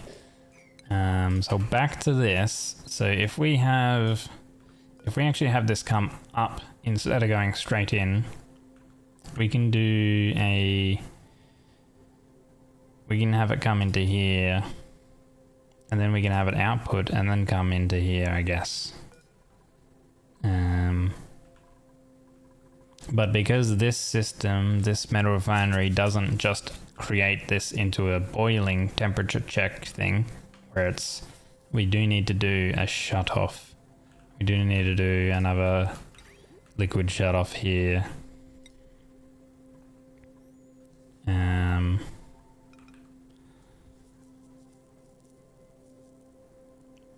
I think we do it there.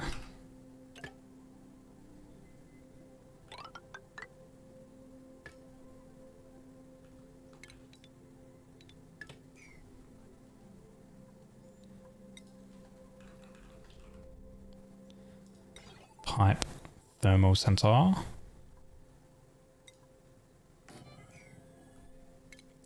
Magma planet. I don't have a magma planet connected. What do I have? You know, I got whatever this planet is. Which I do need to transfer my guy over again to start building.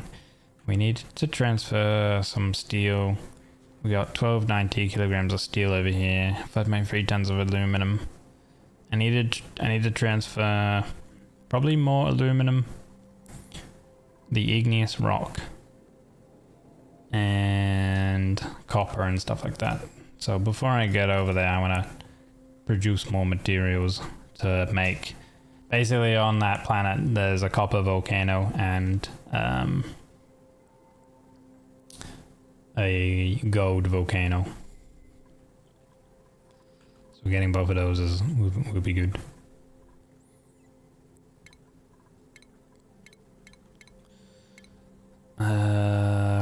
Plumbing, liquid bridge. So if we do that and that, we have this go there, and then this goes along there. This comes out, and that can go into there. And technically we want it to loop, so I don't know if we should have it go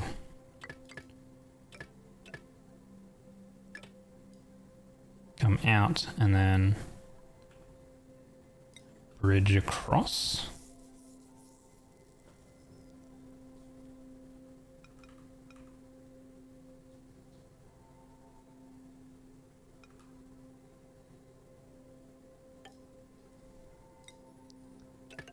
That way it will try to go in, but if it can't go in, then it comes across and then exits.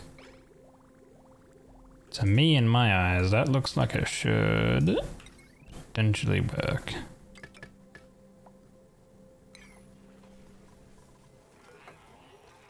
So I'll queue up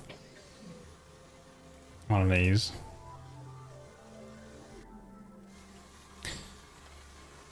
So we will have petroleum as the coolant.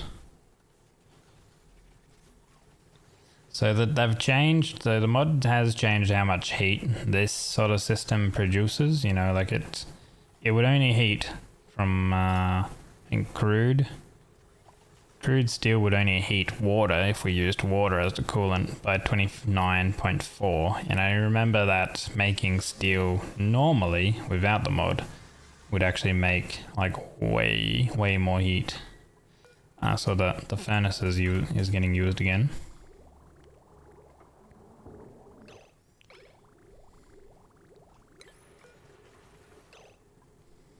So it's at 95% thermal capacity. Yeah, it means we need to pump. So that I just need them to get this stuff made.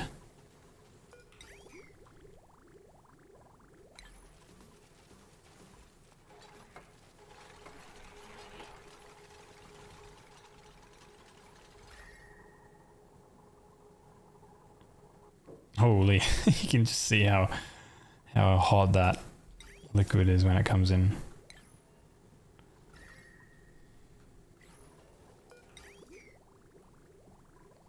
The aluminum is actually really good because it dissipates the heat very quickly. Okay, and then obviously it goes in because it can go in because we have enough. They're below a certain temperature. So if the highest temperature here, we'll raise the temperature of the contained petroleum using, I guess crude is probably the highest one, by 70 degrees. 44. Yeah, 70. But technically we're only inputting it here at below 130. So we can do, if it's below 130, it'll send a green signal to go in. So now we actually do need a bit more petroleum in this. I think I might need to incorporate a liquid reservoir in this. Just because of how much, I guess, total liquid this holds. I can't remember how much metal refinery liquid. Can't remember how much this can hold.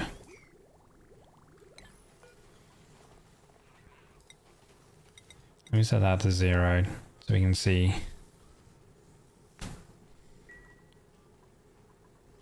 Don't have a fit little color group. Yeah, I'm trying to avoid that. That's why I mentioned with like maybe I need to have it involve a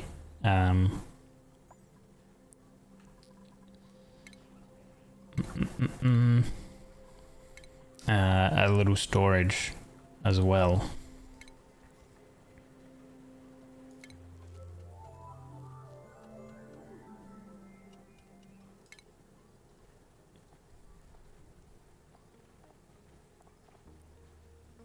Because we do have these small reservoirs. Like I could have a wall one, like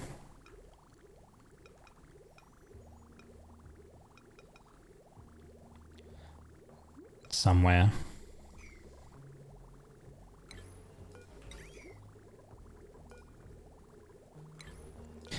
So I think this stores a decent amount of liquid.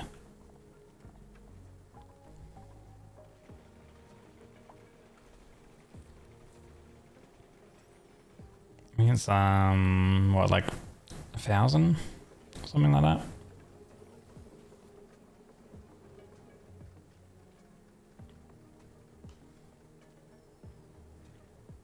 Maybe it's 800.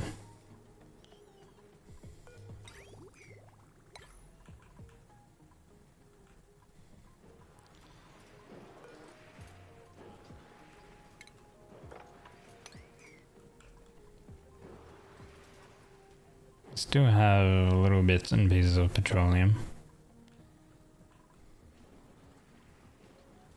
In the next project, which won't be tonight, because I'll finish off soon because it's 12:30 already.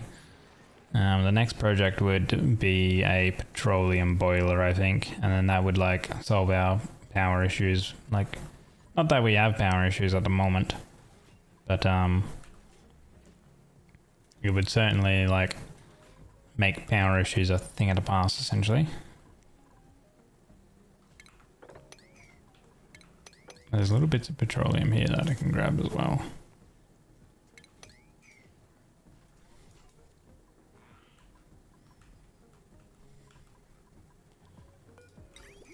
Okay.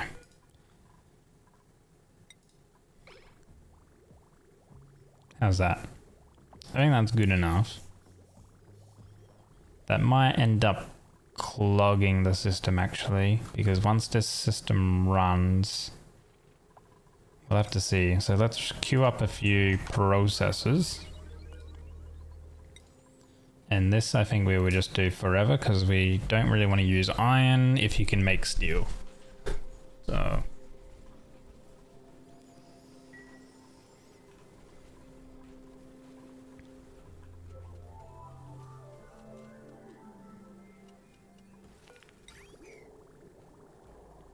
it comes out.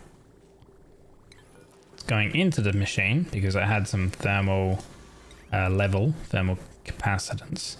It kind of looks like it doesn't actually need to skip over to this bridge, funny enough. It just goes through the machine regardless.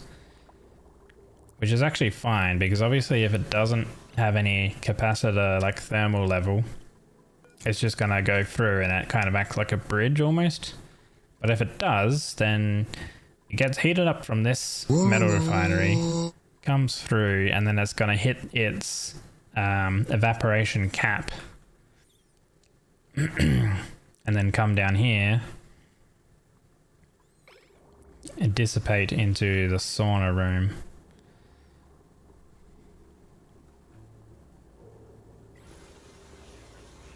So it's not too bad so far.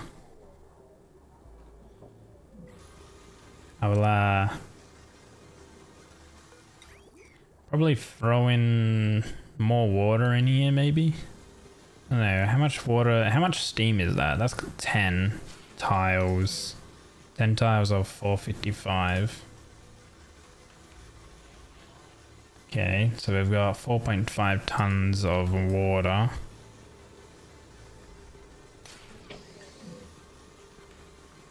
Of 151 kilograms of steam a tile. That's probably actually enough. Every time you tune back in here, you have another fruit. Looks like a mask. Yeah, I'm hiding. Secret identity.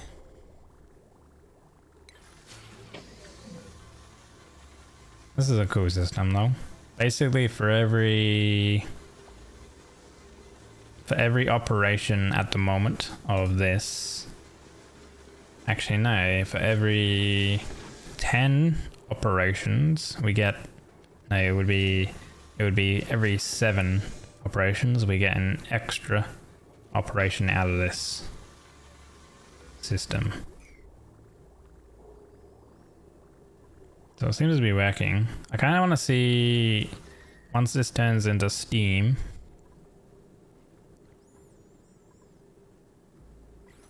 And I want to start seeing this actually loop.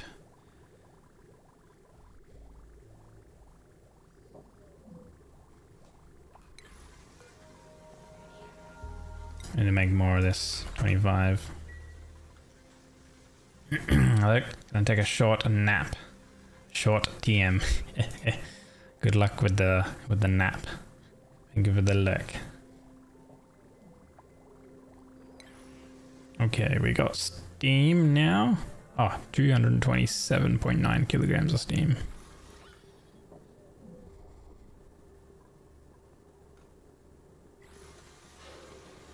I might need to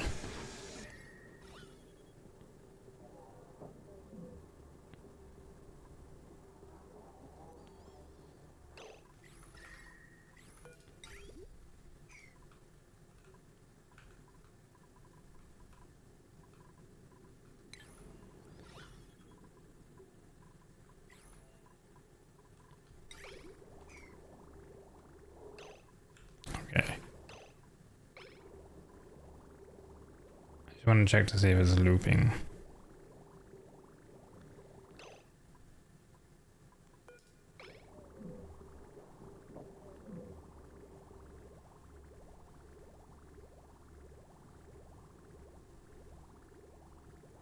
Nearly at its temperature threshold. If above, it'll turn on and activate that. Oh wait, need deactivate that part there. That was connected, which it shouldn't be. There we go. Okay. Yeah, nice. Now it's looping. Alright, cool. Okay then, let's fix the oxygen stuff in here.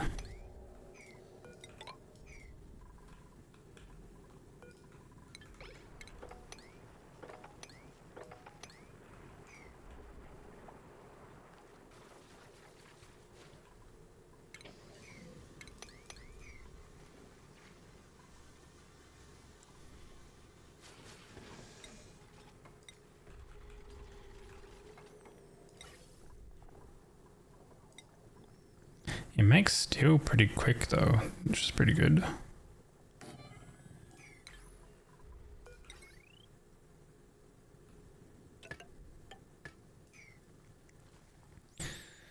Kleiner coal. Oh, thank you for the followers earlier. Mods. I got like better tiles. I should probably actually make a collection thing. I got better tiles and I got a bunch of quality life stuff, and the big one is Runovan's Legacy. You can submerge that shut off in petrol just in case some heat leak. I think it should be okay, because eventually I will have this area be a power heat block anyhow. Using it in a DLC? I have all of the DLCs activated. The main current one I'm using is the dinosaur one though, the prehistoric thing, because I've got a lump-peat farm.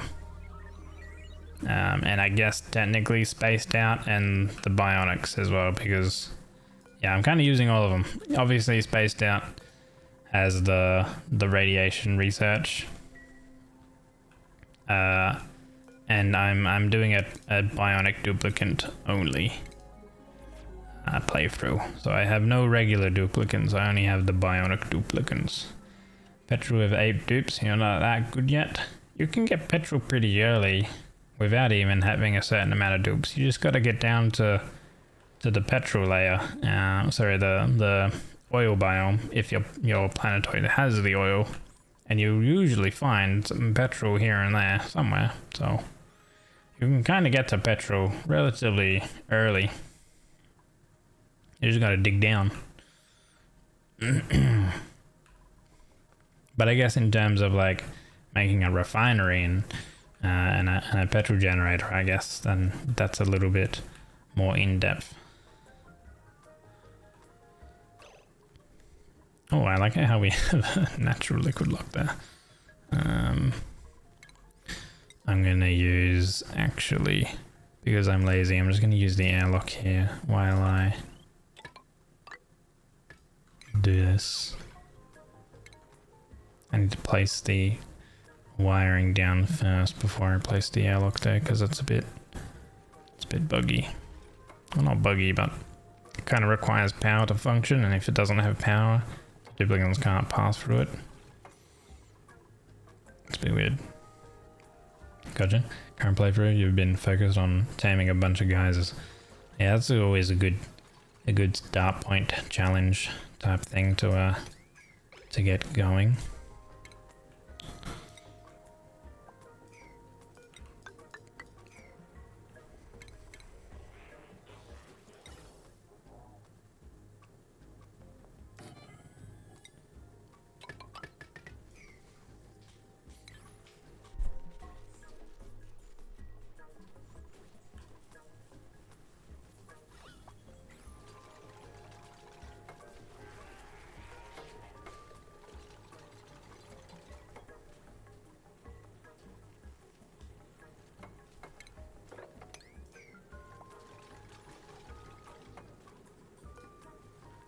Surely one of them can get that done. Deliver that plastic and build it. And they're gonna take a while to like move all the stuff. That's Brian. Don't really want that in there, so maybe get that one out there. Okay, just vent all this chlorine out, and then I'll break this tile here, and hopefully the oxygen will flow towards the left. And then I'll vacuum it all out. I didn't vacuum it to begin with, because I was more so testing to see how this thing functioned.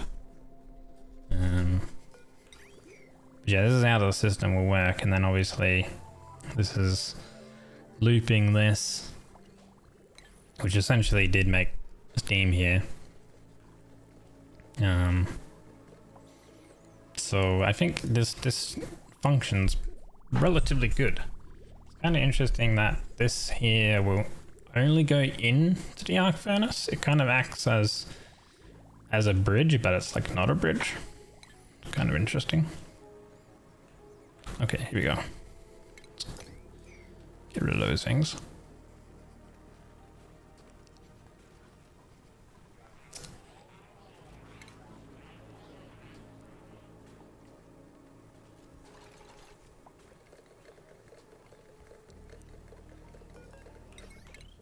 Okay.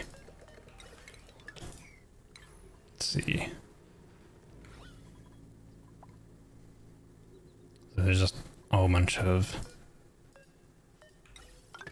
We'll just manage what comes in by looking at the gas, the gas overlay. And as soon as oxygen starts getting light, then I'll remove the gas pipe here.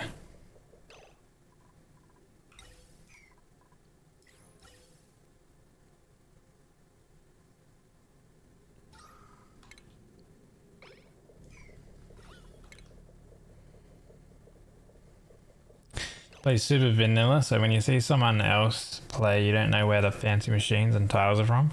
DLC mods blueprints. Makes kinda sense. The main one, if you're unsure on the tiles, I think I have something called fancy tiles. I like the modded texture pack better than the regular one, and I've kind of gotten just used to it. I played with it ages and ages ago, and then I went like back to like a vanilla playthrough, and I'm like, holy, what is this? And like I've just gotten used to it.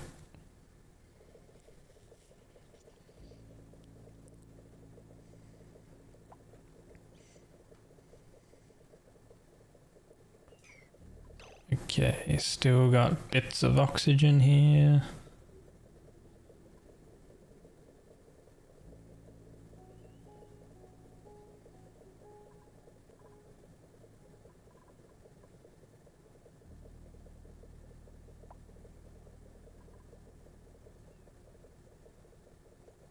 Depending on how it functions, we might be able to vent and vacuum all of the oxygen out.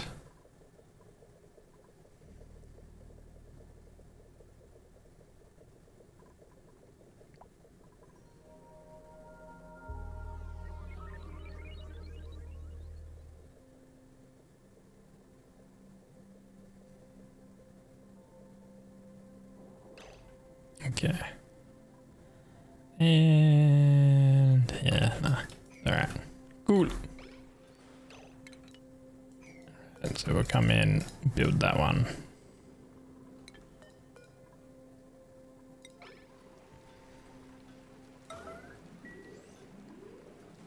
We'll lose a bit of water over here, but that's okay.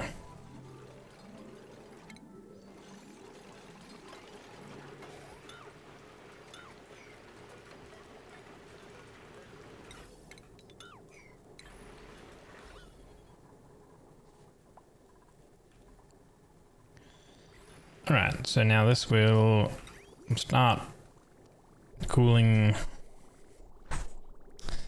all this down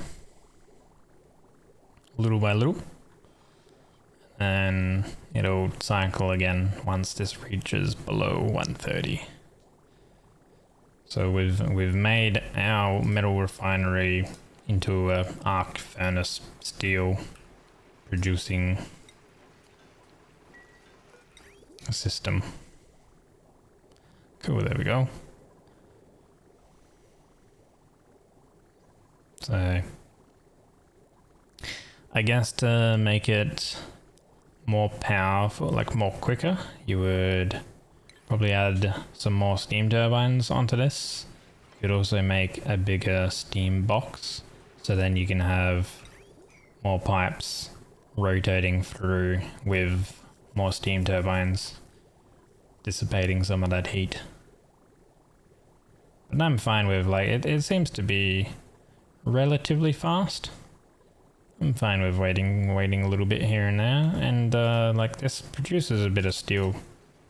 You get an extra 30 bonus from that. And well, we're already at 1700 kilograms of steel. So that's pretty good. And it doesn't the output steel isn't even that hot as well. Because I'm pretty sure, like with the metal refinery, like the old mechanic stuff, a lot of heat actually went into the metal.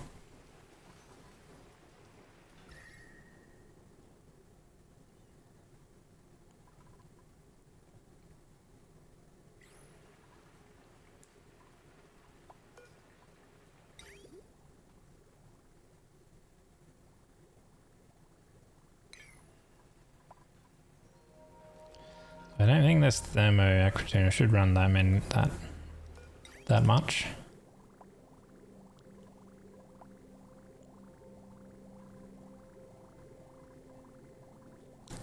Because I don't think these steam turbines will heat up that much.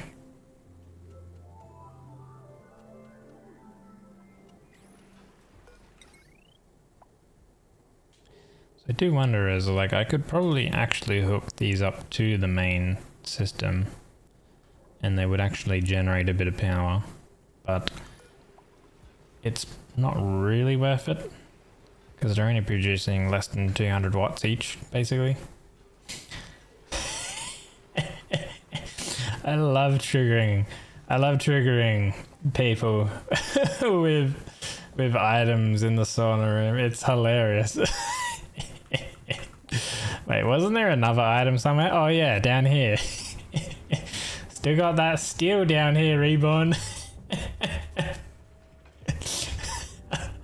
Still got some steel down here, mate. Could utilize that steel earlier, but no, it's gonna stay down here. Yep. Hilarious. Ugh. God, I'm funny. Anyway.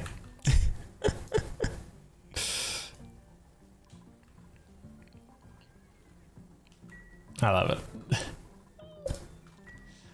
Alright then. Next time I play this game though, we're gonna do some more stuff on this planetoid. We're gonna do this, what do we have? We have this gold volcano we're gonna capture.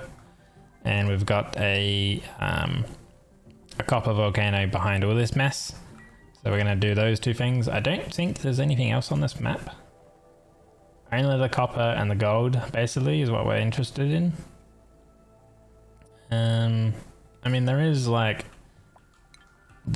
the cooler slush geyser up here and the cool salt slush geyser. So we'll also do, where are we at?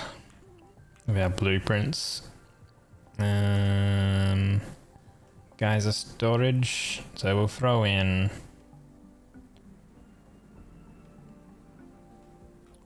this as well.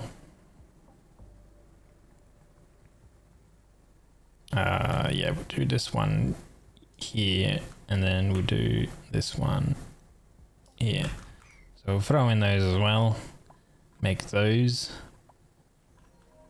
I don't know if there's anything else that I would want. There's a polluted water vent, but those ones are much warmer. They're hot. I'm not too sure. A carbon dioxide geyser means that it's actually cold, so that could be good. Hello Sandrafe, welcome in. What's your question, buddy? Feel free to just ask the question instead of saying you have a question. Have I played the Frosty Planet and the Prehistoric Planet? No, I have not. Oh, well actually I played a little bit of the Frosty Planet. But yeah, I didn't play, haven't like actually made like a full game of it. We'll see. I'm gonna need to figure out the thing with some pips as well, and probably grab from this planet the arbor trees as well, and then we can start getting wood, and wood is good to, where is it? You can get that synthesis gas, whatever that's used for, but I think you can make like the phyto oil or something like that with it, maybe? Or maybe not. What is this gas stuff? You can make steam in a rayon loom.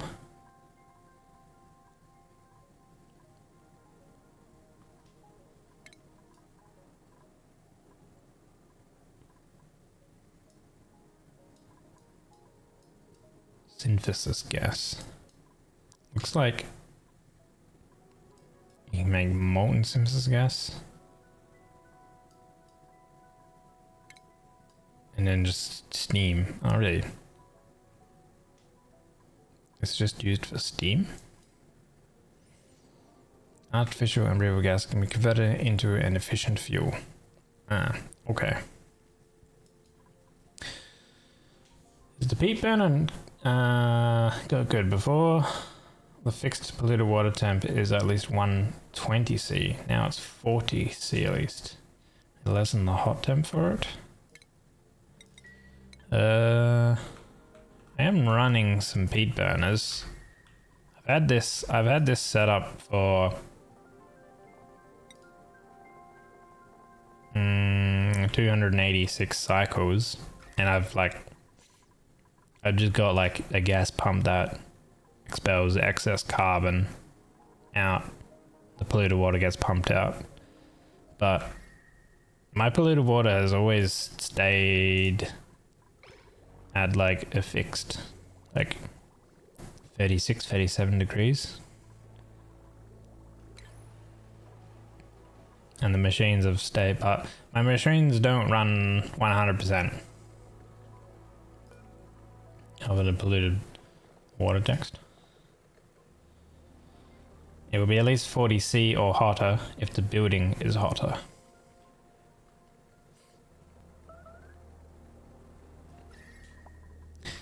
But I guess like based on temperature of any other liquid you have, if you already got a pool of liquid, and also the temperature of the nearby area.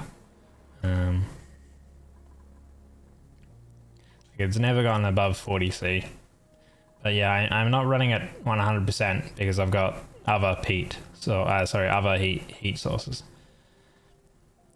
The one first peat burner got released at it's 120 C. You got happy. Oh, because you could then heat up that polluted water a little bit and then turn it into fresh water steam. Is that why you got happy? I feel like that'd be a bit weird. A peat burner making 120 degree polluted water. Doesn't seem kind of like quote realistic. I mean, yeah, it's a game or whatever, but yeah. You got happy when they cleaned it to 40 C. Ah, okay. Yeah, it was probably just their first iteration where it was at 120 C. I imagine. And then they were like, right, this is supposed to, like, peat burners are supposed to be like an early game power source, you know, in the prehistoric DLC. Not, you know, it shouldn't be releasing 120 C, you know, water or whatever. So that's probably why they went and changed it. Yeah. Anyway. What good stuff. Guys, it's nearly 1 AM, so I'm gonna head off. We're gonna get rid of these items. Dude, those donuts, man, holy. Man, I enjoyed my time. Thank you guys. Really do appreciate it.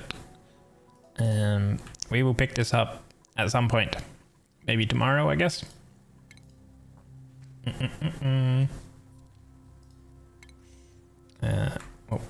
Main menu, save and quit.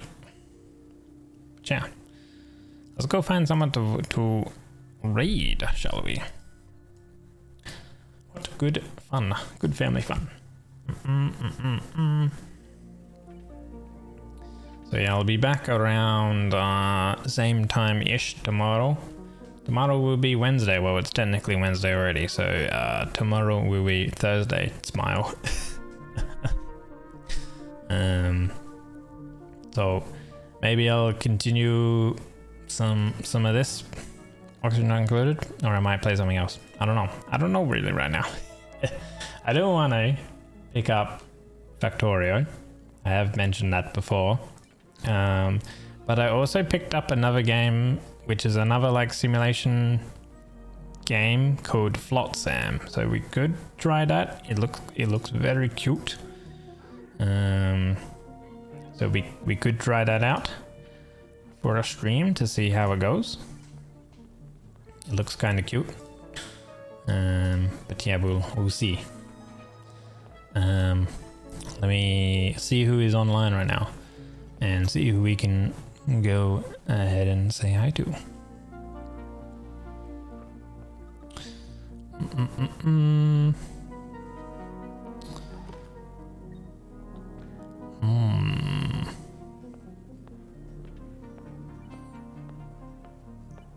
Ba, ba, ba.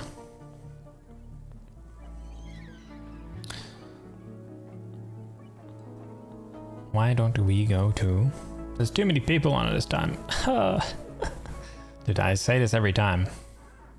It always happens.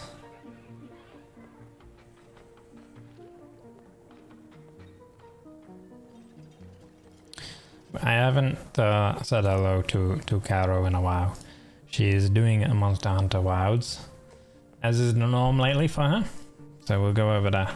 If you'd like to use a raid command, feel free. Top one if you do have sub, and bottom one if you do not. And I'll see you guys tomorrow at some point. Take care, everyone. Enjoy the rest of your day, morning, evening, etc.